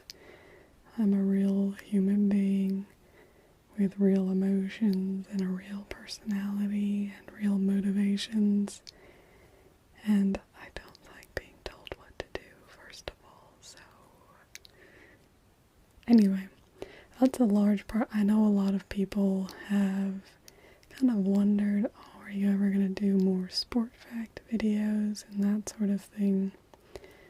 And that's a large reason that I've been reticent to, because even though it's been a long time since I've done one, there's still probably the highest percentage of comments that annoy me come from those videos. So it's a net negative for me to do them, just because people are very just inconsiderate, I guess, in the way that they ask for things.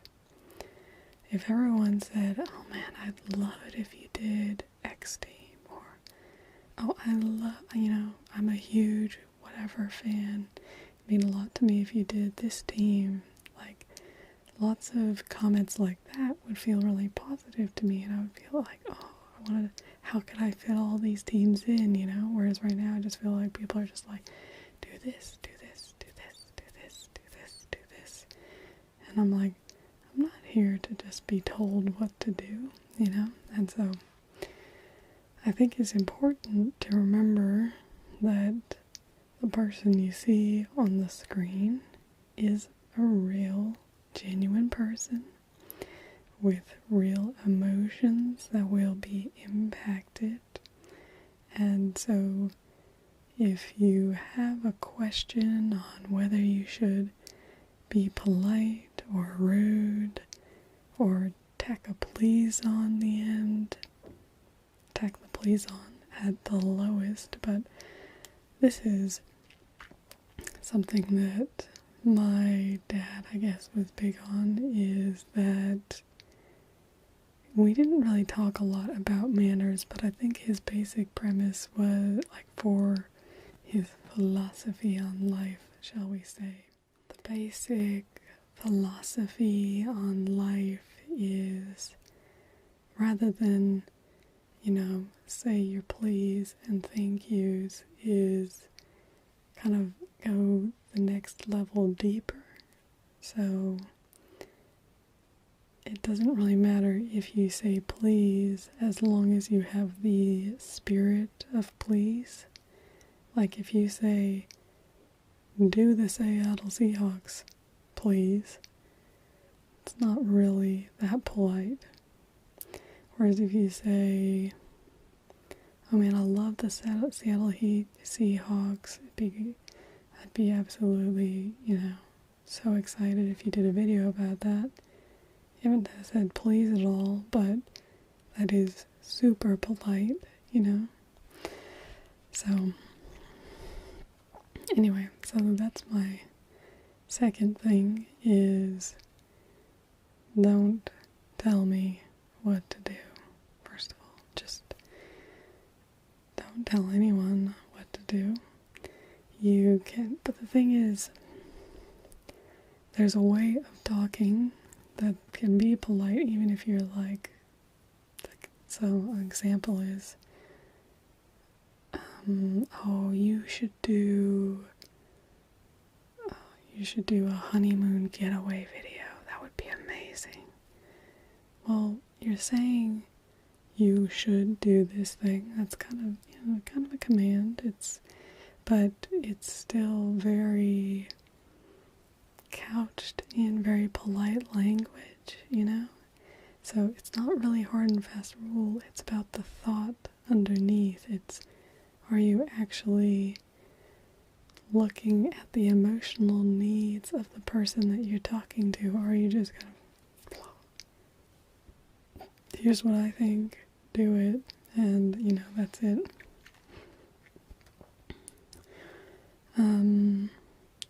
The third thing that I'll say is that it's important to remember that nobody owes you anything on YouTube. So this was really only one particular person, but there was a person who really was excited about a particular type of video, and I told them that I had some plans to do some, but it was going to be a few months. And then after about 3 weeks, this person just basically started hammering me with comments, following up. Oh, hey, when's this coming out? Oh, hey, when's this coming out? Hey, you promised you were going to do this. You said you were going to do this. And so, for me, if I'm doing a video, the place I always want to come from is a place of care and love and excitement and, sharing something I'm really, just happy to do for all of you. And so when somebody's trying to take me to task for videos that I said I was planning to do, but I didn't make any promises. I didn't say I promise I'm going to. I just invited into the process that I'd already been planning to, basically. And as I said, there's ways to do things. It's not about wondering about a particular type of video. I have plenty of people who ask me if I'm going to do more Zelda videos, and very, very polite and very understanding about, me and how I go about things. And so I'm not saying to not ask follow-up questions. I'm just saying there's a way to do it. So basically, don't come from a sense of entitlement. Understand that I don't owe you anything. If you aren't the only exception to that is, I have patrons who do actually, pay money to me, donate money to me, particularly every month. And there's particular things that I have promised to do. And so those are the only people that I actually owe anything to. Those are the only promises that I've made. Everything else is I'm telling you what I'm doing, and, that's how it is. I do daily videos, that's what I want to do, I always want to, but anyway, I am hoping, that in 50 years that I'll still be doing daily videos. But, I never know what's going to happen in my life, so that's not a promise. That's my plan for right now. If that changes, I'll let you know, but I don't owe anyone anything. Anyway.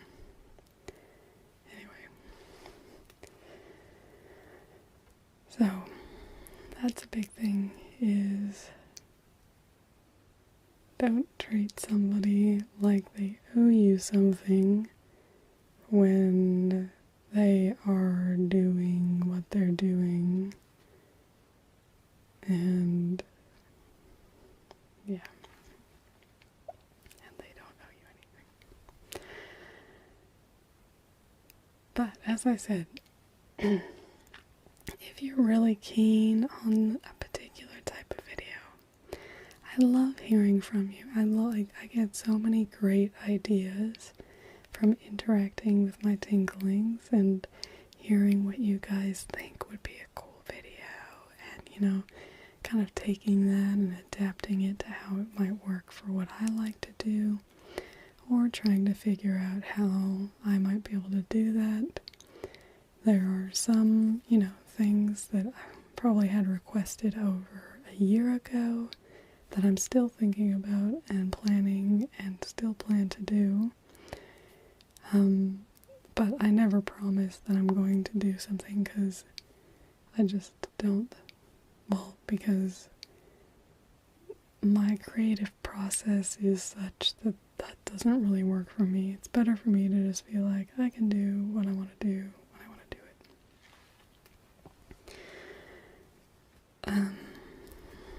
So yeah. But if you want to follow up and you're like, hey, the ones I've gotten lit recently have been about astronomy videos. But oh man, I love your astronomy videos. Can you please do some more? And I'm like, oh man, I haven't done an astronomy video in so long. I should. So that's really good, and I really appreciate that. And that's the thing. None of these things has to be negative. You can say all these things in a positive way if you just put a little bit of care and a little bit of thought into it. So, I'm trying to think if there was anything else I wanted to cover. Oh, the last thing is about being disingenuous, and this is a small subset and goes in a little bit to what I spoke about in my video about adult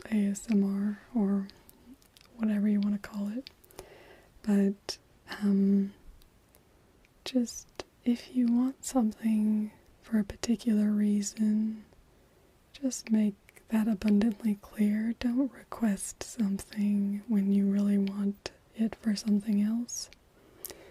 That's just creepy. So, that's just my little tip at the end.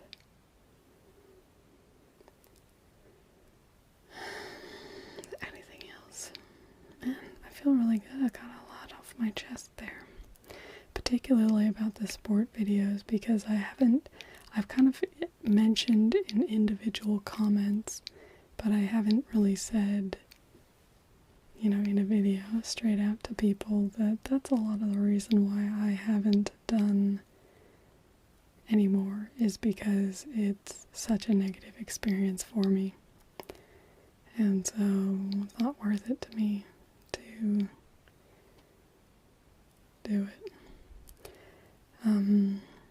I guess I could do some and turn comments off on those videos. There could be seepage onto some other videos, so. But I love my comments. Like, getting comments from you guys is my favorite part. So, I don't really want to turn comments off. I just want to encourage different behavior in my commenters. So that's why I'm making this video.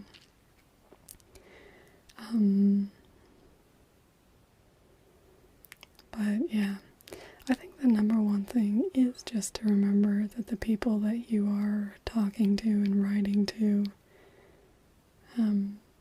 imagine it's your mom, imagine it's your dad.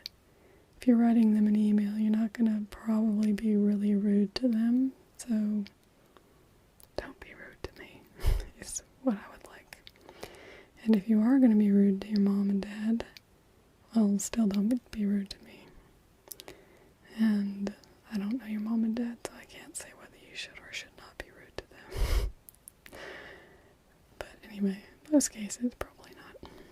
Doesn't usually get you very much. So, that, my friend, is my little tutorial on how to comment on YouTube. Number one, if you don't have something nice to say, don't say it at all in regards to people's looks.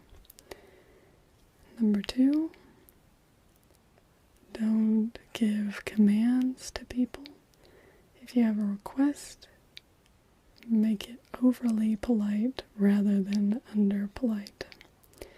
And number three is remember that nobody owes you anything. And so if you want to follow up with somebody to see if they're going to do a video that they talked about, be nice about it. And if they tell you to lay off. Also be genuine in your comments. Don't try and hoodwink people. It's just makes you look creepy. So, if you follow that advice, you will be my favorite tinglings, which most of you are already, and I love you very much, and I love hearing from you.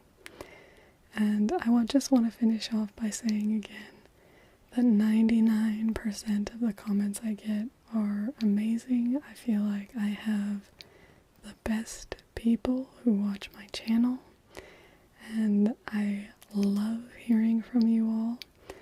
I feel like I meet somebody new almost, every week who just seems like an awesome person. So I am very blessed to get to spend, some of my time with you, and I would like to know more about you and what's going on with you and what you think. Oh, and there was one other thing I wanted to say, and that is, it's fine to disagree. I don't have any problems with disagreement as long as discussion is respectful and it's going to be respectful from my side. So as long as you're respectful, we can engage in a very respectful discussion about what we disagree with, and that's part of what refines my thinking. And that's, I don't have a closed mind and, finite, this is, the end of my philosophy and thinking. I'm always open to refining what I think and doing more research and having more thought about it. So if you disagree with something I say, I am more than willing to discuss that. Oh, that does remind me. The other thing, I actually really wanted to mention this because this is actually probably the number one thing I have. Because even if you're the nicest person, this does actually happen quite frequently. And it's that if I reply so if you say something like, oh man, I'd really like this, but I might not know exactly what you're talking about, so I might follow it up with a question. So it's really good if you click the bell and check your notifications to see if I've replied to your comments. Because if I've replied to your comment, but then I don't get a reply back, for me, if I haven't figured out what you meant, then that suggestion or whatever has just kind of gone over my head, and I don't know what to do with it, so it just kind of goes nowhere. But that doesn't mean I don't care about your comment. It's more so that it doesn't really convey to me that you care about it if you aren't replying back to me when I'm trying to, engage you in discussion. And then that actually reminded me of one other thing that I've been wanting to bring up, which I probably should have put at the beginning because it is probably my number one kind of pet peeve. It's not a huge deal, but if you're going to make a comment about a very particular time in a video, so most often this happens if I get a fact wrong in a video. Somebody will be like, oh, this is wrong. Well, my videos are usually at least 30 minutes long. I probably recorded it about a month ago. Sometimes it's more recent, but a lot of times it's a while ago. A lot of times people are watching this 6 months or 12 months later, so I'm not going to remember when it was in the video anyway. So if you are making a comment about a very particular thing that I say in a video, it would be invaluable if you put a timestamp in there. And I really wish I would have said this at the beginning. Anyway. Maybe I'll put it at the top of the description. Anyway, so it just makes it so easy, particularly with ASMR videos, because they generally are very long, and a lot of times they're a bit more unscripted. That is very helpful. Then I can go back. Sometimes it's people mishear what I've said, or sometimes it is I've gotten something wrong and I just had a bit of a brain fade, or, something I got wrong and I didn't know, and I can take that on board. And I'm happy to do that, but I kind of get stopped in that process if I can't even figure out what I actually said in the first place. So, timestamps, invaluable. So, yeah. Timestamps are great.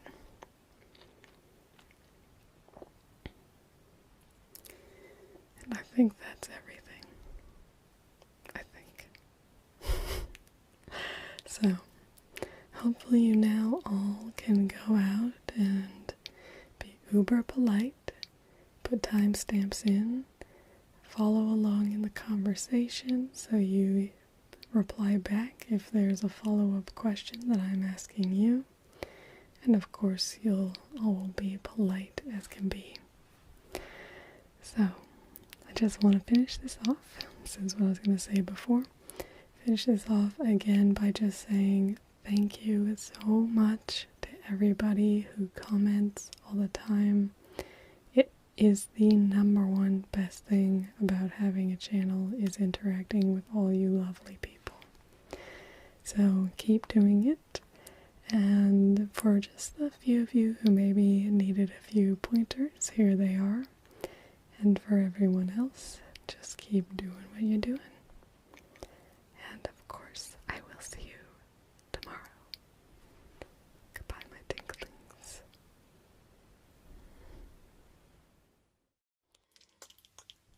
Imagine being back in 1870. And you're doing what you've done. You've seen your father do, your grandfather do. Going out into the wood, which you know you don't own. But this is what everyone does, to cut a bit of firewood to keep your house warm in the winter. Only this time, you find out that what you're doing is illegal. What your grandfather and father did, which was legal, nobody ever tried to go with them. And suddenly, this is illegal. How does that sit with you? Hello, my tinklings. I have been reading this fascinating book. It's called Crimes Against Nature, Squatters, Thieves, Poachers, the Other Side of the History of Conservation Parks. I don't remember the subtitle. It's called Crimes Against Nature. It is a historical book. It's nonfiction, talking about 3 case studies. And I'll probably primarily focus on the first one, but they're all very interesting. Talking about the formation of the Adirondacks Forest Preserve, the Yellowstone National Park, the first national park in the United States, and then the Grand Canyon National Park. And what's really interesting for me as somebody who's in the field of conservation is to really understand resistance to conservation and why that happens. And to me also, I guess, it's made me think about if the way that we go about it really is the best, which is something I've thought about in society in general, but not necessarily in conservation. So what's really interesting is there's this whole confluence of events that was happening around the beginning of New York State setting aside forest in the Adirondacks as a nature preserve. And the resistance is actually something I think is quite justified. These were people who had been living there for decades, if not, second or third generation living in this area, which I must also touch on. It does appear by this time that the Native Americans had been displaced, and that is another issue, and what I'm interested in this book doesn't address it for the Adirondacks. That's actually a really key part in talking about Yellowstone and the Grand Canyon, because at that point, obviously, European blow-ins, or however you want to call them, invaders, had pushed Native Americans off of the lands on the East Coast and generally had pushed people out into the more western areas. And so in this late 1800s time, when the beginning of the conservation movement was happening, it was out there that the scenes of interaction between Native American people and the government was happening as regards national parks, and not as much in the East Coast when we're looking at New York. But putting that aside for a little bit and just looking at it from the perspective of those living there at the time who had come over to create a new life. And obviously the children and grandchildren didn't have much of a choice but to be born there. And they were basically trying to live a subsistence lifestyle. They would go and cut what was needed for firewood, for building a home, and the general feeling among the community was that if it was to address your life, then it was okay. Even if, the land was owned by a neighbor, it was still considered okay to go and cut down trees and the like off of their land if it was something you needed, because it was understood that not everyone had access to forest and these sort of trees on their land.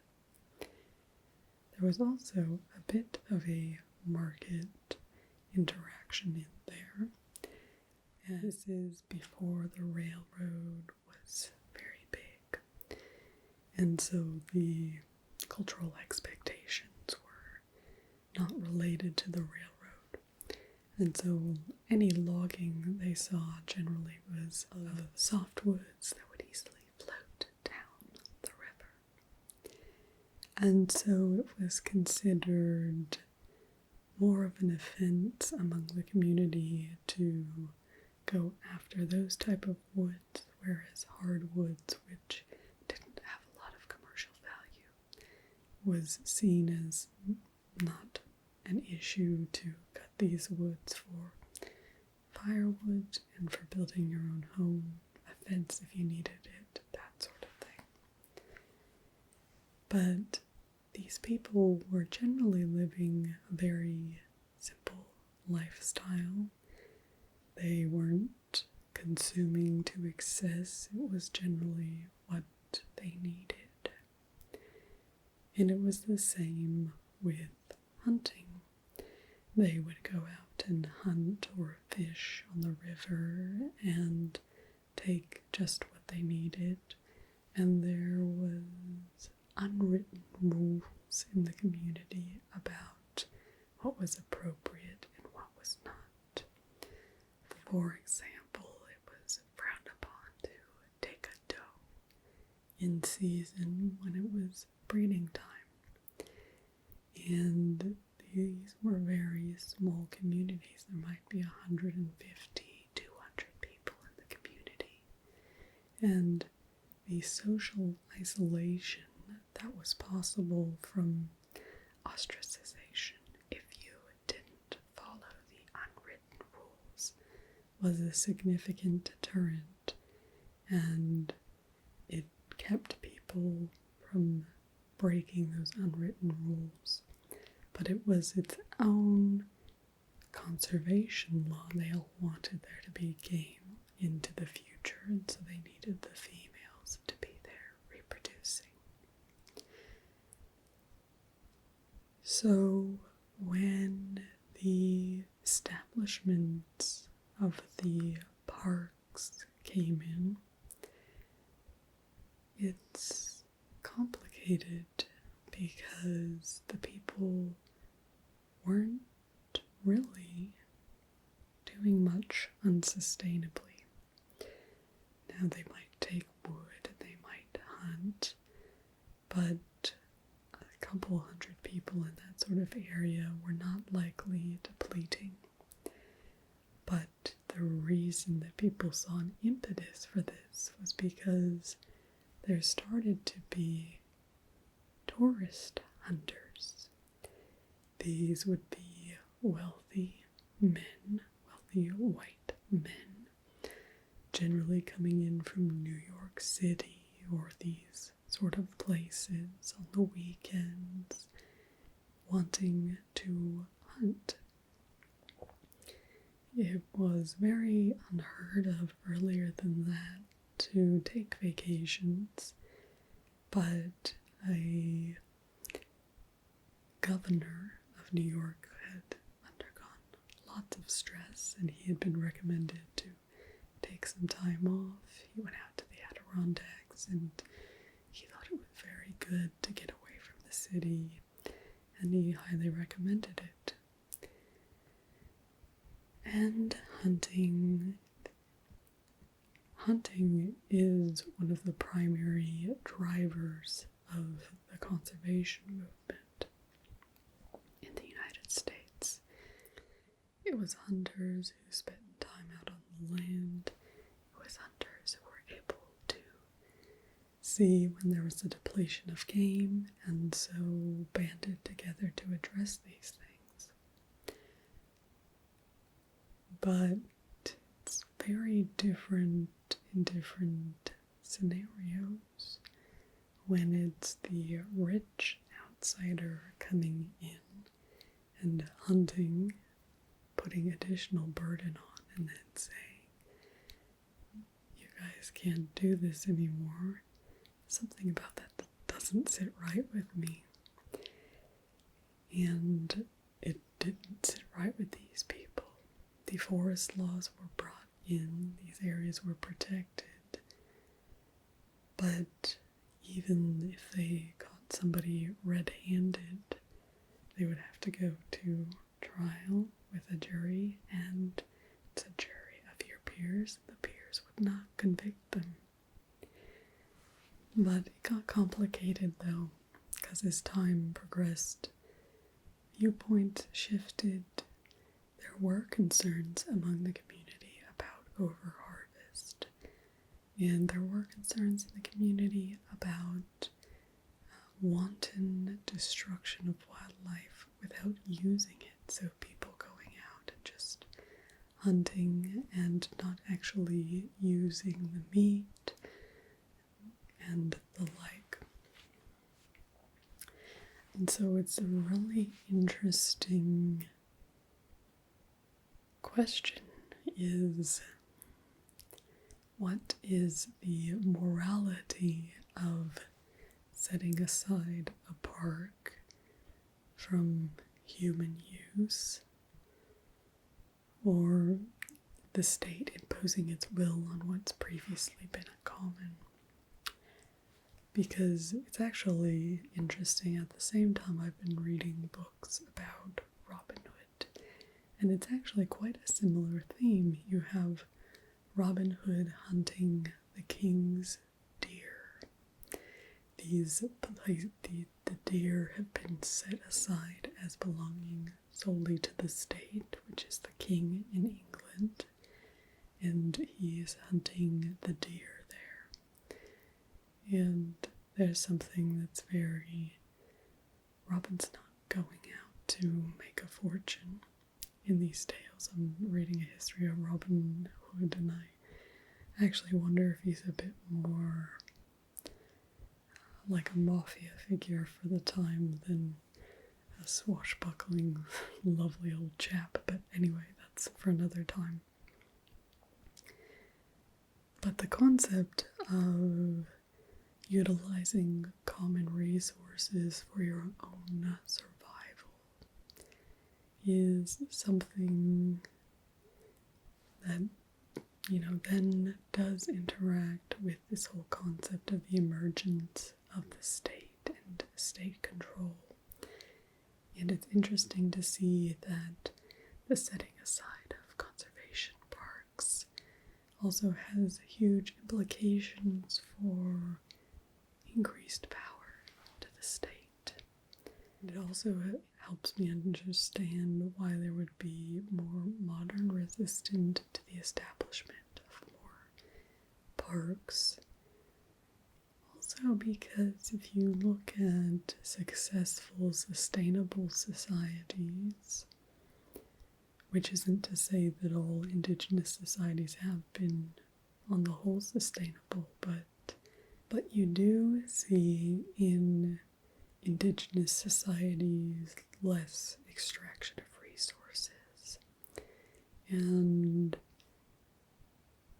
some are more sustainable than others.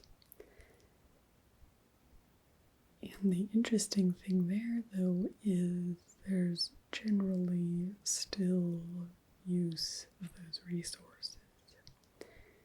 And it's not just locking everything away, this idea of setting everything completely aside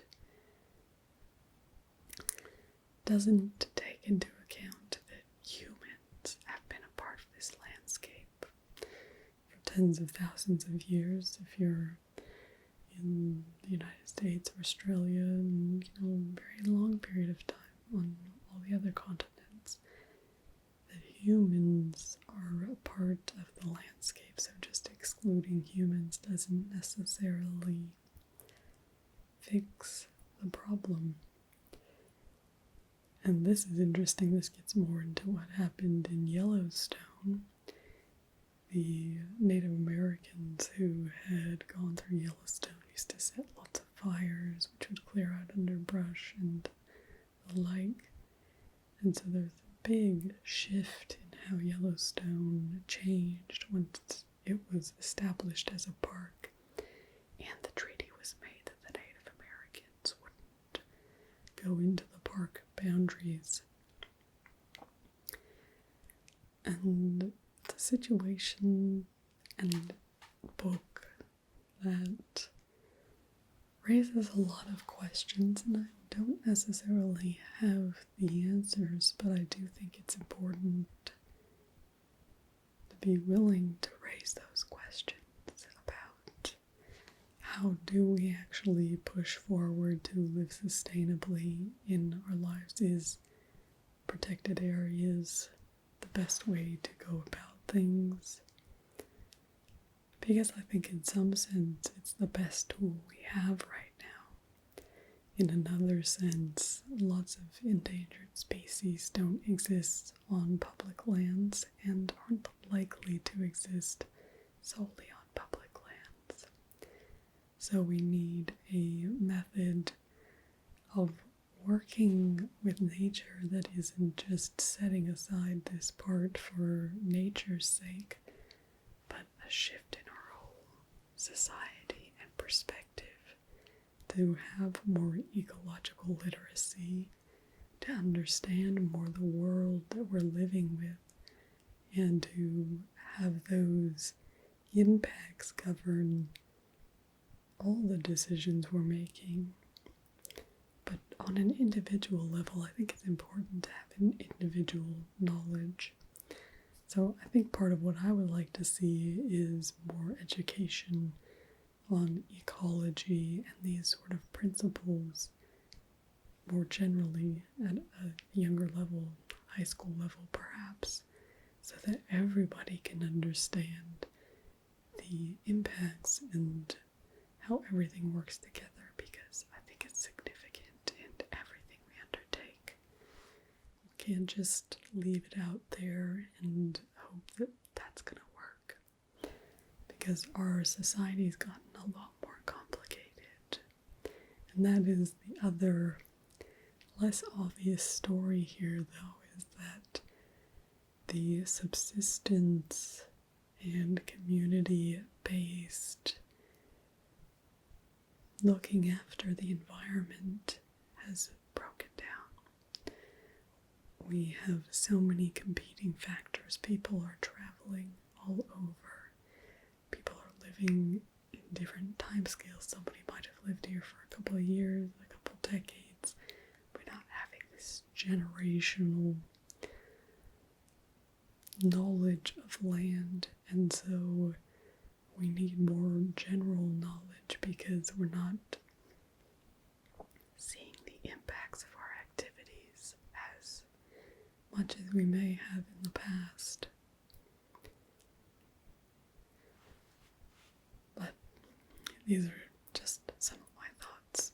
I don't know where I'll end up playing with it, but I wanted to share some of those thoughts because it's so different to everything I've heard about the history of the conservation movement. And I think it taps into me something that's very, I don't know if it's cultural or just inherent and innate, but this sense that you should be able to go out and make a life for yourself simply on the land. I think that's probably that early American ideal that's sitting in there, but connects, I think, to that European one as well, which I think ties into that Robin Hood one I was talking about.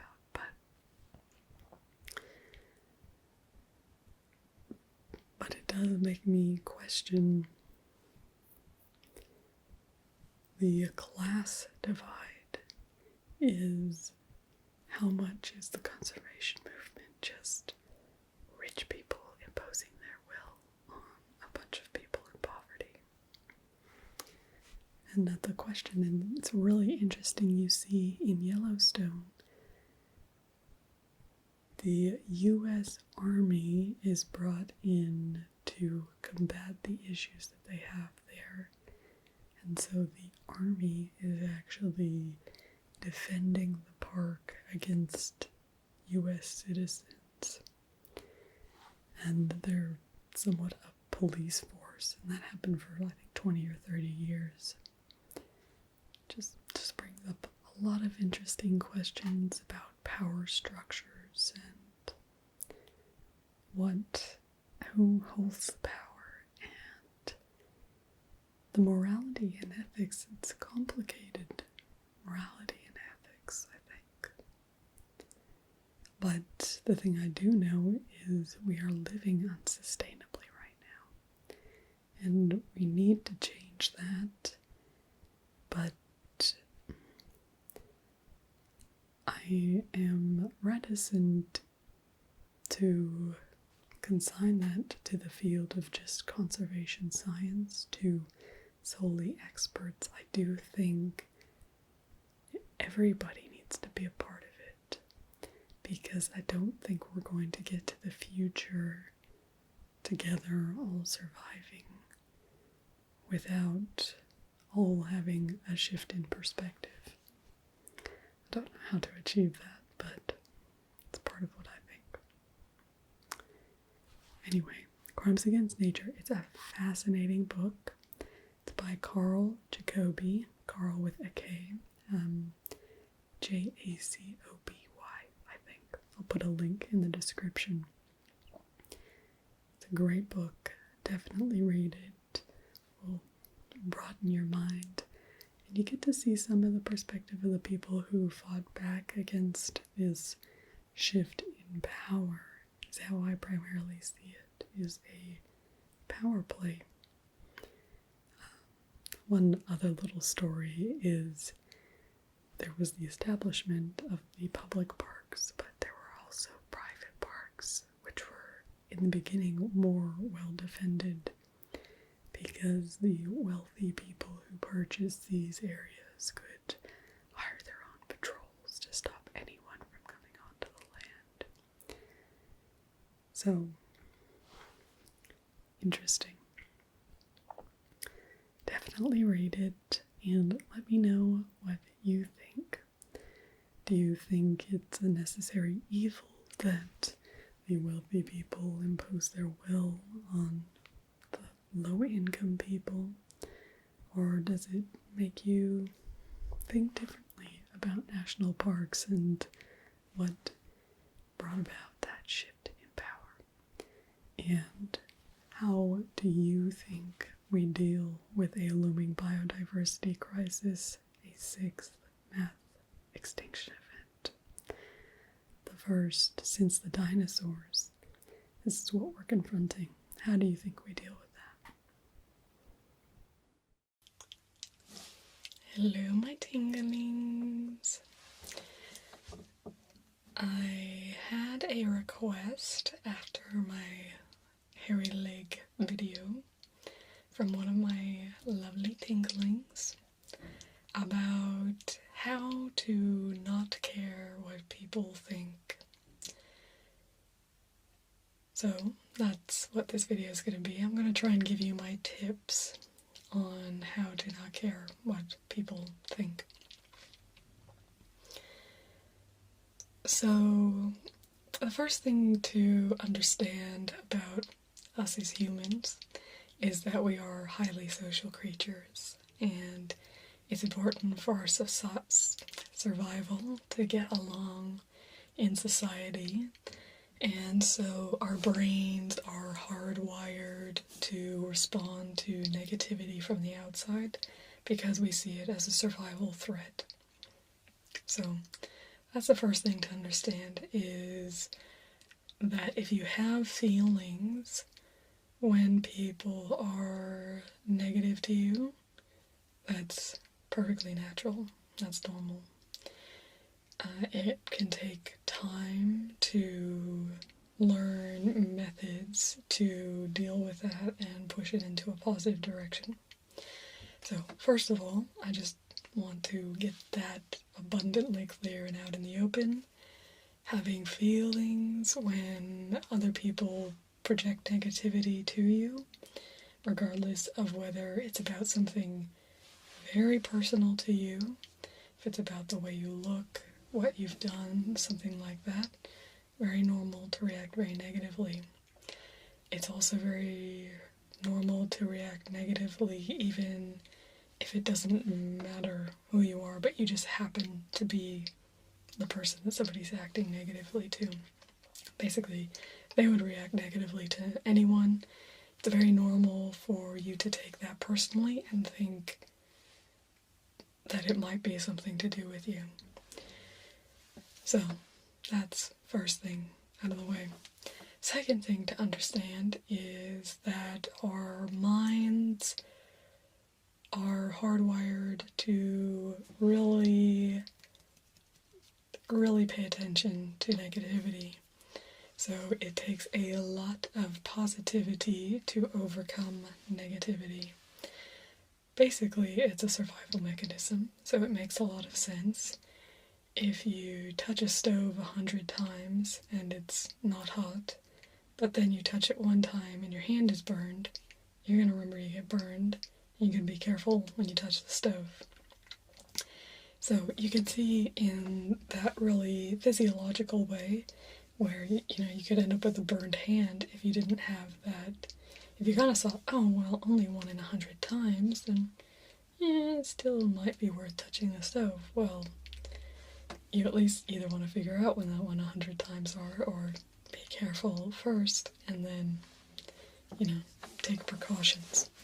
So that's natural, that's normal, that's part of our makeup, and so that's my first key point, is just, there's nothing wrong with you, it's very normal. I probably come off as very confident, very, sure of myself. I'm very happy with my decisions.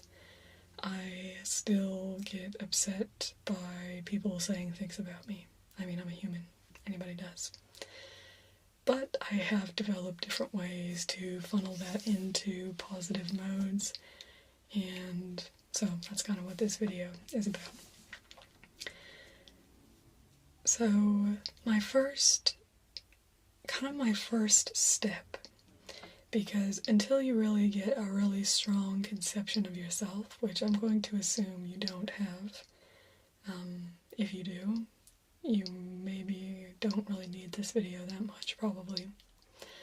So, if you don't have a strong conception of yourself, a lot of it can be that you don't value necessarily your own way of thinking, and so you're looking around outside to see, okay, what are other people thinking about me, to get your cues for what you should do or how you are as a person or that sort of thing. And the best way that I know to combat that is basically to kind of give it to it.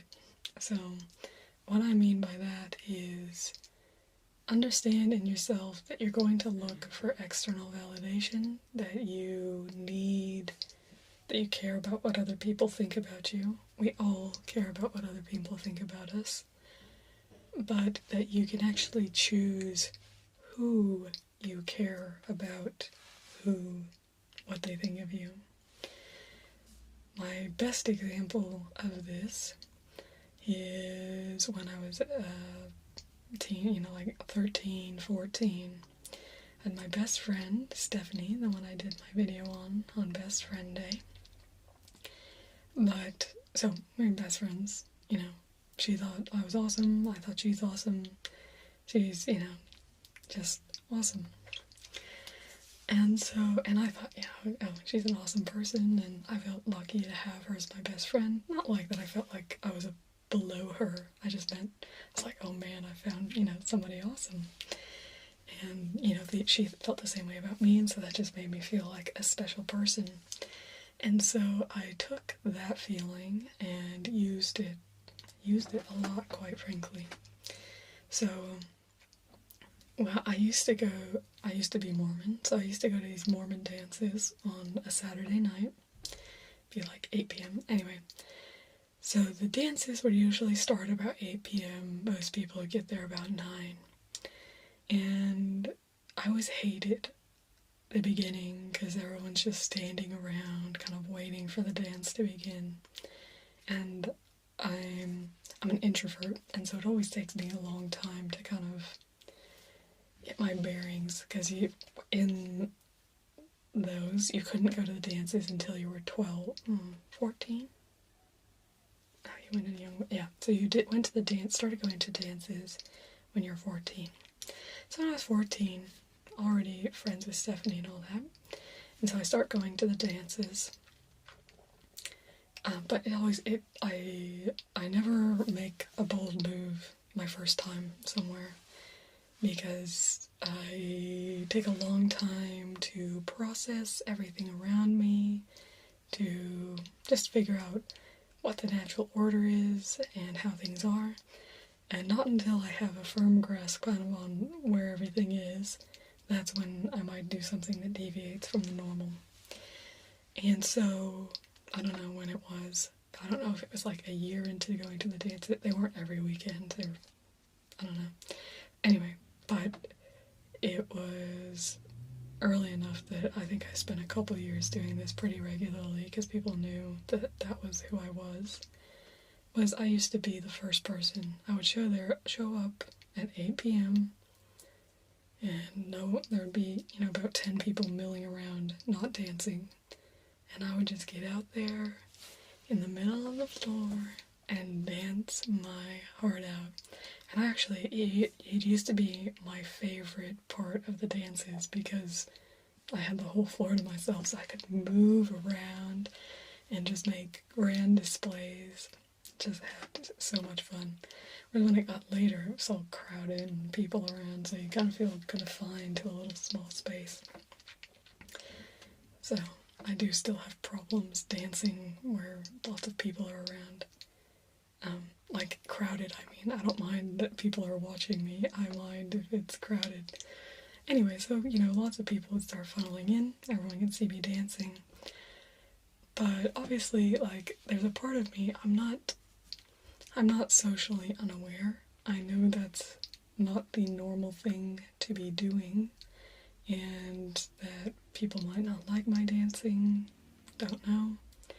But the thing that I used to do, whenever I got kind of those thoughts coming into my mind, I would close my eyes, and I would imagine that Stephanie was with me. Because if Stephanie was with me, she would have been dancing right along with me. And there were lots of times she wasn't able to come. She's not Mormon. Her mom had a thing about her going with Mormons, which I actually understand more now that I'm not Mormon. But anyway.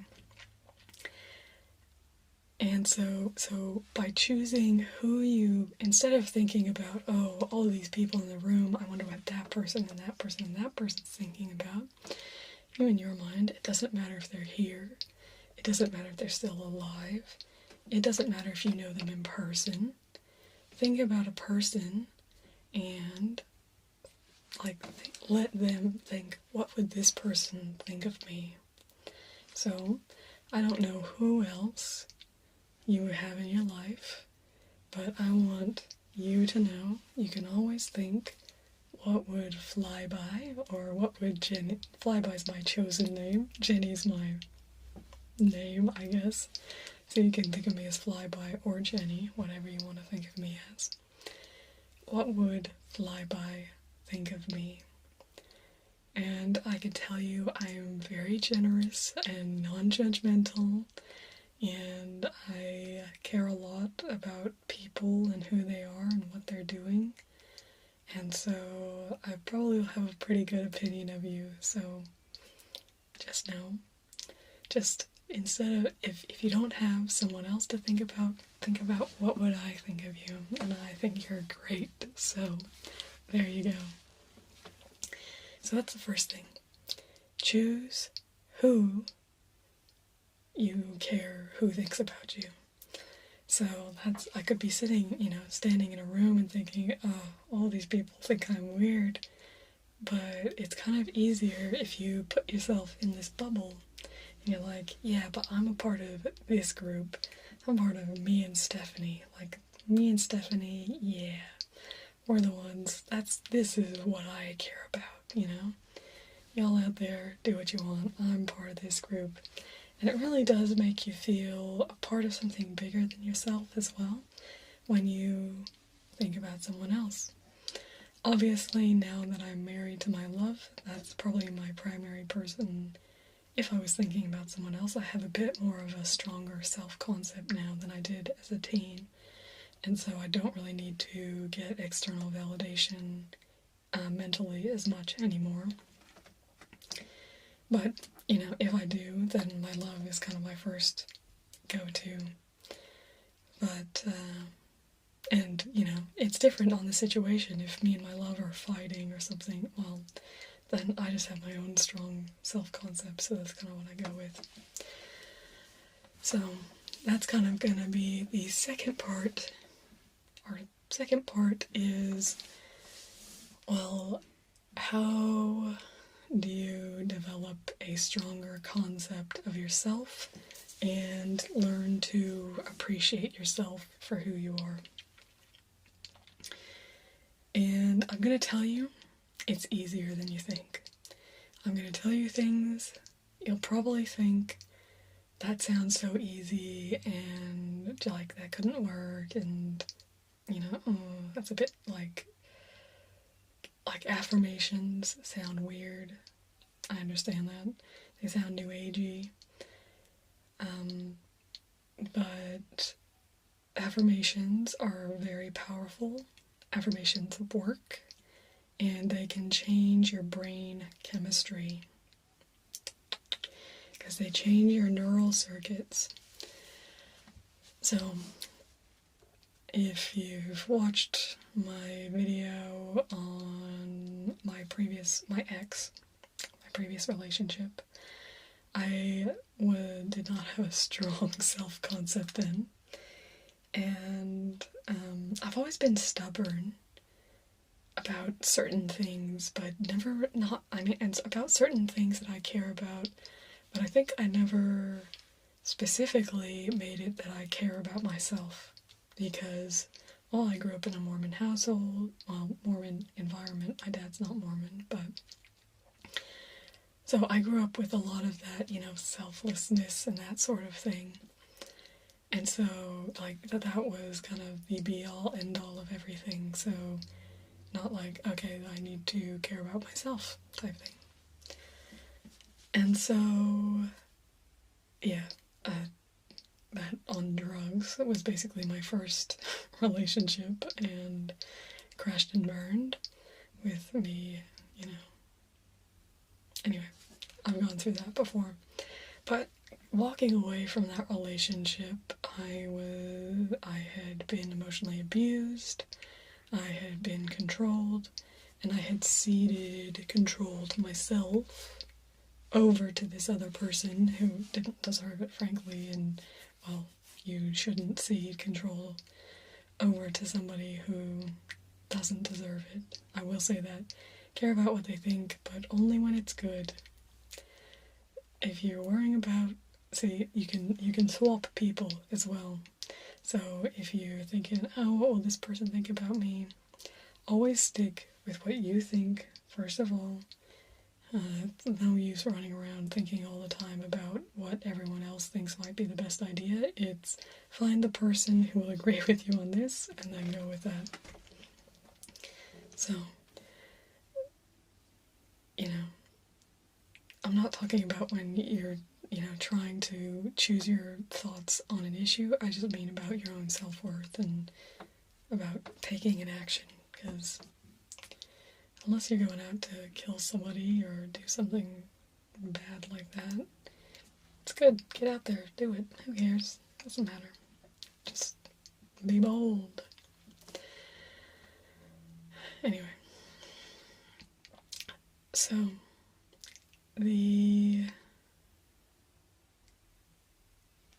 I was in a place, ceded a lot of control of myself over to someone else. And it was my ex, and so afterwards, crash and burn, and I was like, well, that didn't work, that was pretty dumb. And I read something about affirmations, kind of like, oh, I don't know, I'll try it. And so I put up a list of, I think, about 9 words. I wrote them with a dry erase marker on my bathroom mirror. I did it there so that every time I went into the bathroom I would see them. As I was washing my hands, brushing my teeth, doing whatever, then I would see those and, could think these positive things about myself.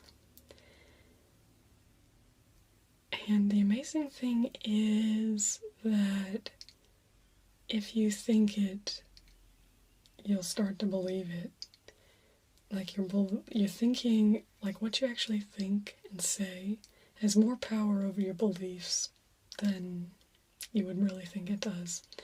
It actually opens your neural circuits and allows that belief to come through. So I don't care if you are like the greediest person ever and you never help anybody.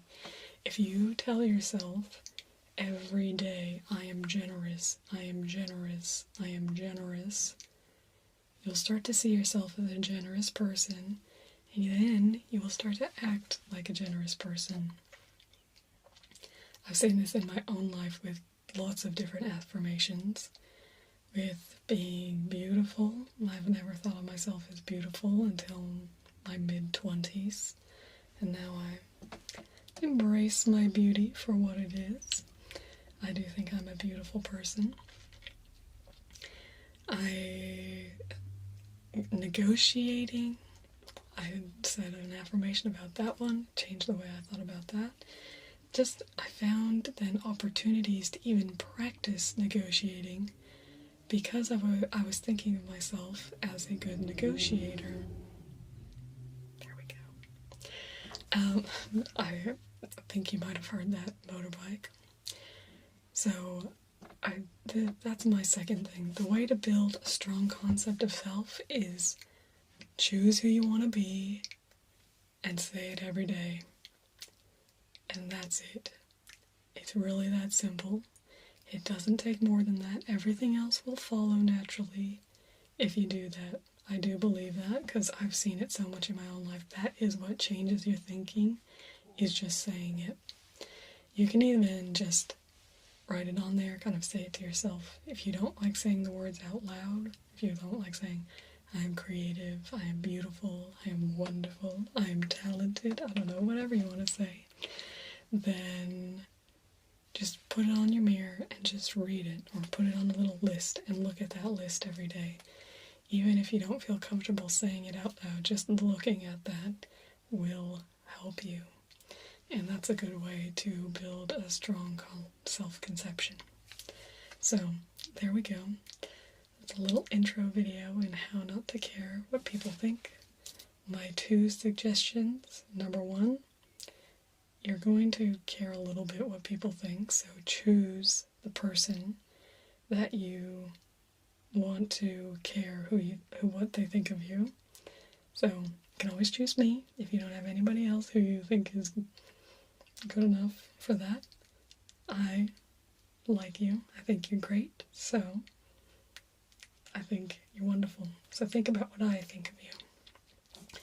Number 2, start to put positive habits in your brain in thinking about yourself positively. So write it on paper, write it on your mirror, write at least 9 words. That's my recommendation. 9 words.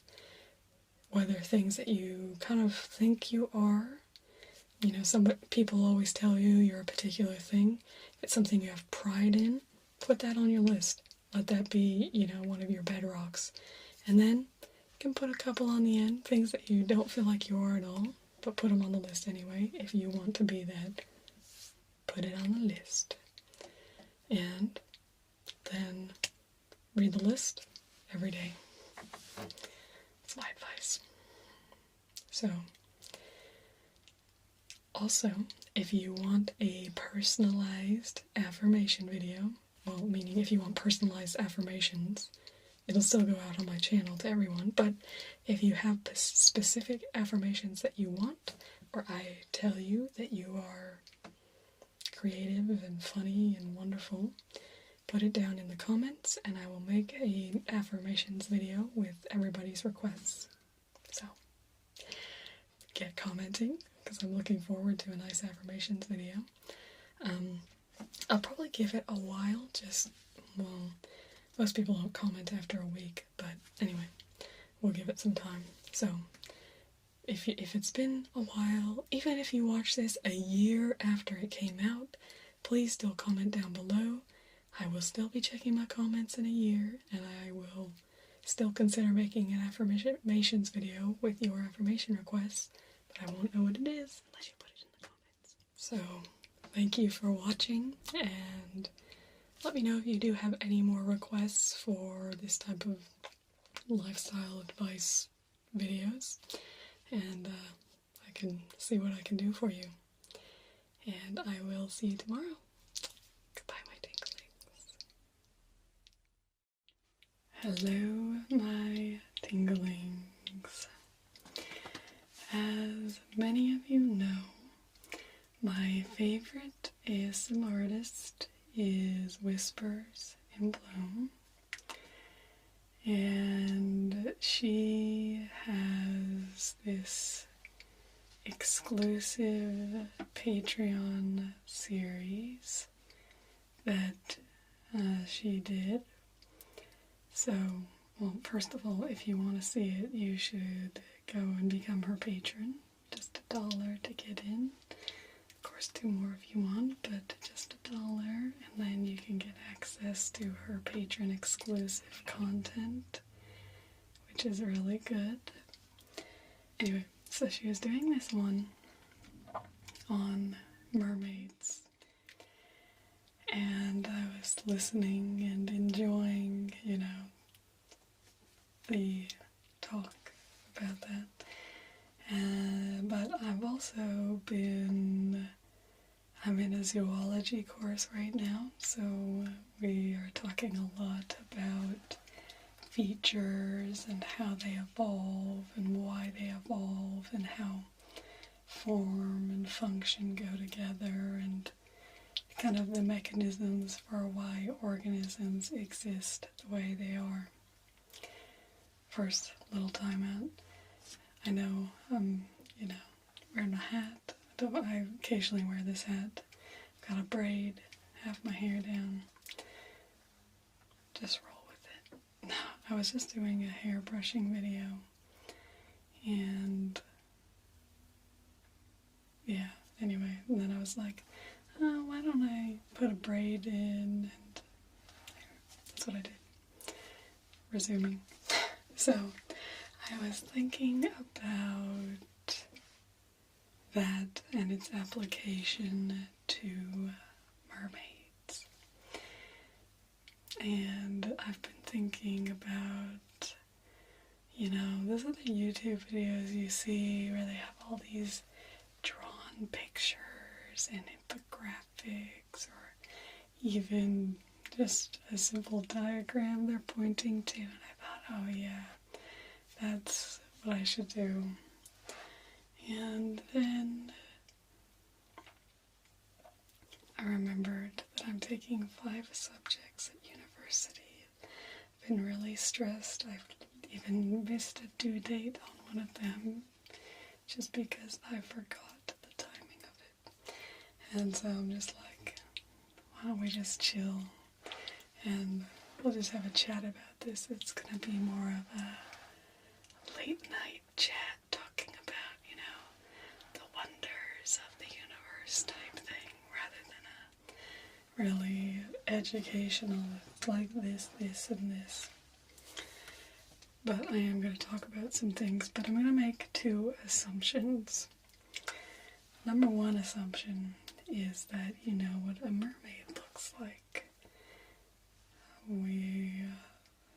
Obviously there are no real mermaids, but what I mean is, mermaid in particular is a female, a woman, basically down to the belly button, and then shifting into a very fin-like structure with it's really just a single tail and then 2 little flippy outs at the end. Very technical term. You can tell I'm a zoologist, right? So, basically, first assumption is you know what a mermaid is. Second assumption is that you know the general body plan or body shape. Body plan's a very zoological term, but the general body shape of a dolphin. So, kind of a bottlenose, out the fin on the back, out to a little curved tail, across the bottom, flippers on the side. That is a dolphin. So that's our second assumption for this midnight, just really casual chat. So, basically, obviously, dolphins are mammals, so they share a relatively close common ancestor with us, humans. And so we'll kind of be answering the question, why have dolphins evolved and mermaid? Like, why would it be a dolphin and not a mermaid that's evolved?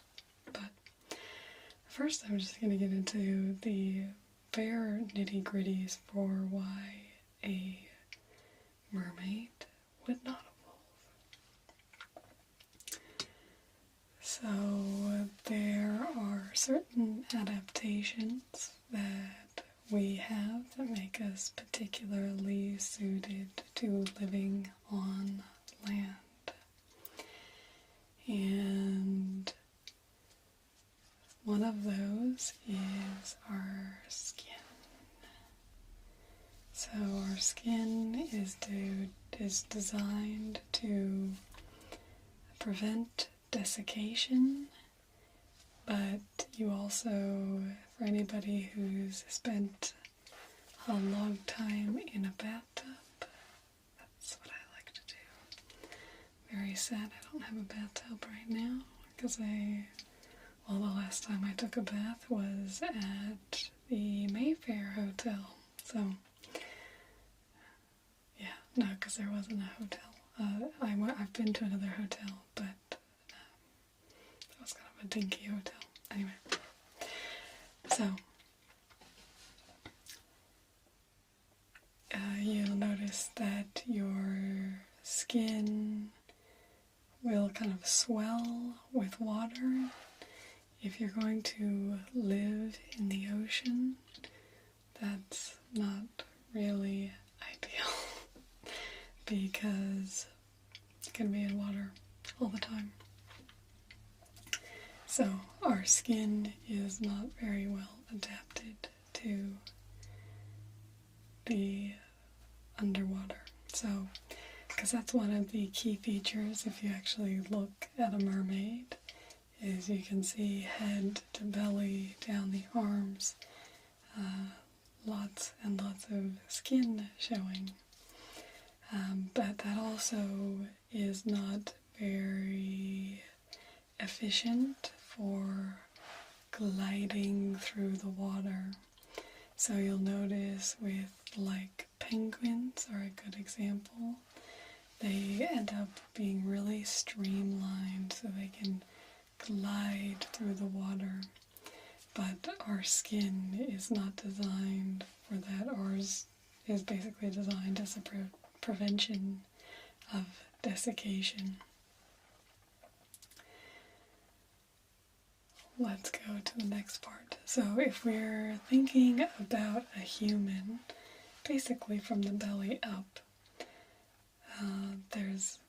that's actually a lot of your really important organs are, well, pretty much everything except your reproductive organs and your waist is from the kind of belly button up. That's, your heart, lungs, everything like that. Heart would actually work quite well either way, so that would be fine. Mammalian hearts for dolphins and whales are quite similar. And obviously, though, breathing through the mouth is not very ideal. And it's a big problem, that even we have with the different strokes that we use for swimming just across the surface of the water, is that you have to get your head lifted above water.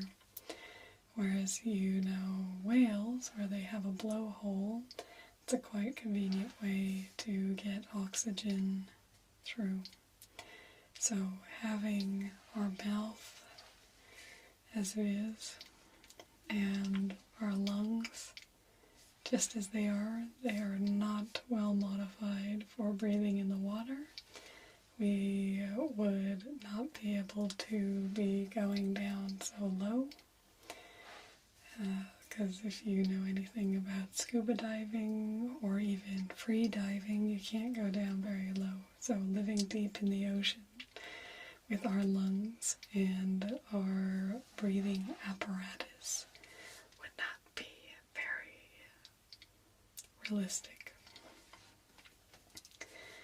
And all of those things cause, you can see these differences on the outside as well. So it's not just, obviously skin is one of the biggest ones on the outside. That's a huge organ that is going to be the most obvious, is that our skin just will not work under the water. But the body form and shape, the things going on under the surface, don't really work that well either. So our eyes do not work well under the water. For those of you who don't know, who've never tried to open their eyes under the water. So lots of times eyes are modified to be better in the water. I don't know a lot about that, but there are particular things you can do so that you're adapted for water vision, but our eyes definitely are not. But a lot of aquatic organisms don't rely on vision a lot. You can use a lot of vibrations or chemicals in the water. It's very different actually to be in a bathing medium. So if we're thinking about forget about dolphins for a second, because they are still mammals, but most fish and a lot of organisms like that actually just get their oxygen directly from the water. So they don't need to get it from air, which has a higher percentage of oxygen. Yeah, it does, I think. Don't quote me on that. This is just a midnight chat, so it's okay, right? So,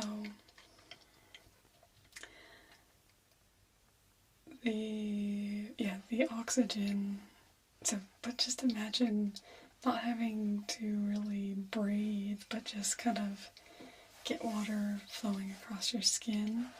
Or with fish, they get water flowing across, they push water across their gills so that they can extract more oxygen by increasing the surface area that's exposed to the water. So that's, anyway, crazy to think about. It's so different. It's funny to think that, our, like, ancestors, like, really, really old ancestors were swimming around in water. Anyway, pretty crazy. So, yeah. So we just talked about skin, eyes, lungs, ears. Oh, so those are kind of the things that we have, but there are also things that we are really lacking. So this is where we'll start comparing a bit more to dolphins. So the forelimbs in dolphins are highly modified from other tetrapods in that they are now huge, big flippers. And they are in whales as well. And that's for helping push water aside.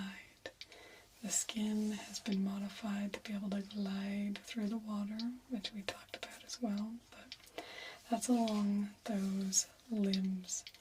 So these fingers are little points that can create drag. So if you want to swim well, that's why we often put flippers on our feet, but if we wanted to improve our swimming with our arms, you'd want to create a really big flipper to be able to push water out of the way. And so these little flimsy arms would create a lot of drag.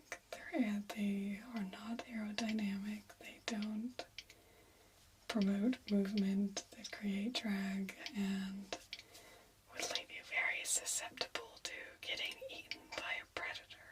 So, just saying, probably not work the best.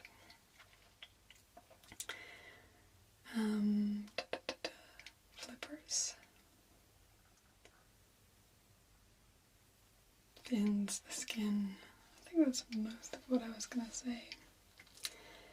So, it's actually, it's a bit of fun actually, for me at least, to think about different creatures and kind of how realistic it might be that we at some point would see a creature like that.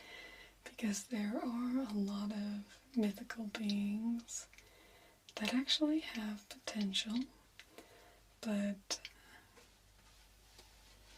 mermaids are not the first candidate for that,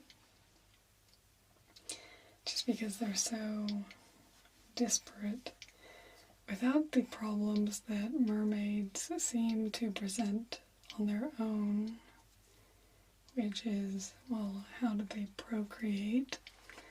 I mean, I suppose they could use a fish procreation mechanism, which is where the eggs are released into the water column, and then the males release their sperm into the water column as well, so that would come out of the fin end. So that could potentially work.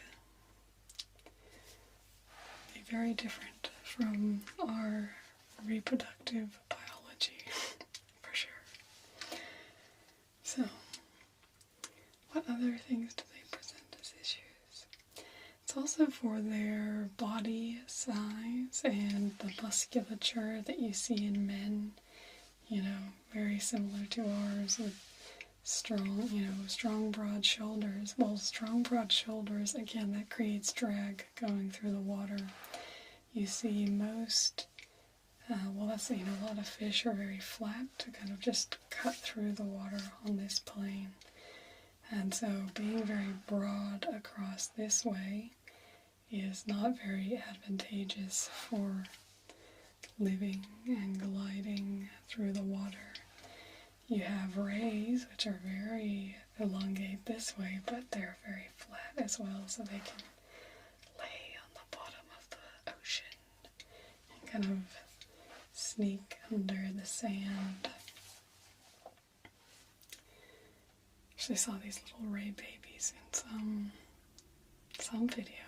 I don't know, it was cool looking though. But yeah, so mermaids, not the most realistic. But it's still fun to think about. But then you think about what it'd actually be like to be a mermaid, and it wouldn't actually be that cool, because you would not be very well suited to your environment. So, would it actually be that cool? Probably be cooler to be a dolphin. So, I hope you enjoyed our little midnight chat on the musings that fly by and why mermaids are unrealistic, and hopefully I haven't killed romanticism for you of mermaids. It didn't for me. I still really enjoyed those videos delving into this underwater world of Tritonville. And again, I highly recommend that you do as well, so flutter over, swim on over to Whispers and Blooms Patreon and give her some love, because she does some really good work and I love her so much. She has given me so much relaxation this week in a stressful time for me. So, anyway, thank you for chatting with me. Let me know what you think about mermaids and why we don't have any mermaids. Be curious to hear what your theories are. And I will talk to you tomorrow. Goodbye, my tinklings.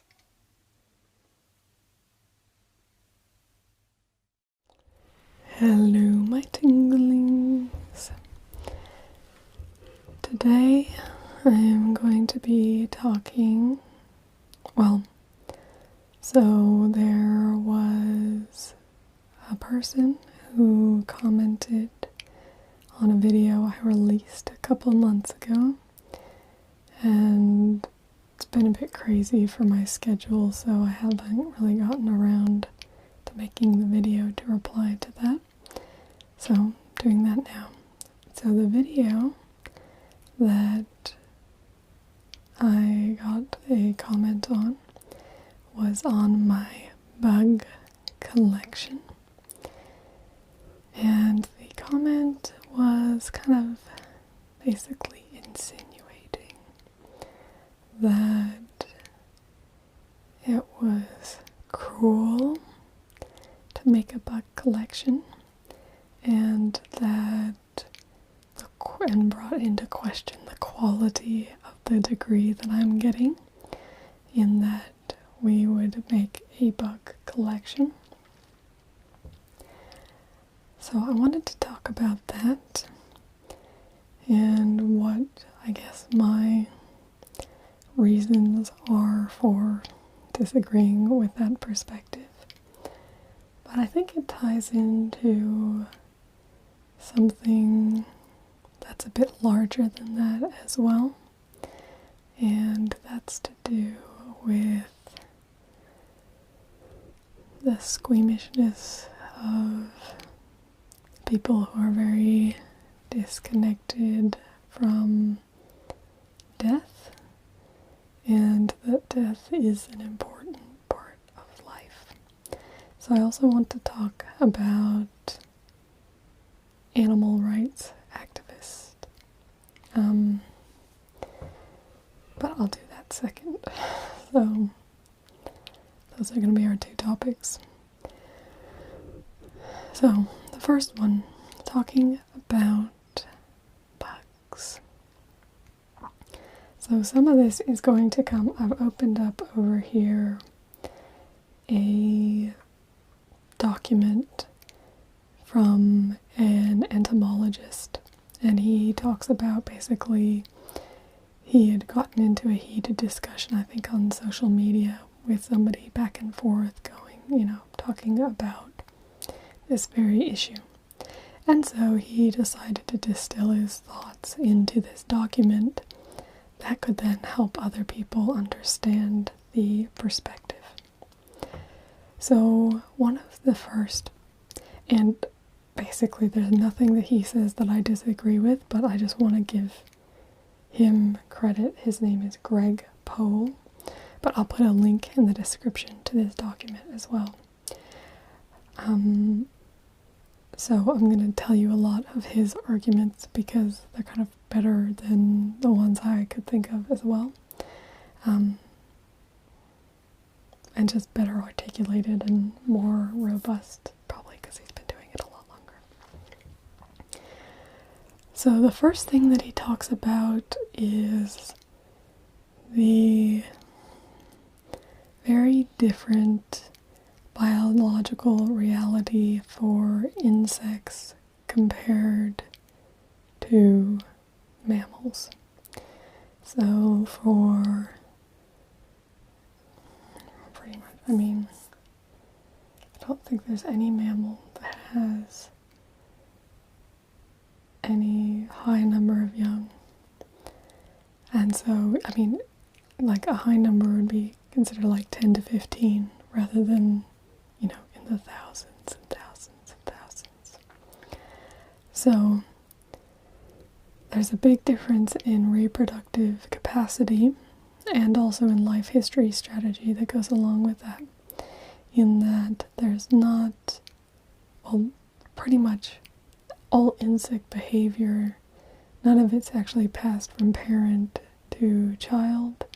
There is no parental investment beyond basically just making the eggs and then, creating you a nest or whatever to protect you while you're growing. But there's no investment beyond that. And so it's just a really different, very different way of looking at things. And the way that insects kind of act towards themselves and each other, and this is within, kind of a favorable colony or that sort of thing, where everyone's kind of on the same side rather than, like warring colonies and that sort of thing. The individual is really not important. The queen is important, since that, if there is a queen, like in honeybees and that sort of thing, but workers, like they are not important at all. And so, and that's just the value that the insects have themselves and for these things. So for ants and that sort of thing. Other insects, it might be a bit different, but you just have to understand they have such a different strategy for life, and a lot of these things don't live, most things don't live like a year, no. Most things live very short periods of time as well, and so you're not really taking away a lot by killing them, because the whole thing, you're preventing reproduction, but there's so many other organisms, I guess, to take that place. So, making a collection of single organisms is really not going to have any impact on the populations at all, ever, really. So that's the first thing, is just the strategies.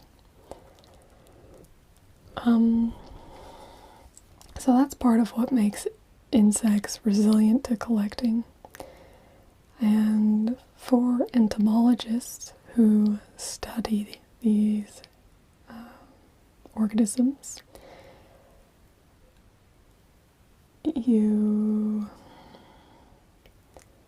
they may collect a large number at a time because it's pretty much the only way to get a good sample of what's actually going on, and they're not going to stay still, and it's actually more cruel kind of if you don't kill them, because if they're confined, then they'll start attacking each other and that sort of thing. But part of the reason that entomologists kind of have to kill things in order to study them is part of the limitations of our own biology, and that's because compared to us, insects are tiny. And so to identify something, to first of all maybe say the correct genus, much less the correct species, they often have to be dissected under a microscope to even know what you're looking at. And so to be able to protect these species, know what species are out there or anything like that, you will not know these things unless you actually kill them. And so it's kind of a sacrifice of a small number, so for the benefit of the rest.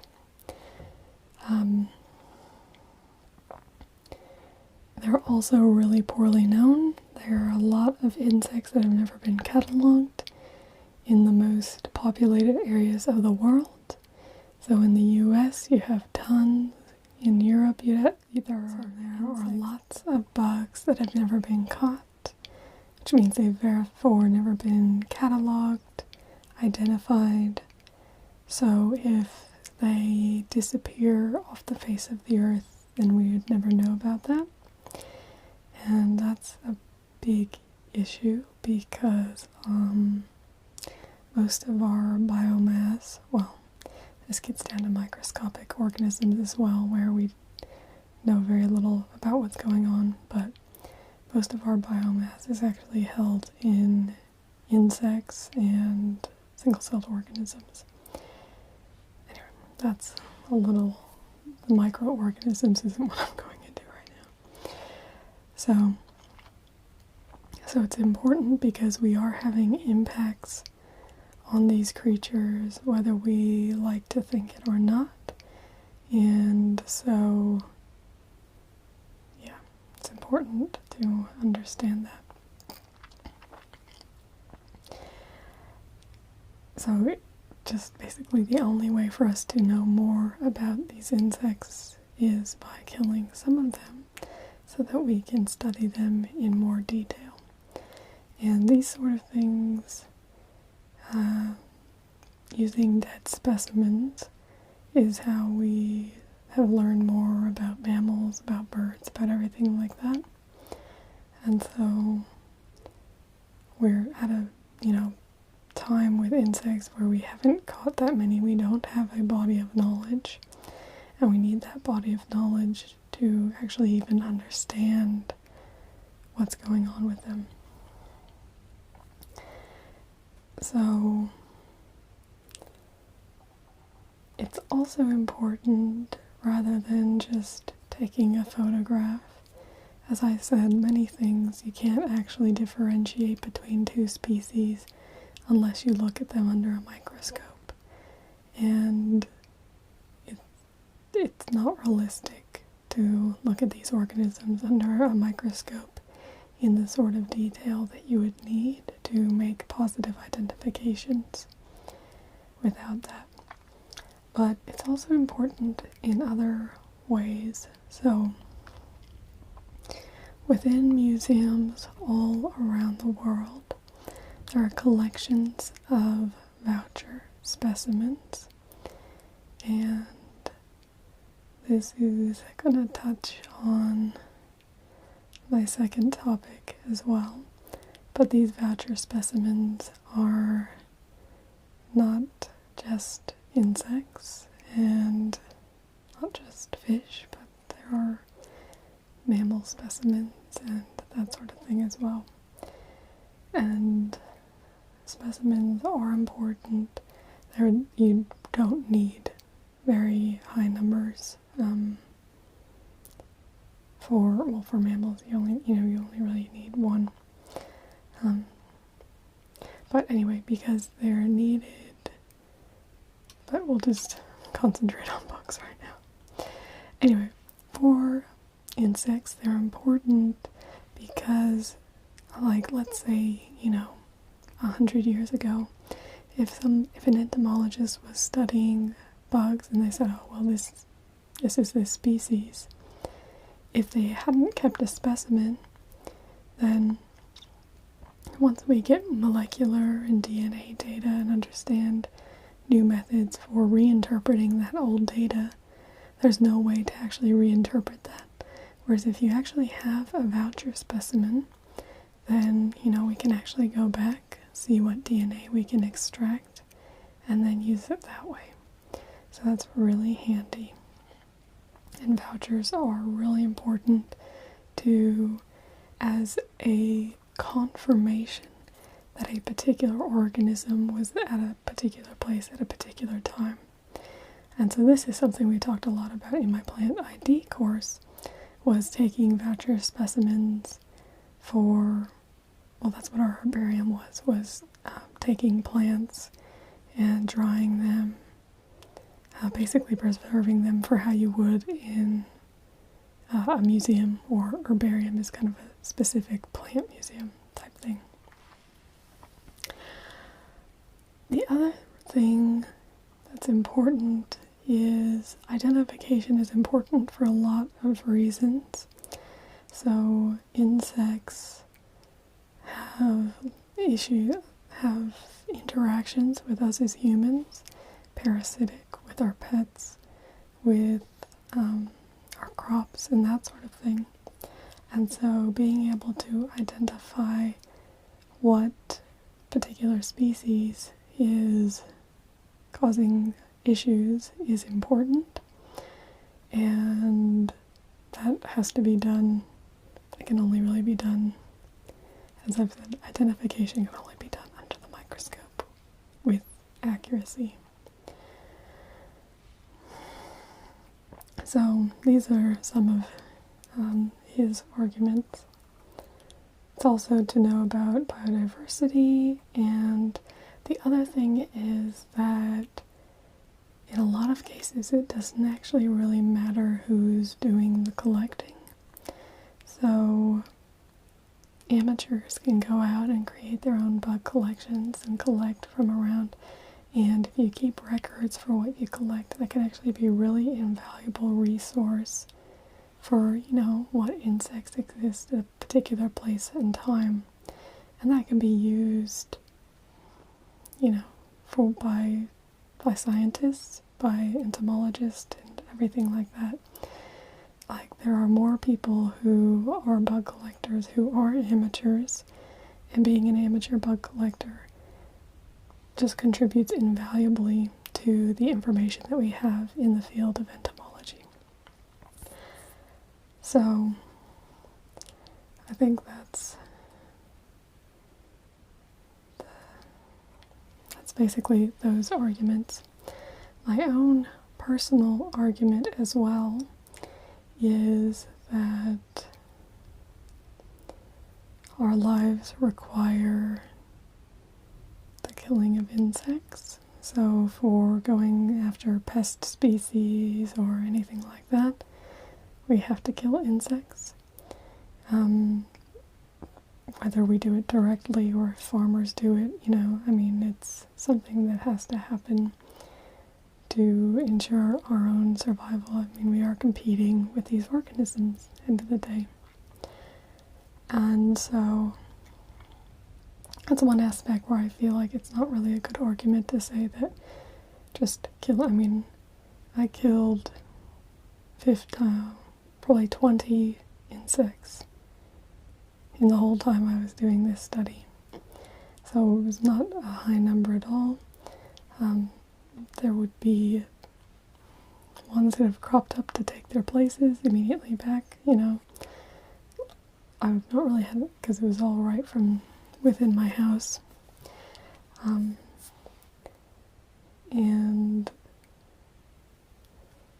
as somebody who's studying ecology and conservation, I understand that all of these things work together.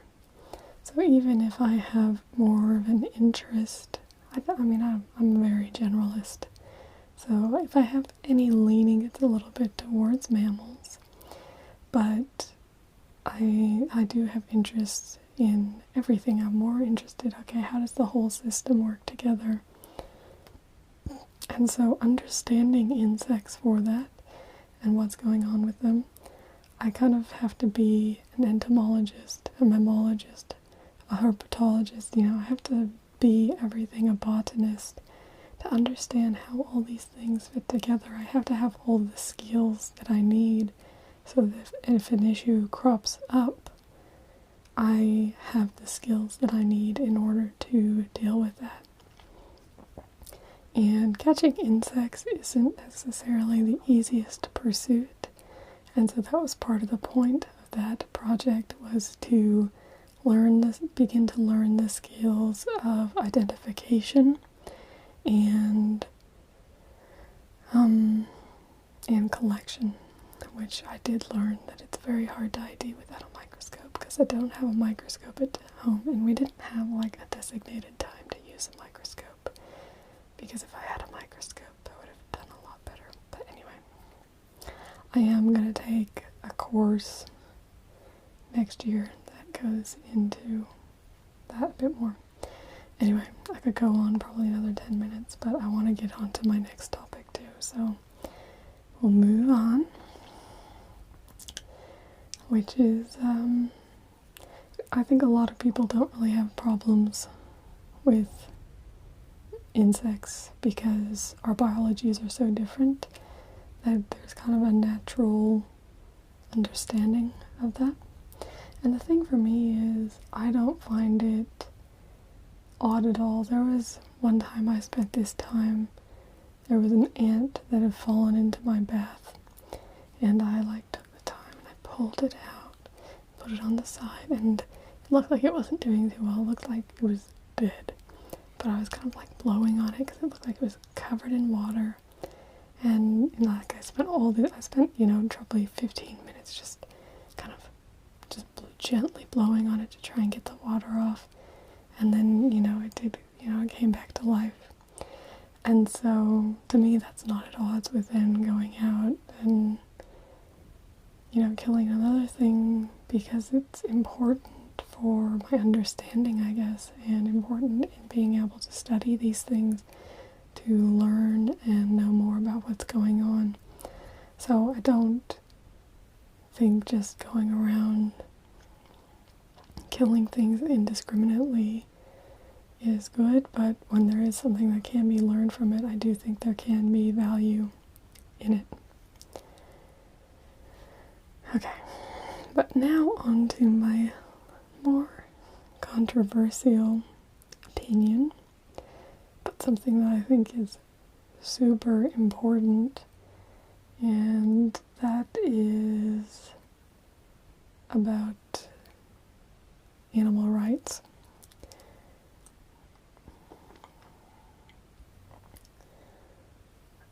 The thing that kind of got me thinking about this is we've been talking about the overabundance of kangaroos within our regions here.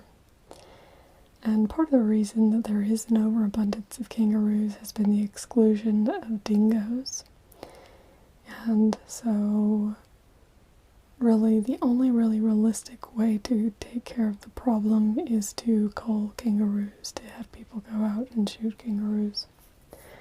And for me, it would be best if we then use the meat and the leather so that's not just going to waste, because I think that's just, like, that's no good at all to just, you know, have something like that happen and not use it. But some people, anyway, I think it's a bit controversial because people have opinions about cute animals particularly, but I know, you know, a lot of, anyway, there's a lot of media around it. I don't actually think the numbers of people who support these things are as high as the media you get. I just think there are a lot of people who are very in your face about it. Which, you know, is fine. People have their opinions, but I think it's a very, like, as I delve, because I think I've had a little leaning towards those things and thought, oh, okay, yeah, that could be cool and that sort of thing. And it just seems like it's just like, okay, well, the answer is just don't kill any animals. But as I get into ecology and, you know, conservation and these sort of things, it just becomes so apparent that that's a very short-sighted way to think, because there's all of these impacts by excluding killing of animals, basically. And I mean, a big one for me is, I mean, feral cats here are massive, decimating the environment, and lots of people would say, oh, well, you can't kill cats, but anyway, cats need to be killed because we have, you know, cute little, what are they? Oh, we have cute little Dunards, the cutest little thing. One day I'll get a Dunard, and then I'll show you guys, probably a few years off. The cutest little things, but, you know, feral cats just go around, just eat them up. Anyway. But even something like kangaroo that's native on the landscape, because they're not being controlled by dingo populations, they are overabundant, and even though they're just, you know, grazers, they just go around and eat vegetation. When you actually start to think, that's having massive impacts on all these other species. Because if vegetation is gone, that takes away all these little places that your little reptiles and little birds will hide, or grass seeds that they might go and eat, your insects where they go and they eat off the vegetation, gives them a place to hide as well from their other predators, but also means that they can come out and get eaten by some of these other reptiles and everything like that. And so you get this ecosystem that's just so much, got so much less going on because we're a bit squeamish about killing kangaroos.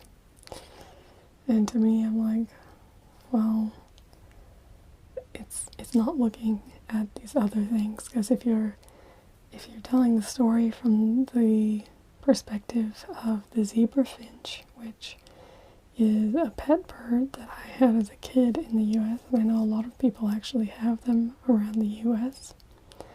They come from Australia, they're native to here, and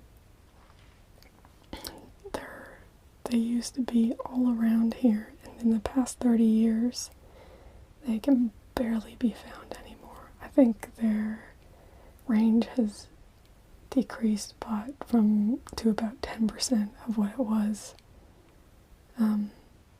30 years ago. And a lot of that sort of thing is happening because they're seed-eating birds, and so they're competing with kangaroos for grasses. And so when there's too many kangaroos, the kangaroos eat all the grasses down to the bare nubs. They don't end up setting seed, and that's taking away a food source from the zebra finches.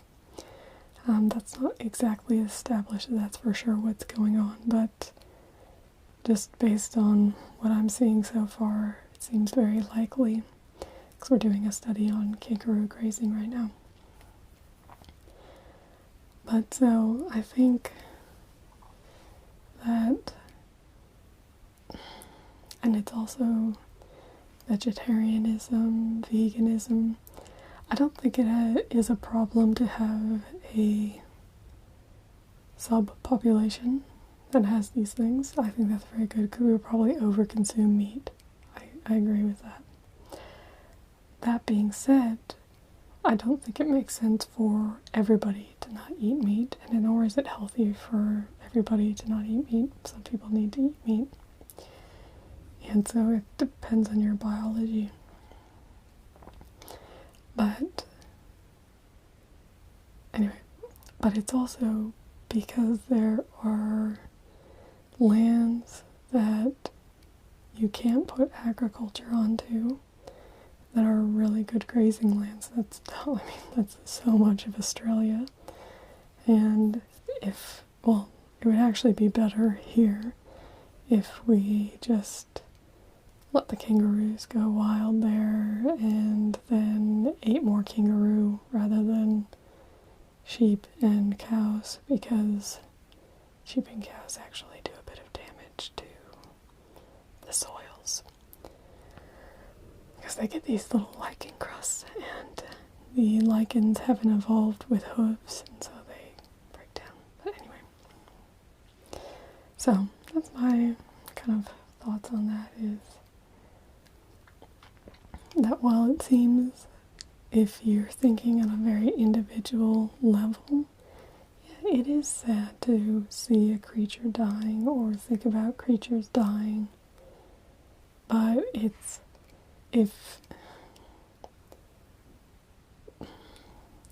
but we have such massive issues with so many species going extinct that we don't really have the luxury to be squeamish about a few animals dying, or else we're going to lose whole species off the face of the earth.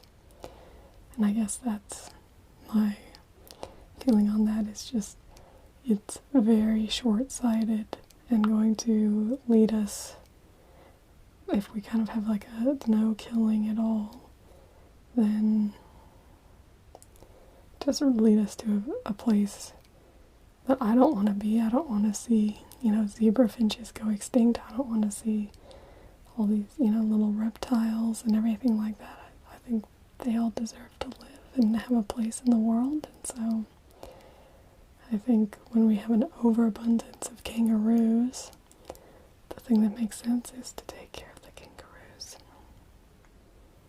Anyway, so that's my feeling on animals, is that it can actually be cruel to other animals to not take an intervention and to just let things lie. So, I like to kill bugs and I want to kill kangaroos. Not really me personally, but I mean I would. I'm worried about it. Anyway, I don't want to have a gun. Anyway, but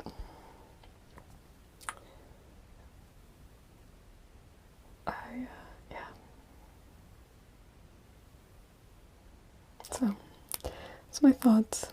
You know me, I'm always telling you what I think, even if it's unpopular, but I do think it's important. I think it's really important, actually, because it's taken me, years into this degree to kind of come around to this perspective, and I think we need more of this perspective in our world, or we're going to lose more of these animals, because in some ways you just have to do what has to be done, even if it's unpleasant, because otherwise something even worse is going to happen. And that can lead to a result that's even worse, which is the disappearance of these species, And we don't actually know what impact that could have on us. And the impacts that these things have generally have a huge time lag. It's an instant gratification world. This is serious time scales we're talking about. Could be 50 or 100 years until we see that this thing did a key function and it's degrading everything, and hey, we're going to be able to support 1/10 of the humans that we used to be able to. And that could lead to lots of problems. Probably more genocides, wars. Anyway. So,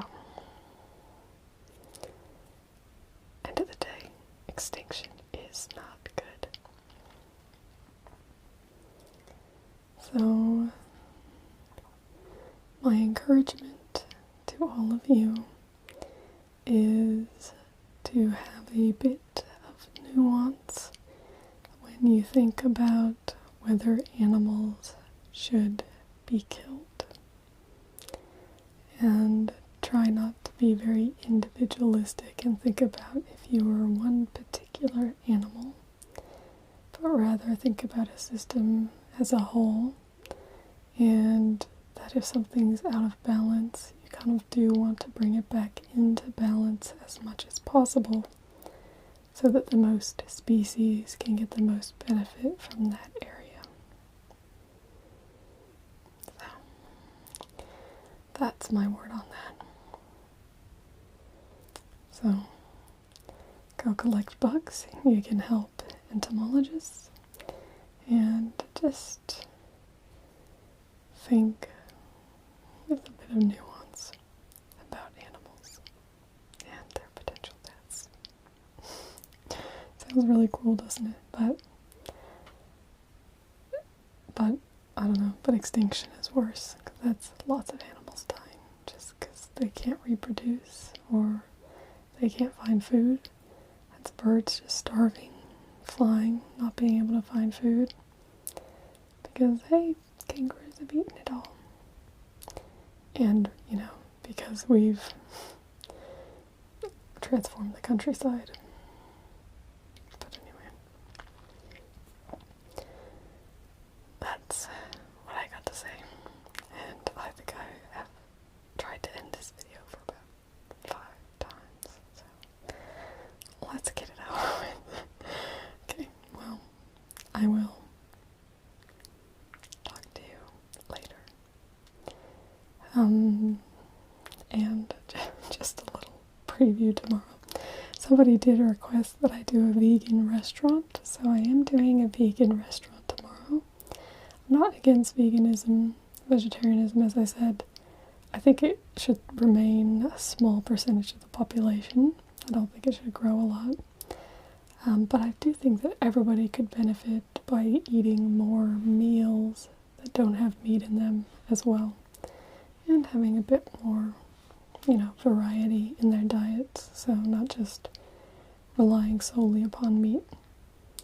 Anyway, so I hope you guys enjoy the vegan restaurant roleplay tomorrow. And nice backdrop against this video. So there we go. Anyway, I will see you tomorrow. Feeding you lots of lovely vegan food and cocktails. Ooh, cocktails. Anyway, I'll see you then. Let me know down in the comments what you hate about what I said, what you love about what I said, what you agree with, what you disagree with. And hopefully some of you are asleep and found this mildly relaxing as well. Okay, well, thank you to that original person who did comment to me. As I said, I do like to take these perspectives in, and I can appreciate that perspective. I disagree with it, but I can understand where you're coming from. But I'm coming from a different place, and I think it would actually be a really bad degree of mine if they weren't trying to prepare me in the skills that I would need to actually be able to take care of the systems that I'll hopefully be a steward over. So, yep, that's, I'm really not going to do this well. I will see you later, and I may make another video on this topic if we get a bit of discussion going in the comments section or more questions. So let me know what you're interested in knowing about or what you think. And I will see you tomorrow. Goodbye. Hello, my tinglings. I am excited to share with you some more Australian terms from my time here, and I'm super excited because now that I have this lovely map, I got it behind me, so we have a bit of Australian country behind us as well. So I'm super excited about that. So I've got a list here. Still quite a few terms that I'd like to get through, so I think I'll probably end up having about 3 more videos in this series. So let's dive into the ones that I've got for you today. So along with the last one, I was talking about pronunciation as well. There's a couple that I have here that are pronunciation, most aren't, but the first 2 are. So the first one is something I think that's quite well known overseas and used for a stereotypical Aussie, and that's "G'day, mate." My accent, I think, was okay there. Not saying that I have a great Australian accent, but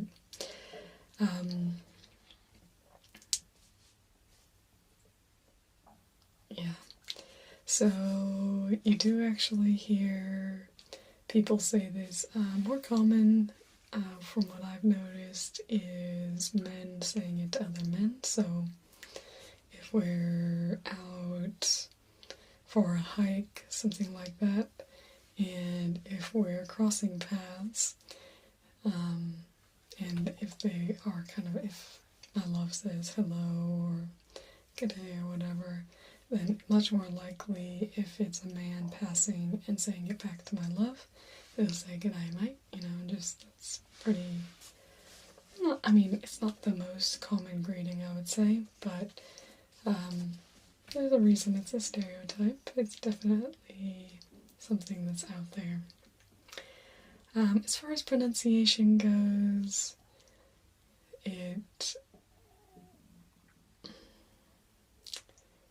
I think it sounds, I don't try to say it at all. Obviously I try to say it, I'm telling you what it is, so I have to say it, but I don't think it sounds good in my accent. How would I say it? "G'day, mate." Oh, it sounds okay, actually. I haven't actually tried saying it that much. But, yeah, so that's our greeting areas. G'day.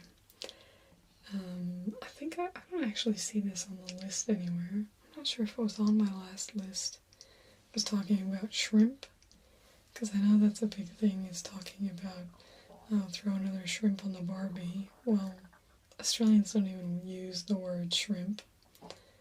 They use the word prawn, which I don't think I have. It's not on any of these lists that I have for my next videos.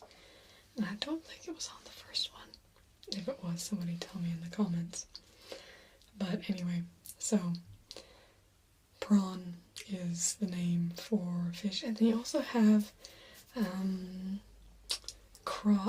I think you'd call it a crayfish. I don't actually even know what you call it in English, because I don't do food that comes out of the water, really. But it's a freshwater type lobster. Here you call it a yabby. And I think that's a pretty specific type. But we had one at Orana, which I did a role play there. Oh, that was a great place. A lot of people complained that they couldn't hear me. It was on my old microphone. So, degustation. I should do another degustation menu. Anyway, okay. Getting off track here. Haven't even gotten to word number 2. Word number 2 is fillet. And you may not know what I'm talking about. Or you may and be like, what? That's filet. So, the first time I went into probably like a Subway is where you probably most often see the term, well, that's where I most often see the term used, was, we were going in, and my love says chicken fillet, and my love is quite a troll. He says lots of things all the time that aren't completely serious, aren't necessarily exactly how he'd say things. I'm trying to think of a good example. But he says a lot of things in just dumb ways on purpose to sound like a dickhead. And so when he said fillet, I just thought, oh, haha, very funny. Like, I was just like, surely, you can't say fillet, you would say filet, because it's a French word. Say filet. But no, they actually say fillet here. So when I go to order my sandwich at Subway, I say chicken fillet. Although now they call it a chicken classic, but they did for a little while call it a chicken fillet. So, that's a weird one.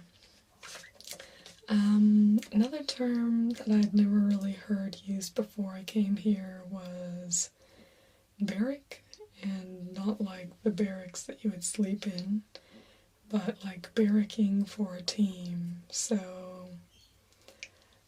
it's not necessarily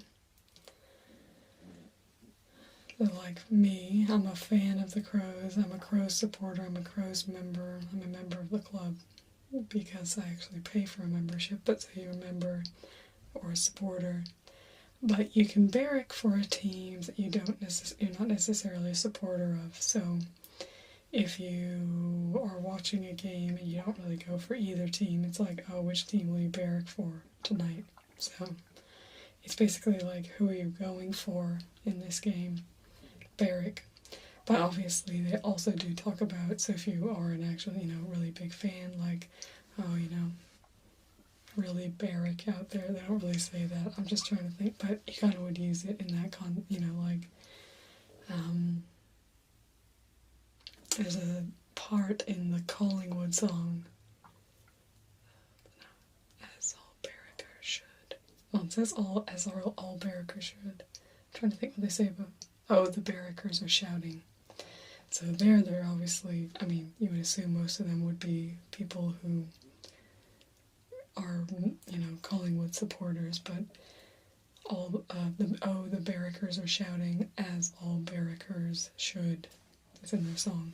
So it's very common in the sporting space to hear the term barrack. Bushfire. So you don't really hear about wildfires, you hear about bushfires.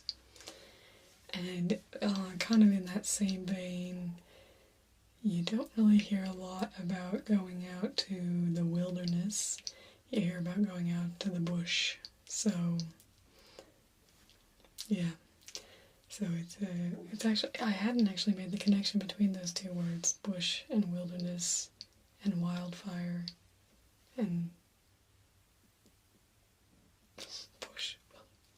wildfire, bushfire. So, yeah, that is actually interesting. But yeah, so bushfire, like you hear about bushfires all the time, but so if you hear, oh, bushfire, what's that? It's nothing different than a wildfire. It's just a fire that it doesn't even necessarily have to be started by lightning or anything like that. It's just something that's spreading kind of out of control. Yeah. Next term is the CBD. For anybody coming down here, you would need to know this term because you'll hear it everywhere, and you need to know what it means because I assume you're going to come to a city, so you need to know what the CBD is. CBD stands for Central Business District, but everyone always just calls it the CBD. So it's basically just kind of the main business precinct in the city. So it doesn't really include the residential areas around. It's mainly just kind of where all the hubbub in business is. So in Adelaide, it's just actually a little square, and our CBD is surrounded by parklands.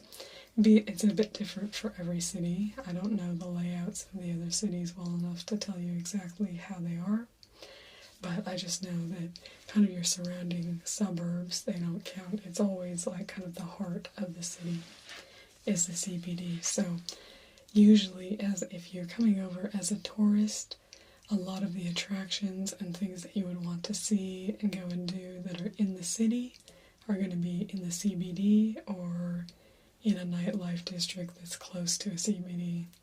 In Adelaide, those are the same thing. I love Adelaide. So, another term really interesting in this one is flu. So in America, where I was raised, flu is a very specific meaning. So the way I grew up is basically the flu is when you get headache, really sore in the joints, lots of fatigue, kind of that really, very severe sickness. So very severe, heading on to the type of thing that has the potential to go into pneumonia or something like that. And then the other term I've heard is stomach flu. So where you're throwing up a lot, but it's not food poisoning, so it doesn't just go away basically after you've gotten rid of it, but kind of ongoing throwing up. Stomach flu. So those are the terms for America. In here, flu is a little bit more of a broad term, so probably what I would normally use the word cold for. So, I'm coming down with a cold. You might hear, I have a little bit of a flu. And it could be that you don't have any aching joints and not really fatigue, but just kind of, runny nose, cold, cough, that sort of thing. Somebody still might say that they have a flu. So that threw me for a little bit of a loop when I first came over. That actually made me think of another one that's not on my list. And it's the word surgery. So surgery here does mean the same thing. So going in, getting cut up and put back together on the inside and then sewn back up. It does have that meaning. But there's actually a second meaning to the word surgery. So you'll also hear it referred to as the doctor's surgery. So have you gone to the surgery? So as opposed to have you gone to the doctor's office, they'll say the doctor's surgery or to the surgery. So a little bit weird for me, I guess. Just what? Surgery? It took me a little while to catch up on that one, so trying to give you a heads up there. Next term is clever. So usually, so the way I would use the word clever previously would basically be to describe a person. So it would always be, he's clever, or she's clever, or that's a clever idea. Maybe an idea could be clever, but pretty much restricted to those sort of contexts. In Australia, it's a bit more broad what could be clever. So, especially you hear it a lot in sport, actually. So, clever kick. So somebody, it's kind of an extension actually of a clever idea. So it's basically being creative in the mind and that was kind of a daring kick, but also really good vision to see that would really set up play down the field, sort of thing. So clever kick. Clever. Yeah, that's a clever. I just cannot bring voicing to the end of that word. Clever. Nah, it sounds better. Clever. Anyway, so if you go to a footy game and you say clever, then they'll feel good. Maybe. If you just say it and they weren't very good, then they probably won't be too impressed. As far as toilets go, or bathrooms, whatever you want to call it, there's actually quite a few terms that I had never heard of before coming here. One is the word dunny, so that's D-U-N-N-Y. Dunny. Loo, I had heard of before. I think that's British as well. L-O-O. Loo is actually really great. I love the word loo. I use it all the time now because it's like, oh, I need the loo. It's so quick to say. You don't have to say toilet, don't have to say bathroom. It's like, oh, I need the loo. Just so quick, clean, precise, beautiful. Now, I've spoken a lot about footy. I did put it on this list. Mainly just because I know that I speak about footy a lot, and footy means different things, different places. So, footy, where I am, means Australian rules football, but footy is also used for rugby up in New South Wales and Queensland. They're above the Barassi line, so there if you say footy, they'll generally think you mean rugby. But kind of a bit of commonality. Soccer is not called footy or football, it's just called soccer. So, there's too many other ball sports. Soccer gets the name soccer. So it's the same with America, but I know that's different from Britain and that sort of thing. Fringe. So, when I was growing up, the fringe that I knew about was like on a pillow or maybe on some tacky jeans. Fringe would be if I got these here. That would be a fringe. What I would call bangs. Actually makes sense, the name fringe. I don't know what bangs actually is supposed to mean. So, I actually like the term fringe. I think it's good. Now, back onto the footy subject.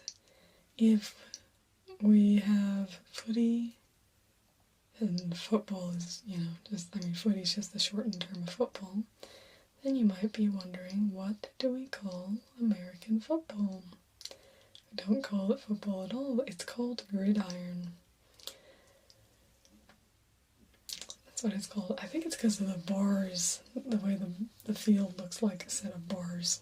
I think that's why it's called gridiron. So yeah, there are a few clubs around that you see, and so you'd be like, oh, come play gridiron. So, it's a bit funny. Yeah, I always thought something like, oh yeah, that's just what it's called. And I'm like, well, I don't think that's what it's really called.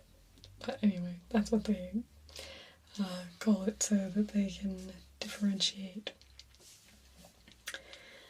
Now in Australia, if you were going to get into legal issues, who are you going to call?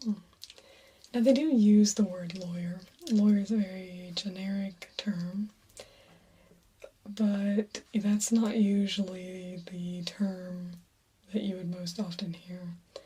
So lawyer is kind of, I'd say, less common. Usually you would call your solicitor.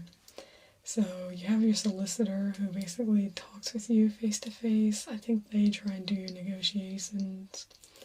But if you need somebody to represent you in court, then you need a barrister as well. And they're the ones that wear the funny,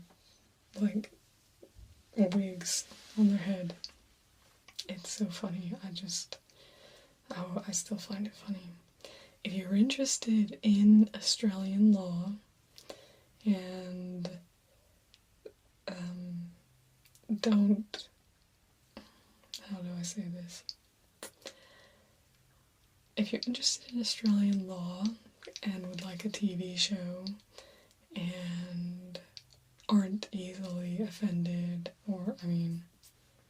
basically aren't easily offended by language or nudity, then the show Rake, I highly recommend it. Very good Australian show. The main character is very funny. A lot of interesting things going on, but you learn a bit about kind of the Australian legal system as well. So, highly recommend that show. So, anyway, but yeah, so you have your solicitor, barrister, that's the one who represents you in court. Your solicitor would still come, but they basically confer. It's only your barrister, I think, who can actually speak in the court. I don't know exactly that part, but... Another thing that you have here is what you would call a newsagent. And I can't think of really, I mean, your probably closest equivalent in the US is a post office. But they have post offices here too. A little less common because a lot of times there is like a little mini post office outlet inside the newsagent. So, newsagent is a place to kind of buy magazines. They sometimes have like arts and crafts supplies, greeting cards, calendars. A lot of times it's a place that you can purchase tickets for events as well. So usually they'll have an arrangement with Ticketek or Ticketmaster for purchasing event like concerts or a footy game, that sort of thing. You could probably do that at a newsagent. So very common in a set of shops to have a newsagent. If you don't, they probably do have a post office. But yeah, pretty much every newsagent has a little post section unless they're really close to a actual post office. So you can, some do, some don't. Like if you can pick up packages there or not, it depends on what the arrangement is. So a little bit of an interesting oddity, not something I'd experienced before. This one I pointed out on my house tour video, which is about a month ago now. In that one, anyway, so is a PowerPoint. Now, if I hear the word PowerPoint, I'm thinking Microsoft and slides. Well, here you have a second term, and it's what I would call a power outlet. And so, yeah, power outlet is called a PowerPoint, and you can turn them on and off. Great feature. Love that one. Kind of in that same vein, you don't have a... I can't remember the term now. I didn't put this on my list, but it just...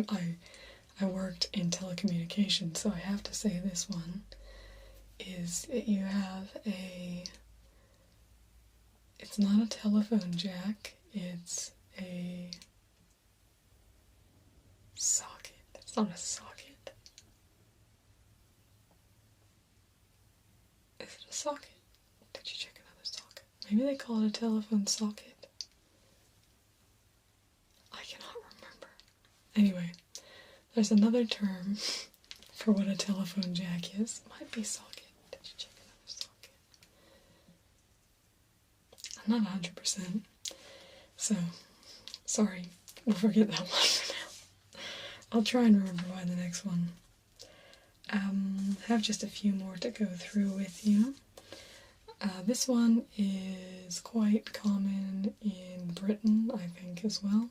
There is a lot of crossover. Obviously, Australia was colonized by the British, so there's a lot of British influence here. And that's, instead of lining up, you queue up. So, Q-U-E-U-E, queue. And you get in the queue instead of the line. Just kind of a normal thing around here. A semi-truck, trailer, that sort of thing. Here, you'll hear it called, usually, well, there's another term as well, but I don't remember the other one. But you also have road trains. So, road train actually does mean, like, I don't know what actually is specified to be a road train. I think it has to have more than one 18-wheeler. That's the other term we'd use in the US. I think if it just has one one car, like, connected. I'm not sure. I don't think that would be a road train. I think it has to have at least two. But you can get really long ones because there's roads all through the center of the country, kind of both ways. And so there'll be long stretches of road that are really only there for transport. I mean, obviously people do occasionally travel, but it's mainly for transport. And so have these huge, long road trains. That's what they're called. But they are run, like a trailer, that sort of thing. So, interesting concept. And if you were gonna mouth off to your boss here, you'd most likely not get told you're fired, get told you're sacked. So, I mean, I think people may know that one because I think it's common in Britain as well. You also hear the sack. They've given me the sack. Yeah, you can hear yeah, they've given me the sack. It's a little bit of interesting terminology there. I've been sacked. Or, yeah, we're going to have to sack them, or, something like that. So, you're going to lose your job. Not going to be fired, you're going to be sacked. I'm not sure which is better. Another one, I think I got rid of the one I had here, so for me, I don't know if kitchen towel, I think is what I would call it, is a kitchen towel. So you have a hand towel, which is basically for drying dishes or that sort of thing. And then obviously you have one for the bathroom. But here, if it's one in the kitchen, I call it a tea towel.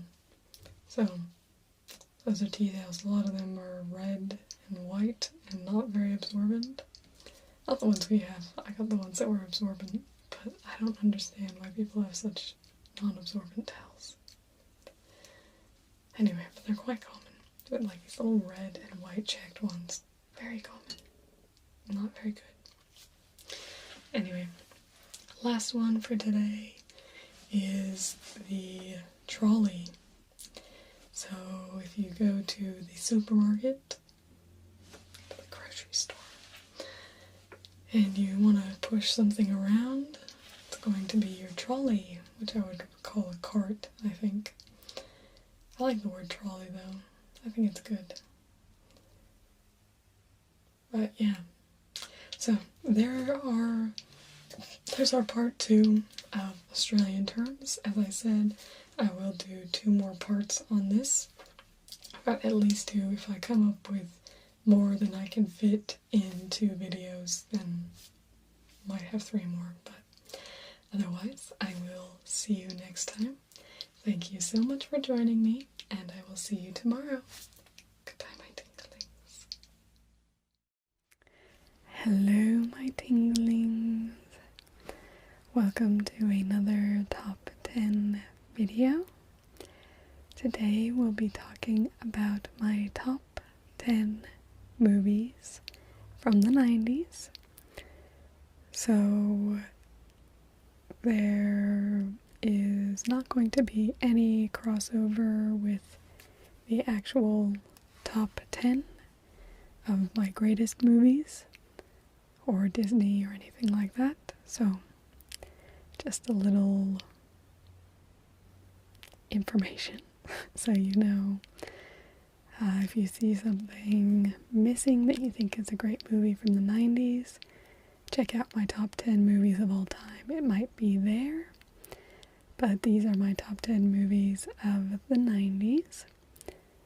And it's interesting how, if you think of the top 10 movies of the 90s, it makes me think differently than if I think, I don't know, just top 10 movies. So it's been an interesting exercise to try, but let's not ramble on and waffle on forever about that. Let's get to the list.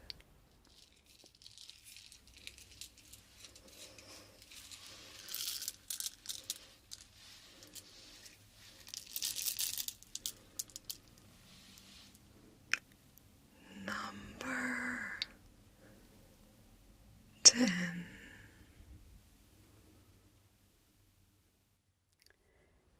is As Good as It Gets. Classic Helen Hunt, Jack Nicholson. Very interesting. He's very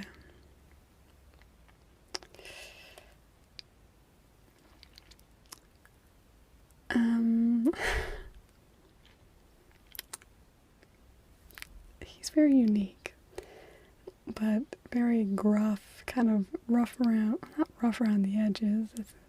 I can't think of a way to describe him, and she's got her son, and just a awkward relationship between them. But then he has, I forget his name. But there's a gay guy and his partner that are also in the movie. But anyway, it's a really touching movie. It's very good.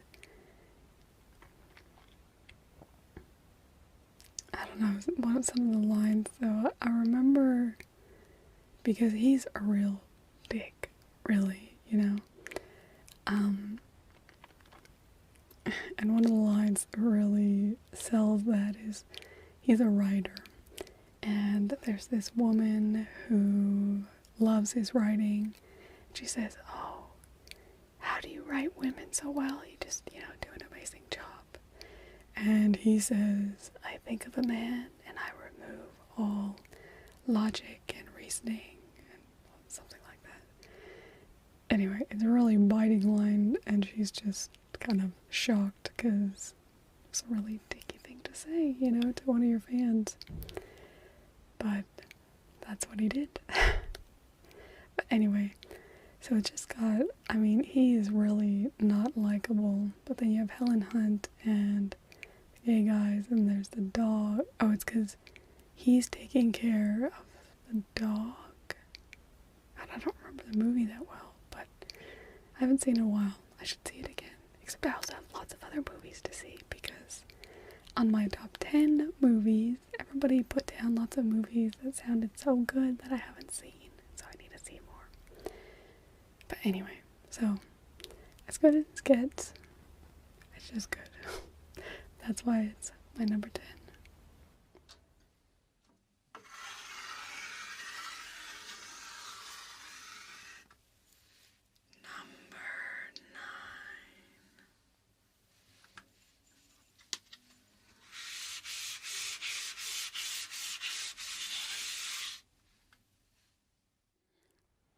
Is Ace Ventura: Pet Detective. The opening scene to that movie, I don't know if I have ever laughed more, because he's got this package and it says fragile on it. And he's dressed in a delivery uniform, but he's kicking it all around and bashing the box up and doing all this. And because I watched it with my dad and my sister, and I think we were just cracking up so much just watching him destroy this box. It's hilarious. There are some problems with it because it's kind of transphobic undertones, particularly with the end of the story. And I didn't really know a lot about that as a kid and that sort of thing. So the movie overall kind of has problems, has issues, but it was the first time I'd ever seen Jim Carrey. And so it's kind of my Jim Carrey movie, and that one scene, though, killed me laughing. Just so hilarious. So funny. One of the best, that's the most I've ever laughed in a movie. So that's why it has to be on my list. So it's number 9.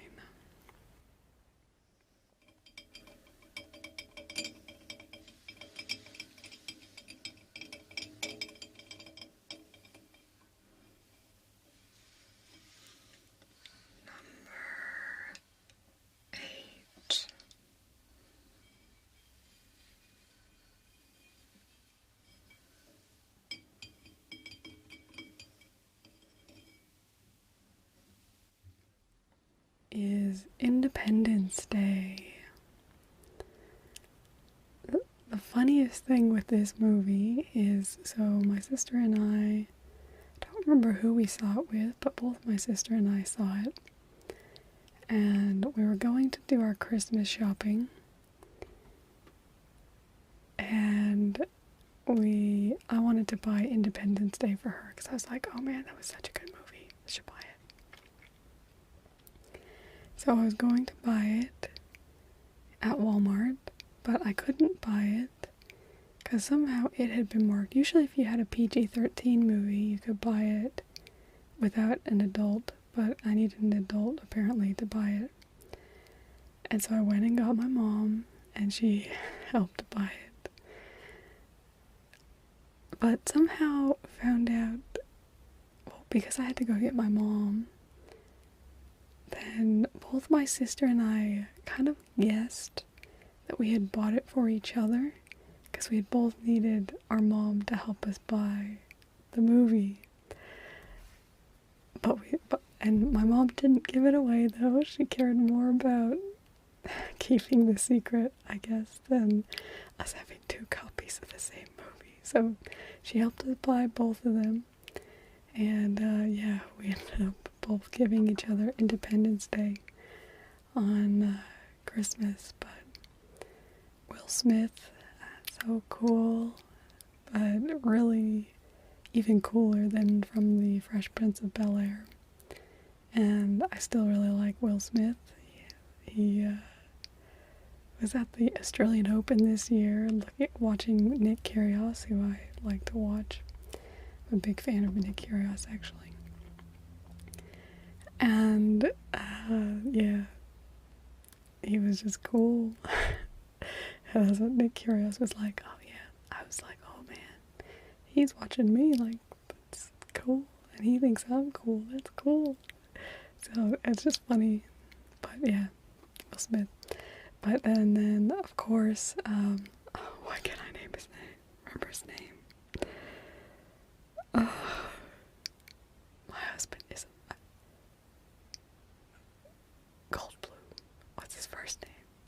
John Goldblum. Josh Goldblum. Goldblum, anyway. Is that his last name? How could it be? My husband is obsessed with him. From Jurassic Park, mainly, but he just like, oh, he's such a gun. But, yeah, just the clever, like, virus ideas and, you know, fighting off aliens. I don't know. It's a fun concept for a movie. It's very well executed. It's a good movie. So, that's why Independence Day is my number 8.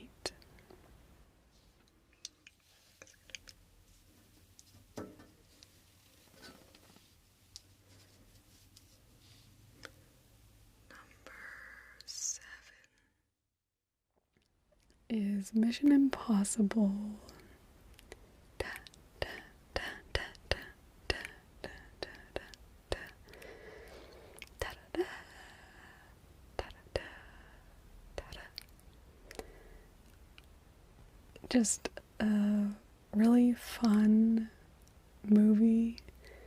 You got, you know, spies and just, yeah, impossible situations that he's trying to get into, you know, breaking into somewhere using, you know, firefighters to let you in, and the knock list and the fake knock list, and then, you know, subterfuge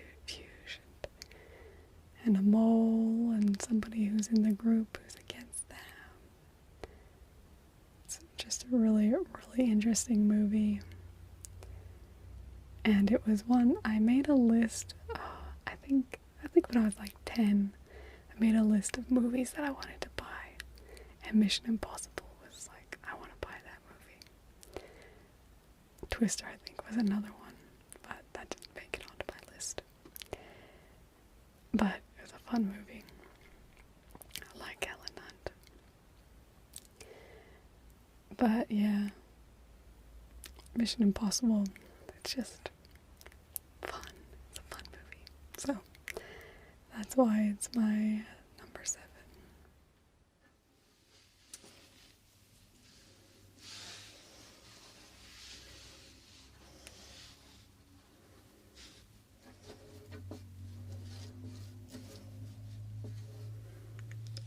Number 6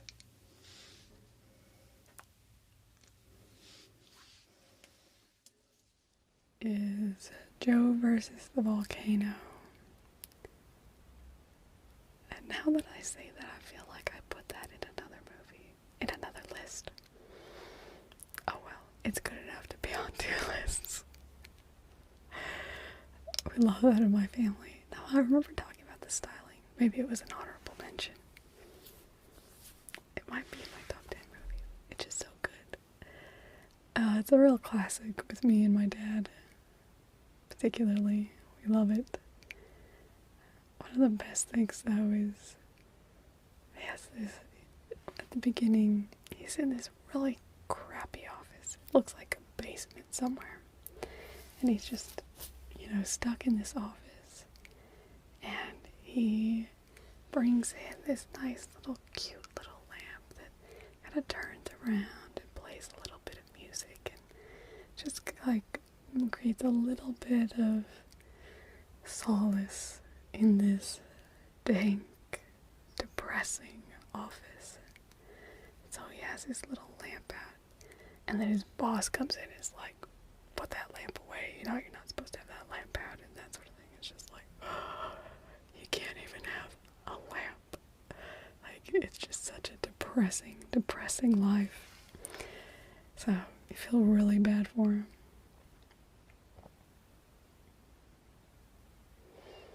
But one of my favorite lines from the movie is Joe Banks, main character. He's asking, I don't remember her name, the Meg Ryan character, the third one, the main one, says, do you believe in God? And she says, I believe in myself. And when me and my ex broke up, that was a big, that line really resonated with me. Do you believe in God? I believe in myself. That it was like, that the most important, it doesn't really matter if I believe in God or not. The most important thing is that I believe in myself. And I feel that personally with anybody. If you believe in God, if you don't believe in God, that's your own spiritual journey. But the number one important thing is to believe in yourself. Like, you always need to believe in yourself and your ability to affect change in your life and affect change in the world. And also to know what you can't change, but believe in yourself to figure out how to handle even those things that you can't change. So I think it's a great line. One of my favorite lines in all of movie as far as like kind of the philosophical implication.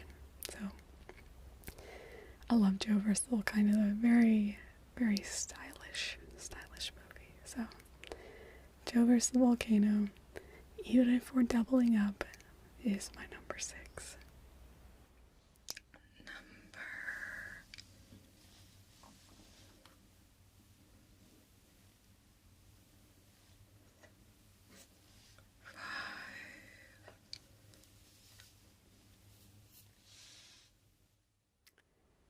Is Goodfellas. I mean, who doesn't love just a good classic mobster movie? It's got Joe Pesci. He's fun in that. And why can't I remember the names of the other people? Joe Pesci is just sticking in my mind. Which is now making me think that My Cousin Vinny should be an honorable mention as well. Because it's not anywhere on my list. My Cousin Vinny, that's a fun movie. Anyway, we're talking about Goodfellas. It's just really, really well done, very compelling, well acted, good story, and just it's the stakes. That's what when in mobster or gangster movies, that the stakes are so high. I think that's what makes them so compelling, is that people die. Like, it's your life on the line. So not a way to live, but certainly very engaging to watch and learn about. Even, in kind of an artsy, inflated, not really that real way, but just to conceptually think about it. Fascinating. Anyway, I won't try and give any spoilers on that movie, but it's good. So that's why Goodfellas is my number 5.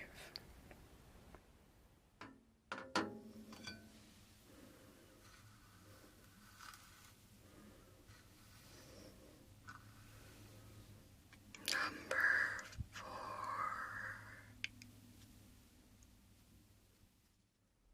is Good Will Hunting.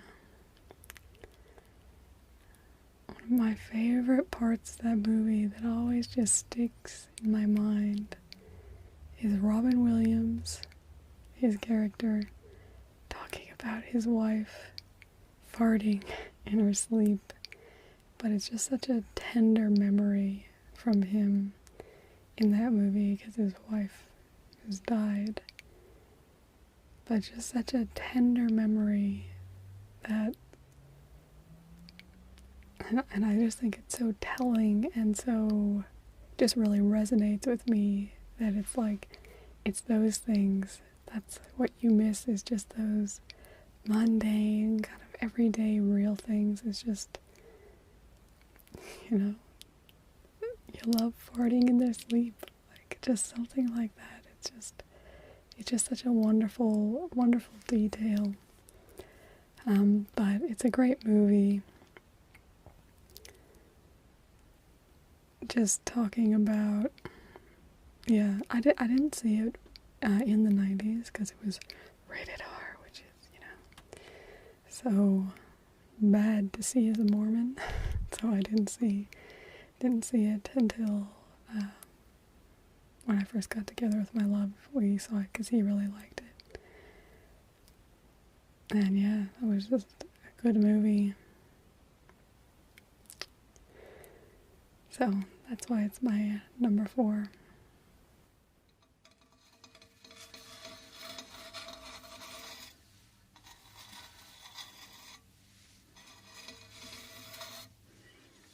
Number 3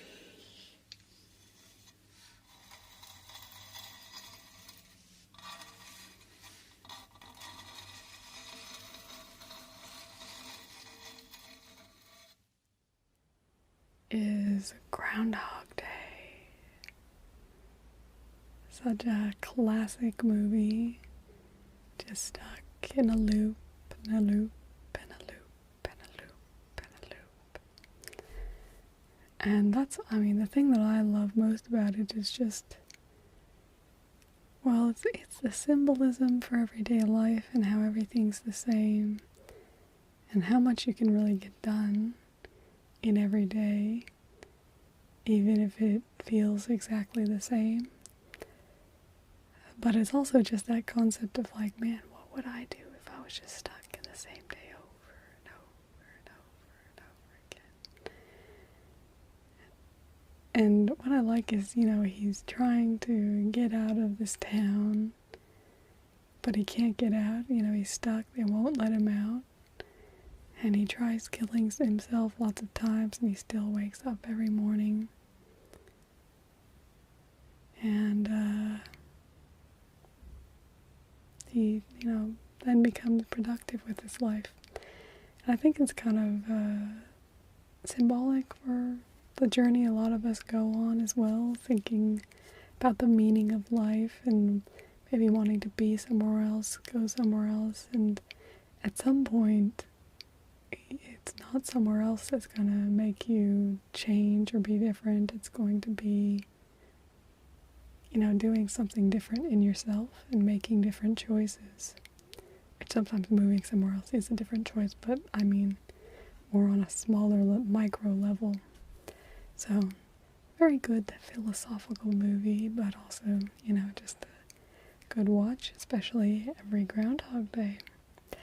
So, that's why Groundhog Day is my number 3.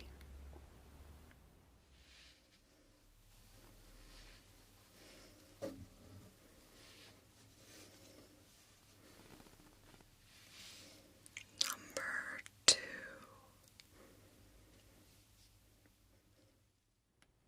is Reality Bites. Winona Ryder, Ethan Hawke. It's kind of got a little bit of a depressing overtone, but that doesn't bother me a lot. I don't mind a little bit of a depressing tone in a movie. It kind of feels very real that way to me, so I don't mind that necessarily. And that movie does have a bit of one.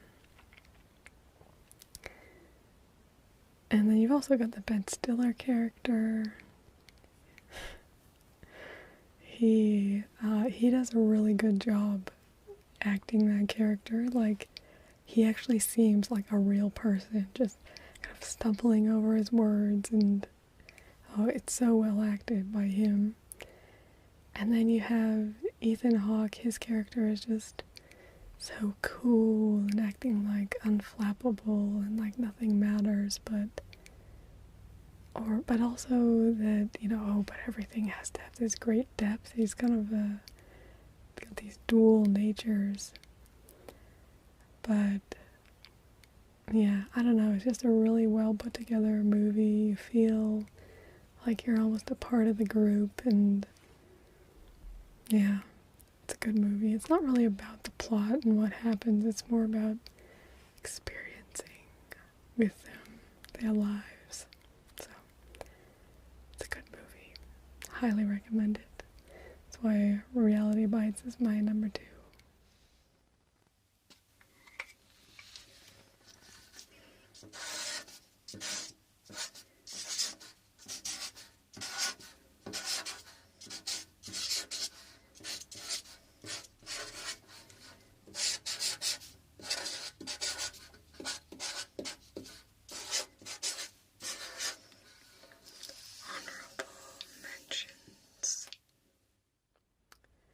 I have 3 honorable mentions from the 90s. One is a movie I just very recently saw called Murder in the First. Just a bit of a heartbreaking movie. It's not really historically accurate at all. I looked it up. Which is probably, I was thinking about probably putting it on my list, but because of the historical inaccuracies, that pushed it back off my list, because it kind of sits me with a little bit of a bad feeling to have it based on a true story, using the real names, but then to be so far from what the actual story is, kind of sits with me a little badly. But watching the movie itself, it's a very, very compelling movie. Just interesting concepts, confronting humanity and what it means to be human. Talking a lot about solitary confinement and a long period of solitary confinement and what that does. It's a great bit of acting from Kevin Bacon. It's really good. So, also have Sleepless in Seattle. I do like a good Tom Hanks and Meg Ryan movie, and that was probably my original one. I think I saw that one before Joe versus the Volcano, which made it onto my list. But it's just a fun, classic movie. Just a little romance. Kind of a remake of An Affair to Remember, but they also have clips of An Affair to Remember in there. P.S. Affair to Remember is a horrible movie. The children singing lasts so long. Anyway, that's a side note. And then my last honorable mention is Jurassic Park. Such a groundbreaking film for the time. And just, to see and interact with dinosaurs in that method, just a very engaging, enlightening thought. Something just broadens the mind, and I love that type of thing. So, those are my 3 honorable mentions. So now let's get on to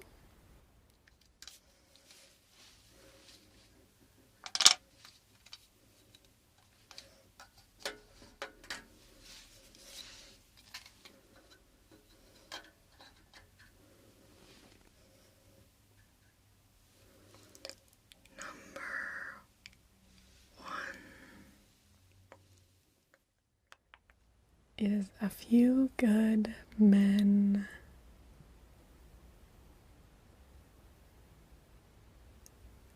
I really like courtroom drama type things. Shows about people going to court and the law. Anyway, there was a show I used to watch that was like The Practice. Is that what it was called? I don't remember. And I watched Ally McBeal. Rake is an Australian show. Anyway, I'm talking about TV shows, but I like courtroom drama because courtrooms kind of are today courtroom is where a lot of our morals play out in the gray areas. And it's interesting is it doesn't always end up how you think it should necessarily. So really interesting in that way. But also, just super engaging. So A Few Good Men, though, then takes a military spin on that. And just, and the, secrets and unveiling a secret and trying to get in and get the story, pushing people's buttons on the stand and that sort of thing.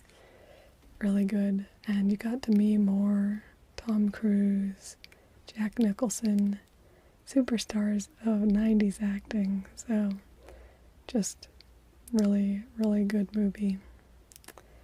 So that's, I think, it's not necessarily a movie that I watch over and over again, but when I looked at the list, I was just like, that's the one that stands out and I feel like is the best. So that's why it's got my spot at number 1. So let me know down in the comments what your favorite movies from the 90s were. And if you have seen anything recently from the 90s, let me know. And thank you for watching. I love you all, my tinglings, and I hope you have a lovely day. Goodbye. At the end of 2020, I had a realization that when I made it seemed so obvious that there were barriers towards this obvious realization being made. So I'm going to go through my journey in discovering this realization and the 5 barriers that I overcame in order to make this realization and come to grips with the truth. But first, now before we get into what my first barrier was, this is a Tingledom community video, which means me speaking directly to you rather than in a role play. So this is the time for my thank yous for my commenters. If you don't know what that is, go ahead and check this out and you can find out what that's all about. For my commenters, your thank you will be coming at the end of this video. So be sure to stick around so that you can get your thank you personally from me. Now, I'm going to get into the story of this realization. And part of my purpose in sharing it with you is that I think we all have these desires within us that sometimes we're having a hard time tapping into or figuring out what they might be and how we can actually achieve, I guess, what we might really want. And so I'm hoping by sharing my story, it might help you figure out if you have, one of these barriers in your life, and if it might help you figure out what truth you are not saying for yourself. So the first barrier, and this goes back a few years. So the first barrier is simply not having enough time for reflection.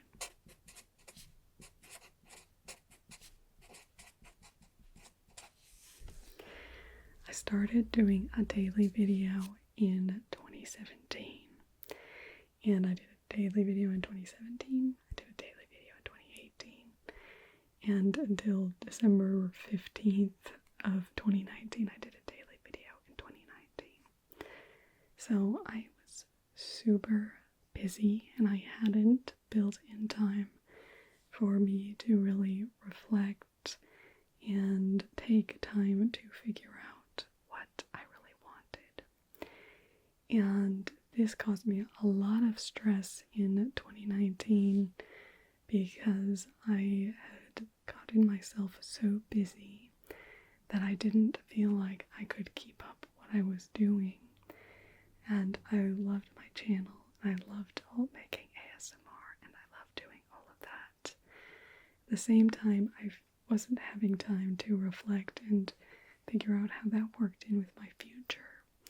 Part of the reason that I had time to make as many videos as I did was because I was going to school, and I've always been a rather gifted student, and so it didn't take me a lot of time to truly excel at my studies. And so 2019 was a very stressful time for me because I was so busy, and I was really concerned about what's going to happen in 2020 when I can't keep doing what I'm doing. And among all of this, I didn't have time to reflect. I was so go, and so busy, and keeping myself busy with all these different things. I didn't have time to realize what I really thought. And so that is why at the beginning of last year, I took a break from my ASMR channel for about a month, and I put myself on a much less reduced time. I knew I had to figure out what I wanted to do into the future. And so the first thing I had to do was just really give myself more time for reflection to allow me to really delve deep and figure out what it is I really wanted. And that was scary for me because I loved doing daily videos, and I loved getting in and just getting in there and making videos. And I have missed aspects of that, but I do really value that time I've had to reflect to be able to make realizations that are really important for me and my life and the direction of this channel.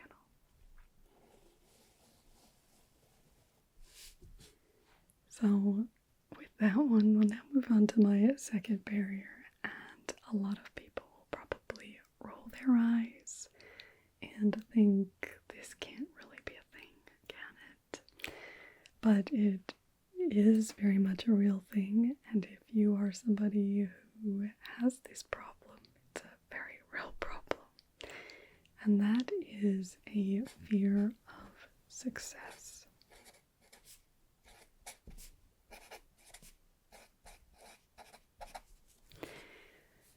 I don't really know exactly where this fear of success comes from. I think it may be linked to my dad.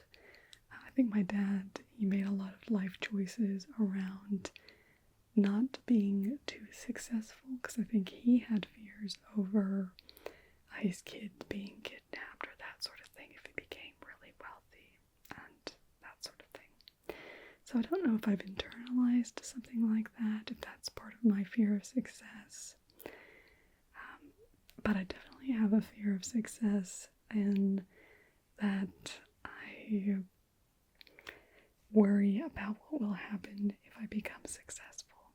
And it sounds silly, but it is a true fear, and I'm not the only person who deals with it.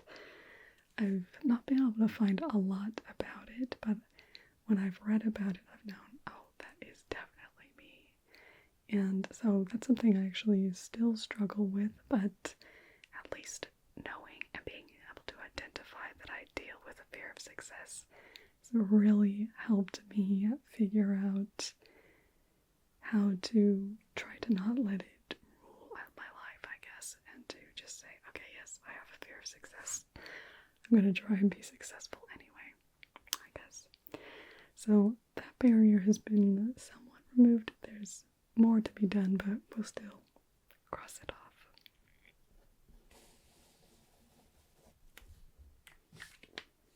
Now, my third barrier to the realization that I made here in my eye is the audacity of this realization, I guess. It's to think that I am the type of person who could do this sort of thing. And so we're probably going to have to get into what the realization is. So part of what I realized, I was on 2 weeks of break from my research degree, and it was in August, and I was doing a lot with Edwina Mortensen. I'd just been go on my channel, just chugging away. And when that break was over, I was so sad that I was going to be going away from full-time on my channel. I really wanted to be able to continue that. I wanted to be able to spend basically all my time, or as much of my time as possible, on my channel. And that's when it kind of hit me over the head. I want to be a full-time YouTuber. You know, I want to be a full-time ASM artist. I want to be able to do this full-time. And it was so obvious. If you look over my time, I've been making videos since 2013, and the time investment that I've put into my channel has just increased and increased and increased. And part of the reason I wanted to put less time into my channel was so that I could put more time into individual videos. I mean, if you've seen my breakfast video, that took 6 weeks of work for that one single video. And I've been working on another project, which is why we have this up, because I've got my setup all changed around. So I had to whack something up to obscure what's behind. But it was then that I realized I want to do YouTube full time. And part of the things that I think kept me from that realization is that it feels audacious to me. It feels like, girl, do you really think you can do that? It just feels really audacious to me. But I think as I've toyed with it and come to that realization, I've thought, well, yeah, that really is what I want. And I love when I've had those little pockets of time where I've been able to devote all my time to my channel. It's some of my favorite, most creative times. And so I do want to build that, and I want to create more of that. And so my next community video, which will be at the end of the month, I'll be talking about my 5 ideas for how I think we can potentially achieve that. So I'll be looking for your feedback on that. And there are 3 I don't think are very viable, but we'll discuss those.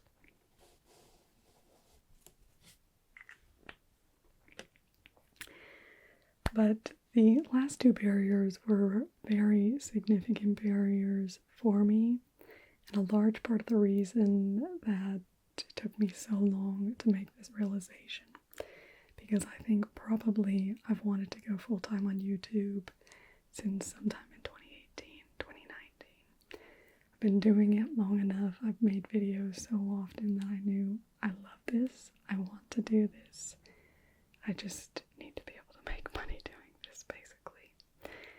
And so that is kind of gets into our fourth barrier, which was that I didn't, and I still don't, want to lose the intimacy that I have here on my channel.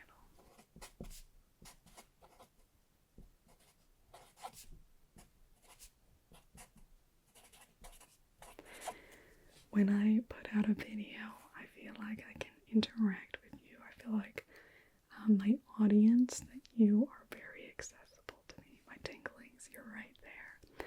I know who you are. I talk to you in the comments. I have a good idea of what's going on with some of you. And I look at the comment sections for, GB, gentle whispering, even whispers red ASMR. Some of these ladies who I love and really respect for their ASMR. And it's not what I want. I want this to be able to feel like a boutique, a close and connected community. And so that's a large part of why I've never wanted to lose that. And so I think I've always thought that that's a natural barrier to actually being full-time on YouTube. And it's actually Tim Schmoyer and video creators who have helped me break down that barrier. Not spoken to me specifically or anything like that. It's purely to do with them talking about YouTubers who have small subscriber bases who are able to do it full time. And I think as I've actually run the numbers on a few different scenarios, which will be more in our next video again, but as I've been like, oh, actually, this probably would be doable if I'm focusing in on my current viewers and trying to build something that would be very satisfying and enjoyable for all of these people who love me already. That's probably the best place for me to focus. And so being empowered with that has empowered me to think that I don't have to sacrifice that boutique, intimate feel of my channel in order to go full time, that I can have it both ways, I guess. And so the help of video creators and just the belief that can be done from, people who actually work in the business with a lot of different creators really helped me smash that barrier. But the final barrier goes back to this book that I read back in 2012 called Your Money or Your Life. And they talk about diversifying income streams and how you don't have to put all your eggs in one basket, and you can look at all these different revenue streams. And it can make you more flexible as far as jobs go, and it can make it so it's not such a big hit if you have a problem in one area of income in your life, basically. So I really liked that idea. And so I feel like I got myself trapped in this idea that I could only get a part-time income from it.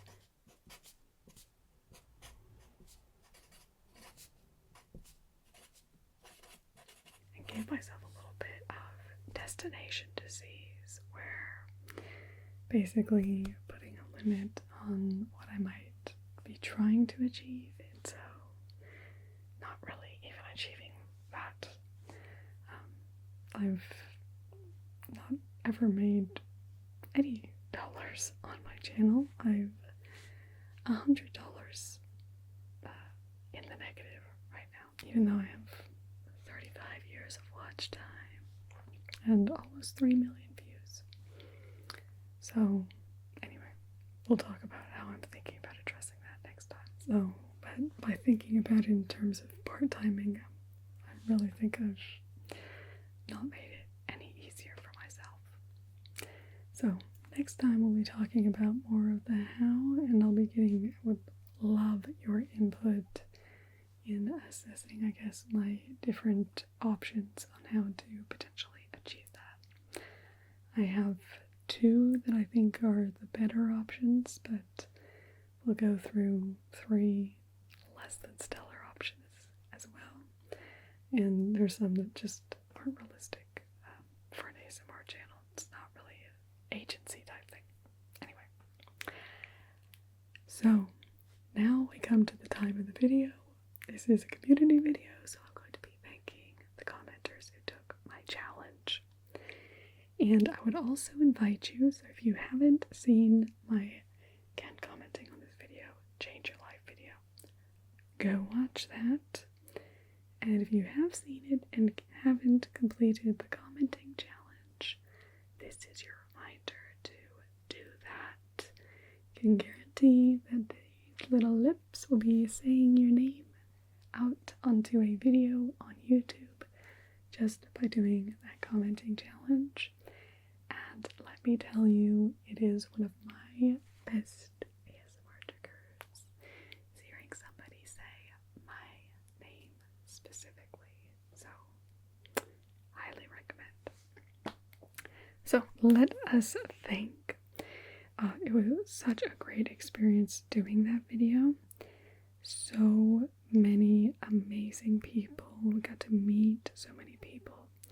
So if you want to meet other tinglings, it's a great little spot. So first, thank you, Elizabeth Snyder.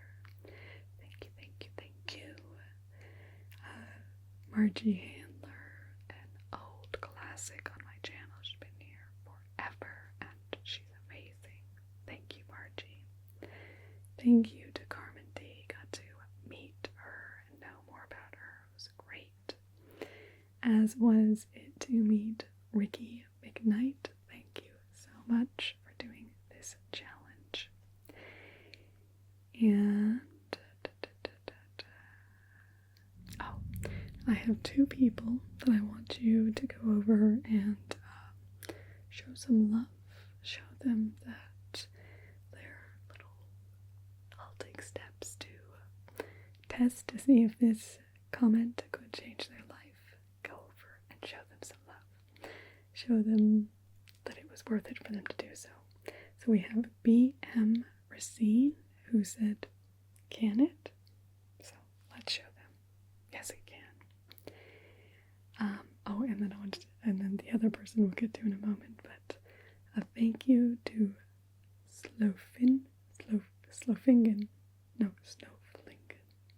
Snowflingen 85. It was really cool to get to know her more. She's commented a few times before, but great to get to know her better. And potentially, so Miriam Shackett said, potentially this could change his life, so let's go over. Let's try and brighten Miriam Shackett's day. Thank you to Ami for completing. Amazing. Thank you to Brandon's ASMR. We have another ASMR artist, so maybe we want to go check Brandon out and see if his sort of ASMR jives with you. Thank you to Paula Kelly. Great to get to know you a little bit more. And thank you to Emily Campbell. Thank you all so much. Great to get to know you better. And again, go back on that video, do the commenting challenge. Our next community video that I record after that can have your name in it. So, thank you all so much, and I will see you